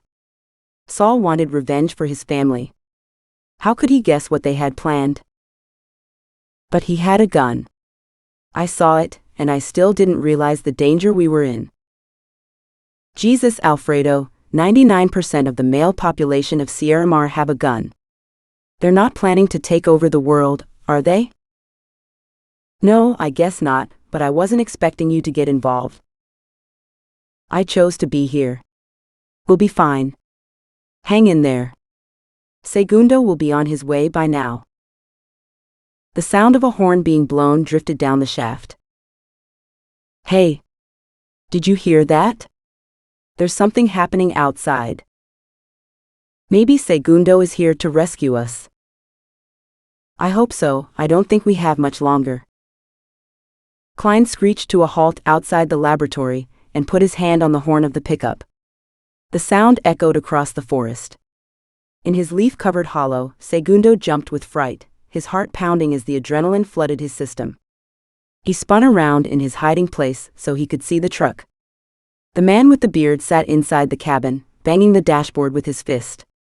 Segundo risked moving nearer to eavesdrop. He flattened himself and slithered closer to the edge of the glade and hid behind a large tree. The door in the hillside flew open, and Kurt Becker came out gesticulating. He came up to the truck and approached the driver's side, his face screwed up with frustration. "For God's sake, Boris. What the hell is wrong with you? Why don't you sell tickets?"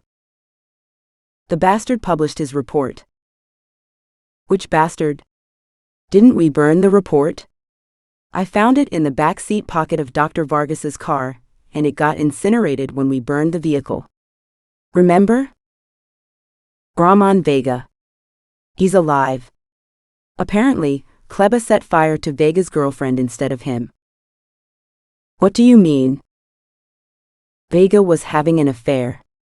The body in his bed was his girlfriend, but they kept it quiet because of her husband's wishes, and Vega had disappeared. But Kleba told us only one copy of the report existed. Apparently not. Vega has published it in Miami, and it will be all over the news here tomorrow. They have screwed us. Becker sighed. The tired sigh of a defeated man. What do you propose, Boris? You must inseminate the bitch tonight, and we'll make a break for it at dawn. Is that enough time for the procedure to take?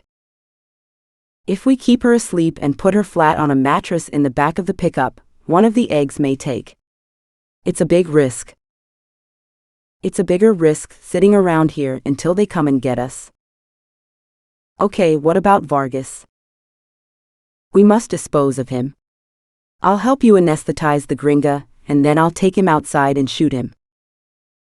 I need to get ready. Give me a couple of hours. Becker returned inside, slamming the door behind him. Klein stayed outside, lighting a cigarette and leaning against the warm bonnet of the truck. The smell of the cigarette reached Segundo, who sucked it in, wishing he had one too. Segundo did not have a formal education, and he did not understand why the men were talking about inseminating a bitch when they needed to get away from San Blas. However, they had said they would dispose of Alfredo, so he had to be ready for action.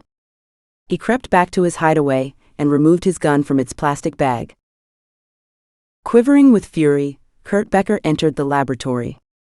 The revelation about the report had shaken him to the core. When Kleba had burnt down Ramon Vega's house, they thought they had plugged the leak caused by his research. The older generation in Sierramar, who had glossed over the Nazi presence, were now ashamed of their collaboration with the Nazi regime. It was not in their interest to point the finger, when there were government ministers complicit in hiding fugitive officers living in plain sight. But now the truth had leaked out, and their refuge had become a trap. A single road exited from San Blas, and if they didn't use it before the press published the newspapers, they would never escape.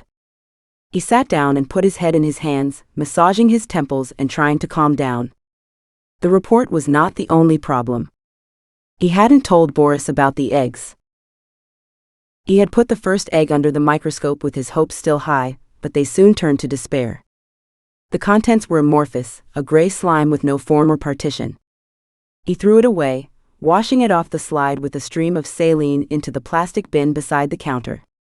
Using the pipette, he selected another egg and placed it in a pool of saline in the concave slide. He slid it onto the platform and peered down the lenses. The same result. His efforts were now those of a desperate man. One by one he examined the eggs under the microscope, only to find they were full of the same gray pulp. Not a single viable egg remained. A terrible result, made worse by the fact he was not the slightest bit surprised by it. They had kept the finger frozen for 40 years in freezers prone to electricity cuts. There were a couple of occasions when he suspected the emergency generator did not immediately take over, but in his desperation to maintain his position in the group, and to prove his theories, he ignored the facts staring him in the face. Boris and the Schmidt family had the intellectual rigor of footballs. They worshipped the ground he walked on, and never questioned his judgment on anything. He had worked for a dream which would never become a reality. As a group, they had dedicated their whole lives to an idea that had as much chance of working as a chocolate teapot. Had he always known it was doomed to failure? Probably. But he wanted it to be true. He loved the order of the Reich and the importance of science and the development of the master race. Now it had become pointless, and he had reached the end of the road. He sat down on the chair in the laboratory and cried like a little child. Chapter 41.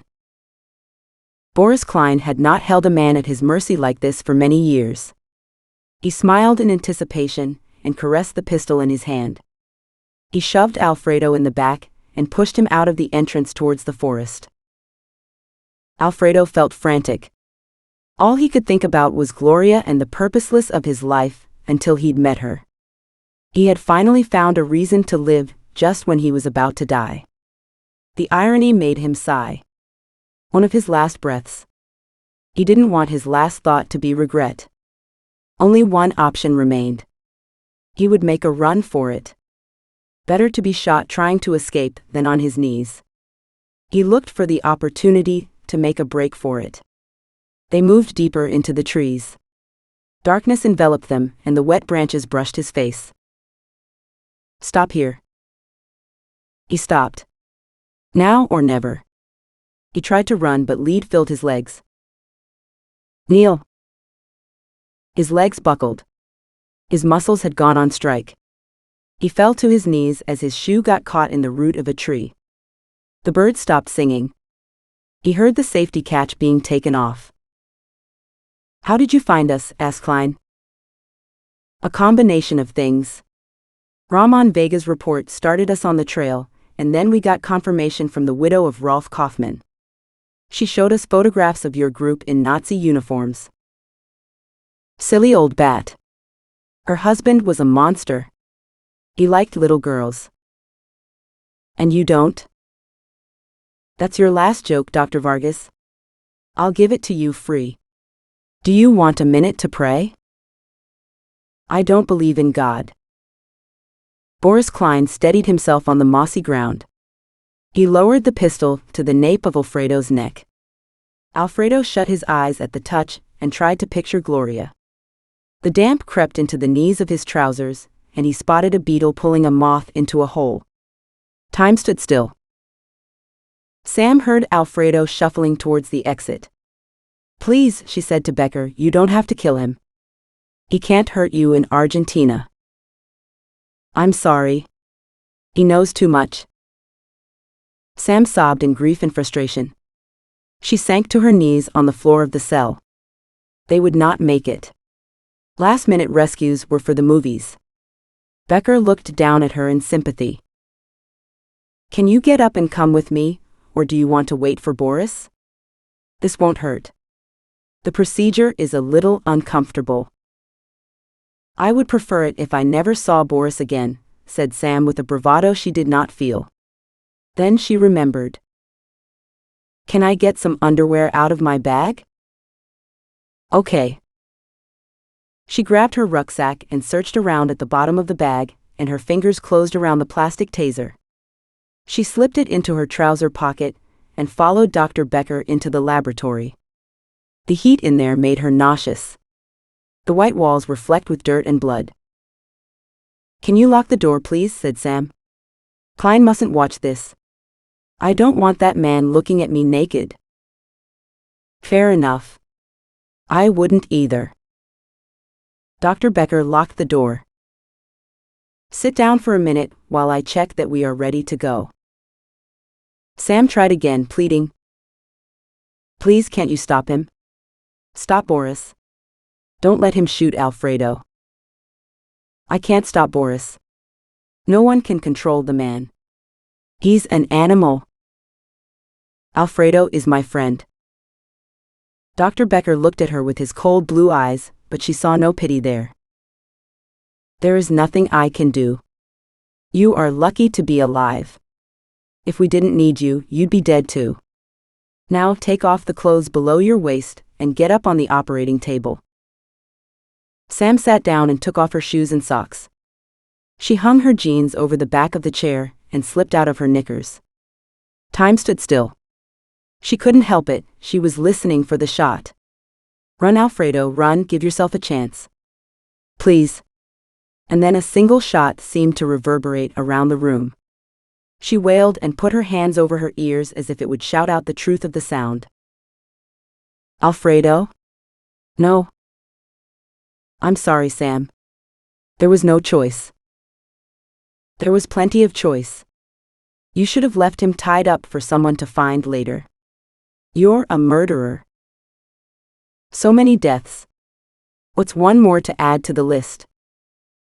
And me? Am I next? The mother of Hitler? It would be like shooting the Virgin Mary, she said. Calm down or I must put you to sleep for the procedure. He moved her clothes off the chair and onto the counter behind him. Sam stood there rigid with fury and impotent rage. Trying to think logically, she considered the options. Without knowing it, he had moved the unit out of her reach. The man would discover that she was pregnant, and it would mean one thing. He would murder her, and if he didn't, Klein would, or worse, he would rape her first. She had seen the way he looked at her. Becker would probably give her an overdose of the anesthetic when he discovered her secret. She would never wake up. That appealed more than the alternative. She found it hard to believe these were her last moments on Earth. It seemed so mundane somehow. I'm afraid. I can't take any more today. Can you please make me sleep? Okay, if that's what you want. I'll give you some air and gas. Some light sedation should be sufficient. He pulled an ancient trolley with a squeaky wheel up to the operating table and turned some valves on a couple of tanks. I need you to lie down now and put your feet in the stirrups. Okay, shift your bottom along towards me. There we go. He might have been prepping her for a smear test. Are you ready? Okay then, take a deep breath. A loud bang made his ears ring, and Alfredo fell forward into the leaves as his legs gave way. He waited for bright lights or tunnels to appear. To his disappointment, he was right about the absence of heaven. Darkness dominated. Why were there leaves in his mouth? He spat them out. Had Boris missed? He didn't feel dead. Dr. Vargas, are you alive? He knew that voice. Segundo? Yes, I think so. He raised himself up on his hands with their blood-splattered palms. Disgusted, he wiped them on the leaves, making them bloodier. His legs wouldn't move. Was he injured? And then he realized Boris Klein lay on top of them, half of his head missing. Alfredo grunted as he pulled his legs free of the bloody corpse and stood up to face his savior, covered in leaves and twigs like a forest sprite. That was close. I didn't see you both until you almost trod on me as you walked past, said Segundo. I thought he would kill me. Thank goodness you're here. We have to rescue Sam. You mean I have to rescue Sam? You'll only screw it up. Wait outside. Dr. Becker removed Sam's legs from the stirrups and pulled her up the operating table, putting her on her side for safety.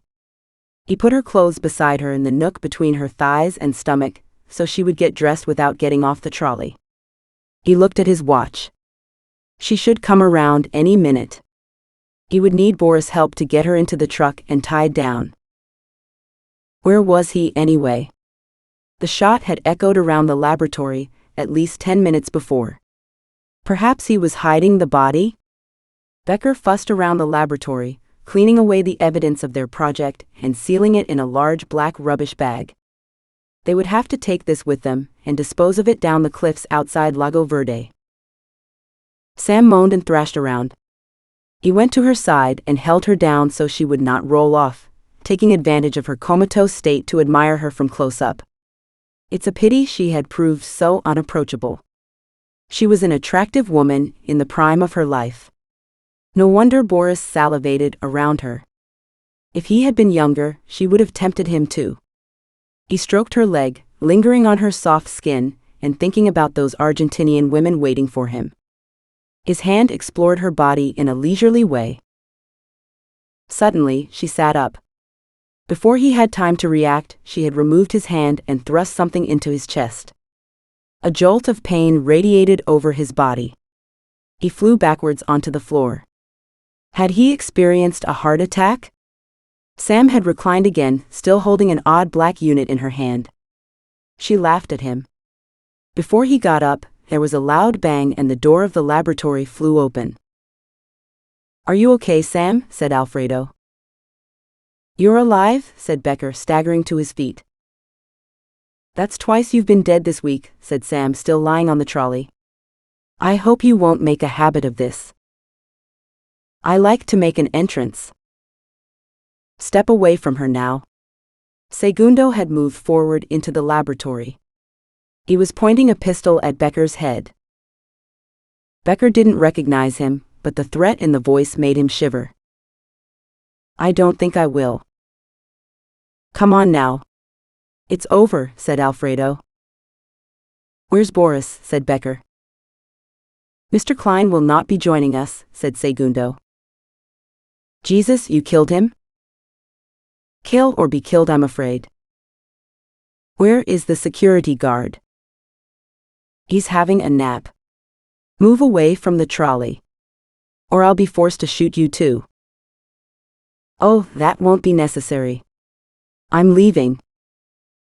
He reached into his pocket and took out a little silver box which he opened by sliding the lid off. A capsule rolled around in the box. He smiled and saluted them. Before Alfredo or Segundo could move, Becker had thrown it into his mouth and bitten down on it. His eyes rolled back in his head and he grabbed the fridge, gasping.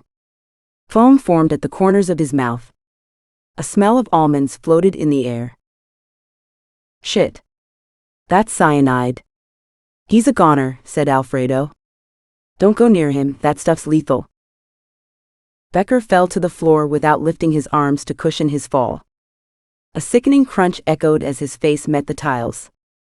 Blood trickled along the white surface and into the drain. They didn't need to touch him to know he was dead. Sam groaned and Alfredo rushed over to hold her hand. Are you okay? You're alive? Why? I don't understand what happened. Neither do I. Are you still pregnant? Said Alfredo. Oh God. I'm going to be the mother of Hitler. Help me down. I must go to the shower right now. Alfredo helped her swing her legs to the floor. She had wrapped herself in a surgical sheet and looked quasi-biblical. The men stared at her in the flimsy covering.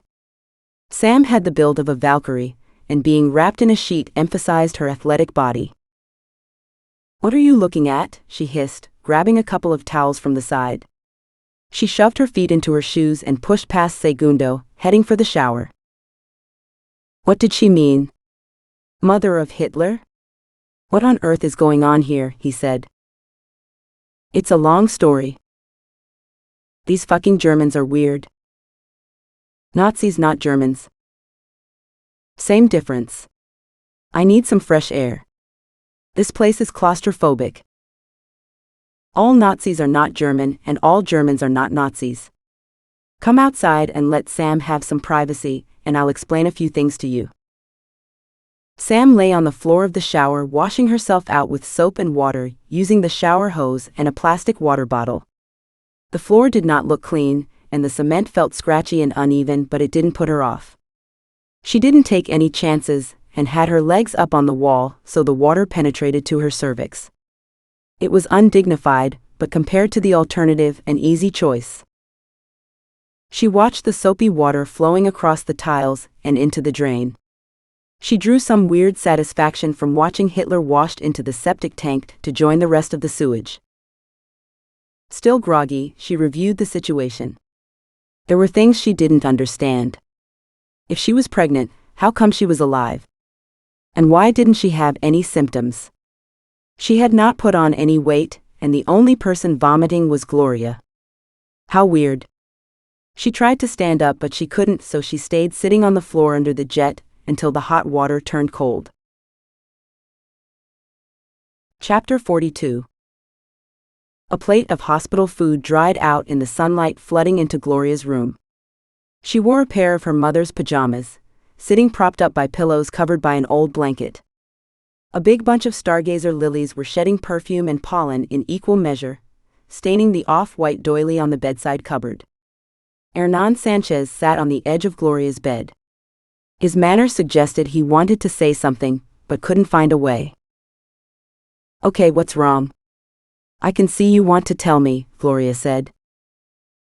There is something you should know before you read about it in the newspapers. What is it, Poppy? You're worrying me. He took her hand and looked into her face. I'm ashamed to say I got involved with the Nazis as a young man. You? How? I don't understand. I worked with Holger Ponce before he was Minister for Public Works. I don't like that man. He's so creepy, and he always tries to touch me. He won't ever try again. He had a stroke this morning. I doubt he'll survive, to tell you the truth. Anyway, he wasn't nice back then either, but I came from a poor family, and being linked with him provided a huge advantage for me. He organized minor contracts for public works for me, and then we split the profits. I always knew there was something not quite right about the amount of work you got. Well, that's how most people in Sierramar got government contracts in the past. It's getting more regulated now. Anyway, he introduced me to some Germans who were building a village near Lago Verde and needed a road. I'm not stupid, I realized early on they were fugitives, but I took the contract because I needed it. But they were Nazis, I don't understand why you helped them. I was young and foolish. A lot of us admired the German war machine and fascist ideals. I felt excited to be involved with notorious criminals. And getting government contracts at such a young age. It's ironic because I didn't make any money from building the road, as the mayor of Lago Verde and Holger Ponce fleeced me. And afterwards, I started hearing about the concentration camps and other atrocities perpetrated by the Nazis in Europe, and I refused to do any more work for them. I wanted to report them, but Holger Ponce told me I would never work again if I mentioned it. So I've kept my mouth shut. Is that why you sent the report to Ramon Vega? Yes, I thought it was time to earn your respect. You're so brave. Your mother would be proud. Thank you, Poppy. I understand it was hard for you to tell me. You don't hate me? Don't be silly. The baby needs a grandfather. After Sam had finished her shower, she walked outside to sit with Alfredo. Segundo went back into the laboratory to set a scene for the police. He put his gun into Kurt Becker's hand and wrapped his fingers around the trigger. Then he used a laboratory glove to pick it up and placed it on the seat. He removed Becker's shoes and took them outside to where Boris Klein's body lay. He used them to kick the leaves where Alfredo had lain, making sure they got splashes of blood on them, and then he took the shoes inside and put them back on Becker's feet. When he had finished, he found Sam and Alfredo sitting on a tree trunk in the sun. We need to wipe down the site for your prints, said Segundo. Can you help me? They put the bed back against the wall and wiped down the furniture and the door clean of prints. Sam tried to remember what she had touched in the laboratory, besides the trolley. She shook out the covers to check she had left nothing behind, and the snakebite unit fell out onto the floor. What's that? Said Segundo. It looks sinister. It saved my life, said Sam. It's a stun gun. Do you want it? Yes, please. It's yours. I don't think I want to be reminded of what happened today. The security guard who had come around from being hit on the head agreed to corroborate the story that Becker and Klein had fought, and Becker had killed Klein and committed suicide. In return for his freedom, he told the police later there was no one else in the laboratory. Intimidated by Segundo, the guard had no wish to go to prison for helping the Nazis. Sam returned outside after a while and sat on the log while the others cleaned up. Confusion overwhelmed her. Relieved but sad too. The whole Nazi thing remained a mystery to her. Why anyone would want to clone a mad dictator was something she would never understand. They had waded into something so far outside the norm it felt like a nightmare and not like a real event that took place. At least they were alive, except for poor Saul. Alfredo had promised to get his body sent back to New York for an honorable burial. Segundo had arrived in the nick of time, and it had saved her from a short life as a surrogate mother for Hitler. Where did it leave her with Simon? She missed him despite herself. He had asked her to move in with him. How many times had she fantasized about that? And she had ruined it by blurting out the pregnancy thing. It felt like her fault. The course of true love never ran smooth. She had picked a man who was giving her a bumpy ride, but it didn't feel over, not yet. She had to speak to him before making up her mind for good. When they finished cleaning up at the laboratory, they got into Boris Klein's pickup and drove it to Lago Verde, where they picked up Gloria's car. Segundo had left it in the hotel car park, and he tipped the hotel manager with a large note and a warning to forget about his visit. On their way out of town, they had to reverse into the ditch several times to let vehicles pass, as the media circus arrived at San Blas in a convoy of flashy vans with satellite dishes on top. Segundo drove them as far as the main road, where he descended from the vehicle. "I'm going back to Calderón now," he said. "You take the car south to the hospital at Valle de las Incas. Don Sanchez is there with Gloria." "Thank you, Segundo, we owe you our lives." "Miss Sam, I could never have found the place if it wasn't for your work on the aerial photographs. I'm sorry I was so dismissive. Alfredo would be dead without you." They shook hands, and Segundo waited at the stop for the regional buses. "Shall I drive?" said Sam. "The driver gets to choose the cassette." "Go on then." "Are you feeling good enough to drive?" said Alfredo.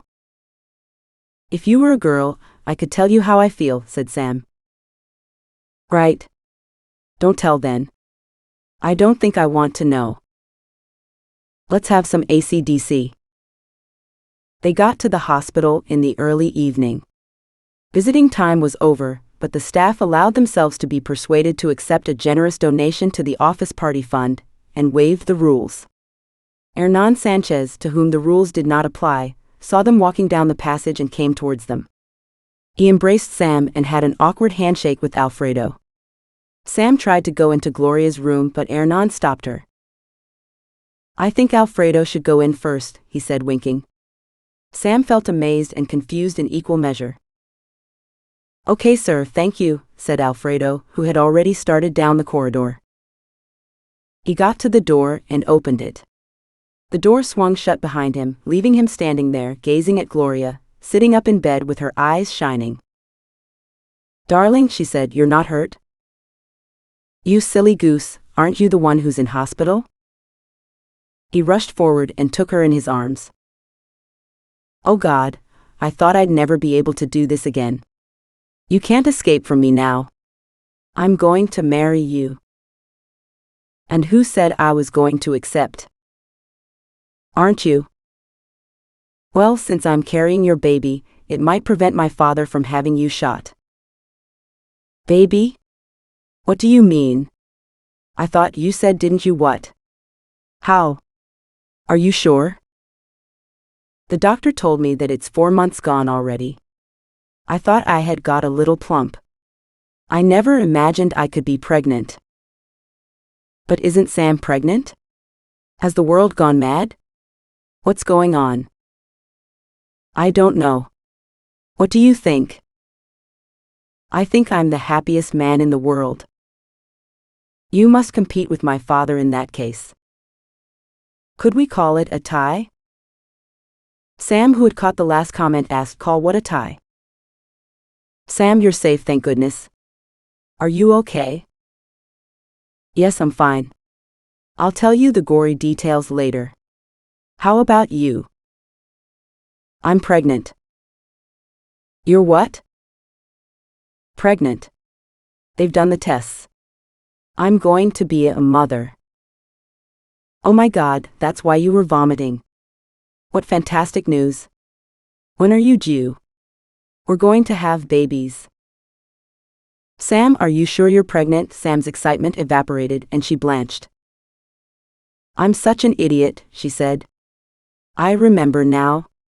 The stick thing from the pregnancy testing kit landed in a pool of liquid under the toilet.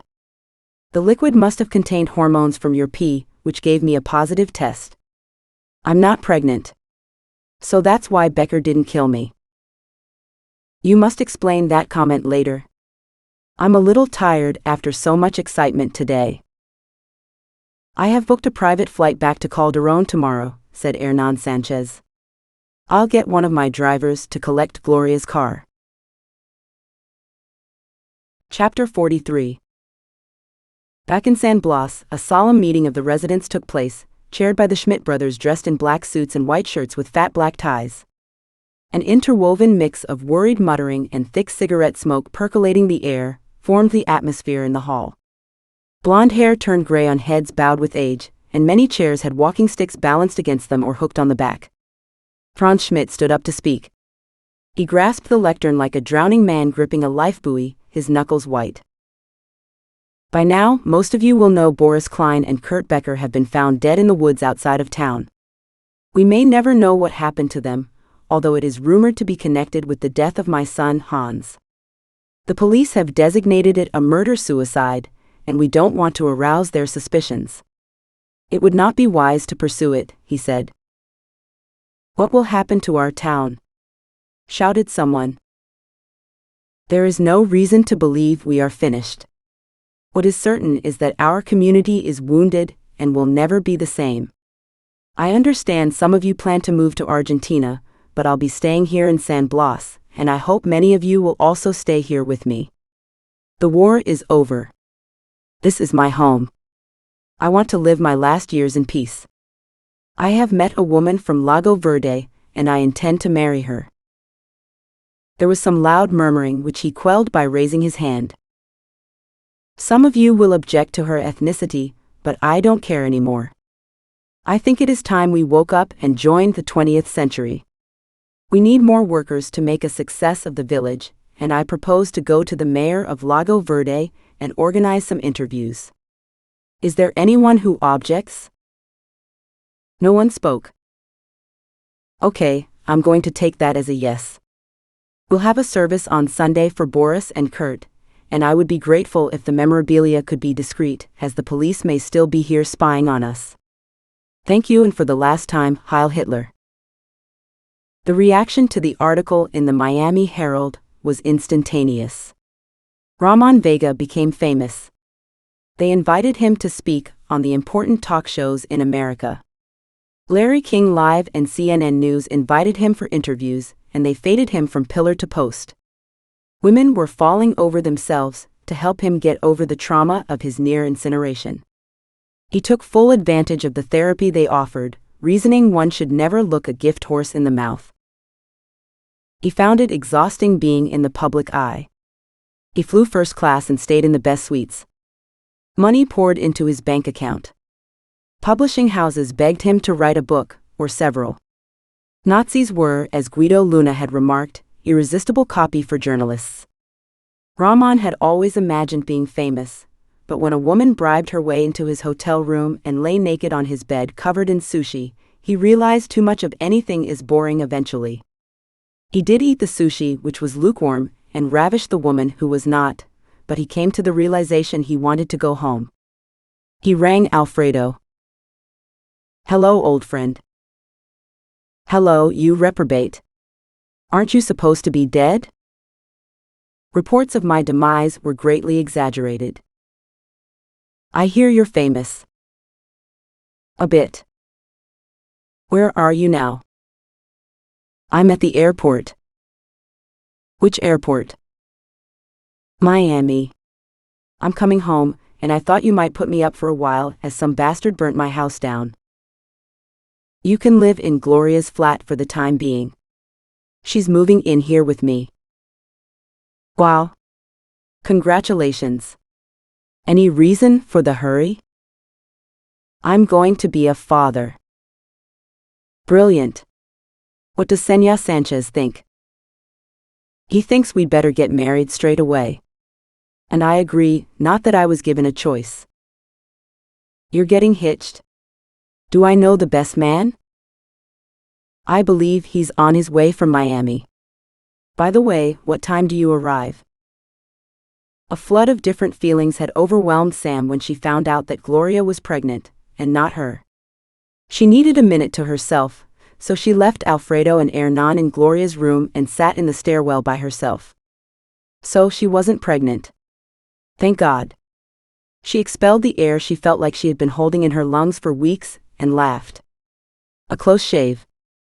If she ever made up with Simon, she was going to make him wear a condom as well as her taking the pill. No more heart-stopping panics for her. And would she take him back? Who knew? It wasn't his fault he panicked when she rang him out of the blue. He would probably be waiting at the airport with flowers, and she did enjoy their reconciliations.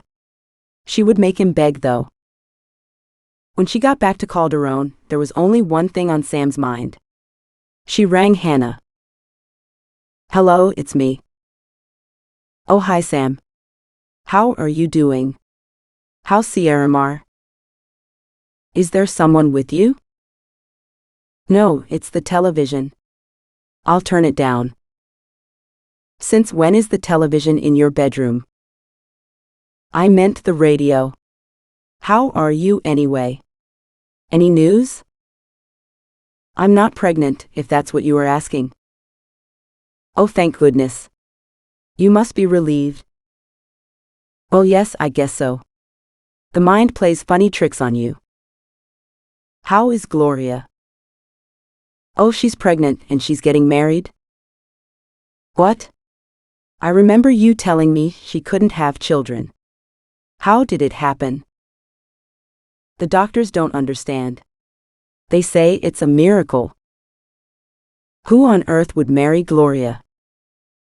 "Alfredo. He's blissfully happy." "You mean drunk, don't you?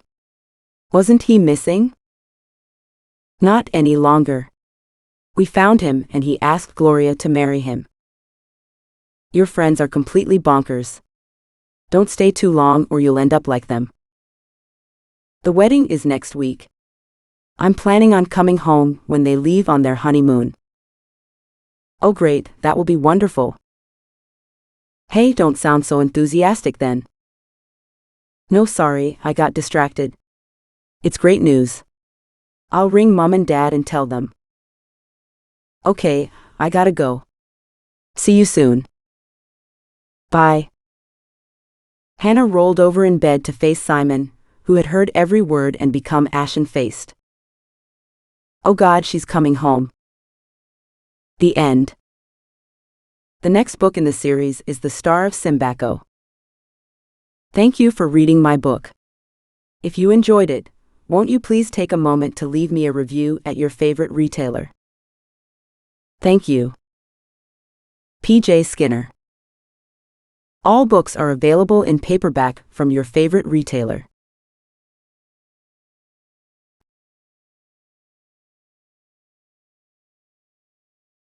The end. This has been Hitler's Finger, written by P.J. Skinner. Narrated by Google AI. Copyright 2018 by P.J. Skinner. Production, copyright 2022 by P.J. Skinner.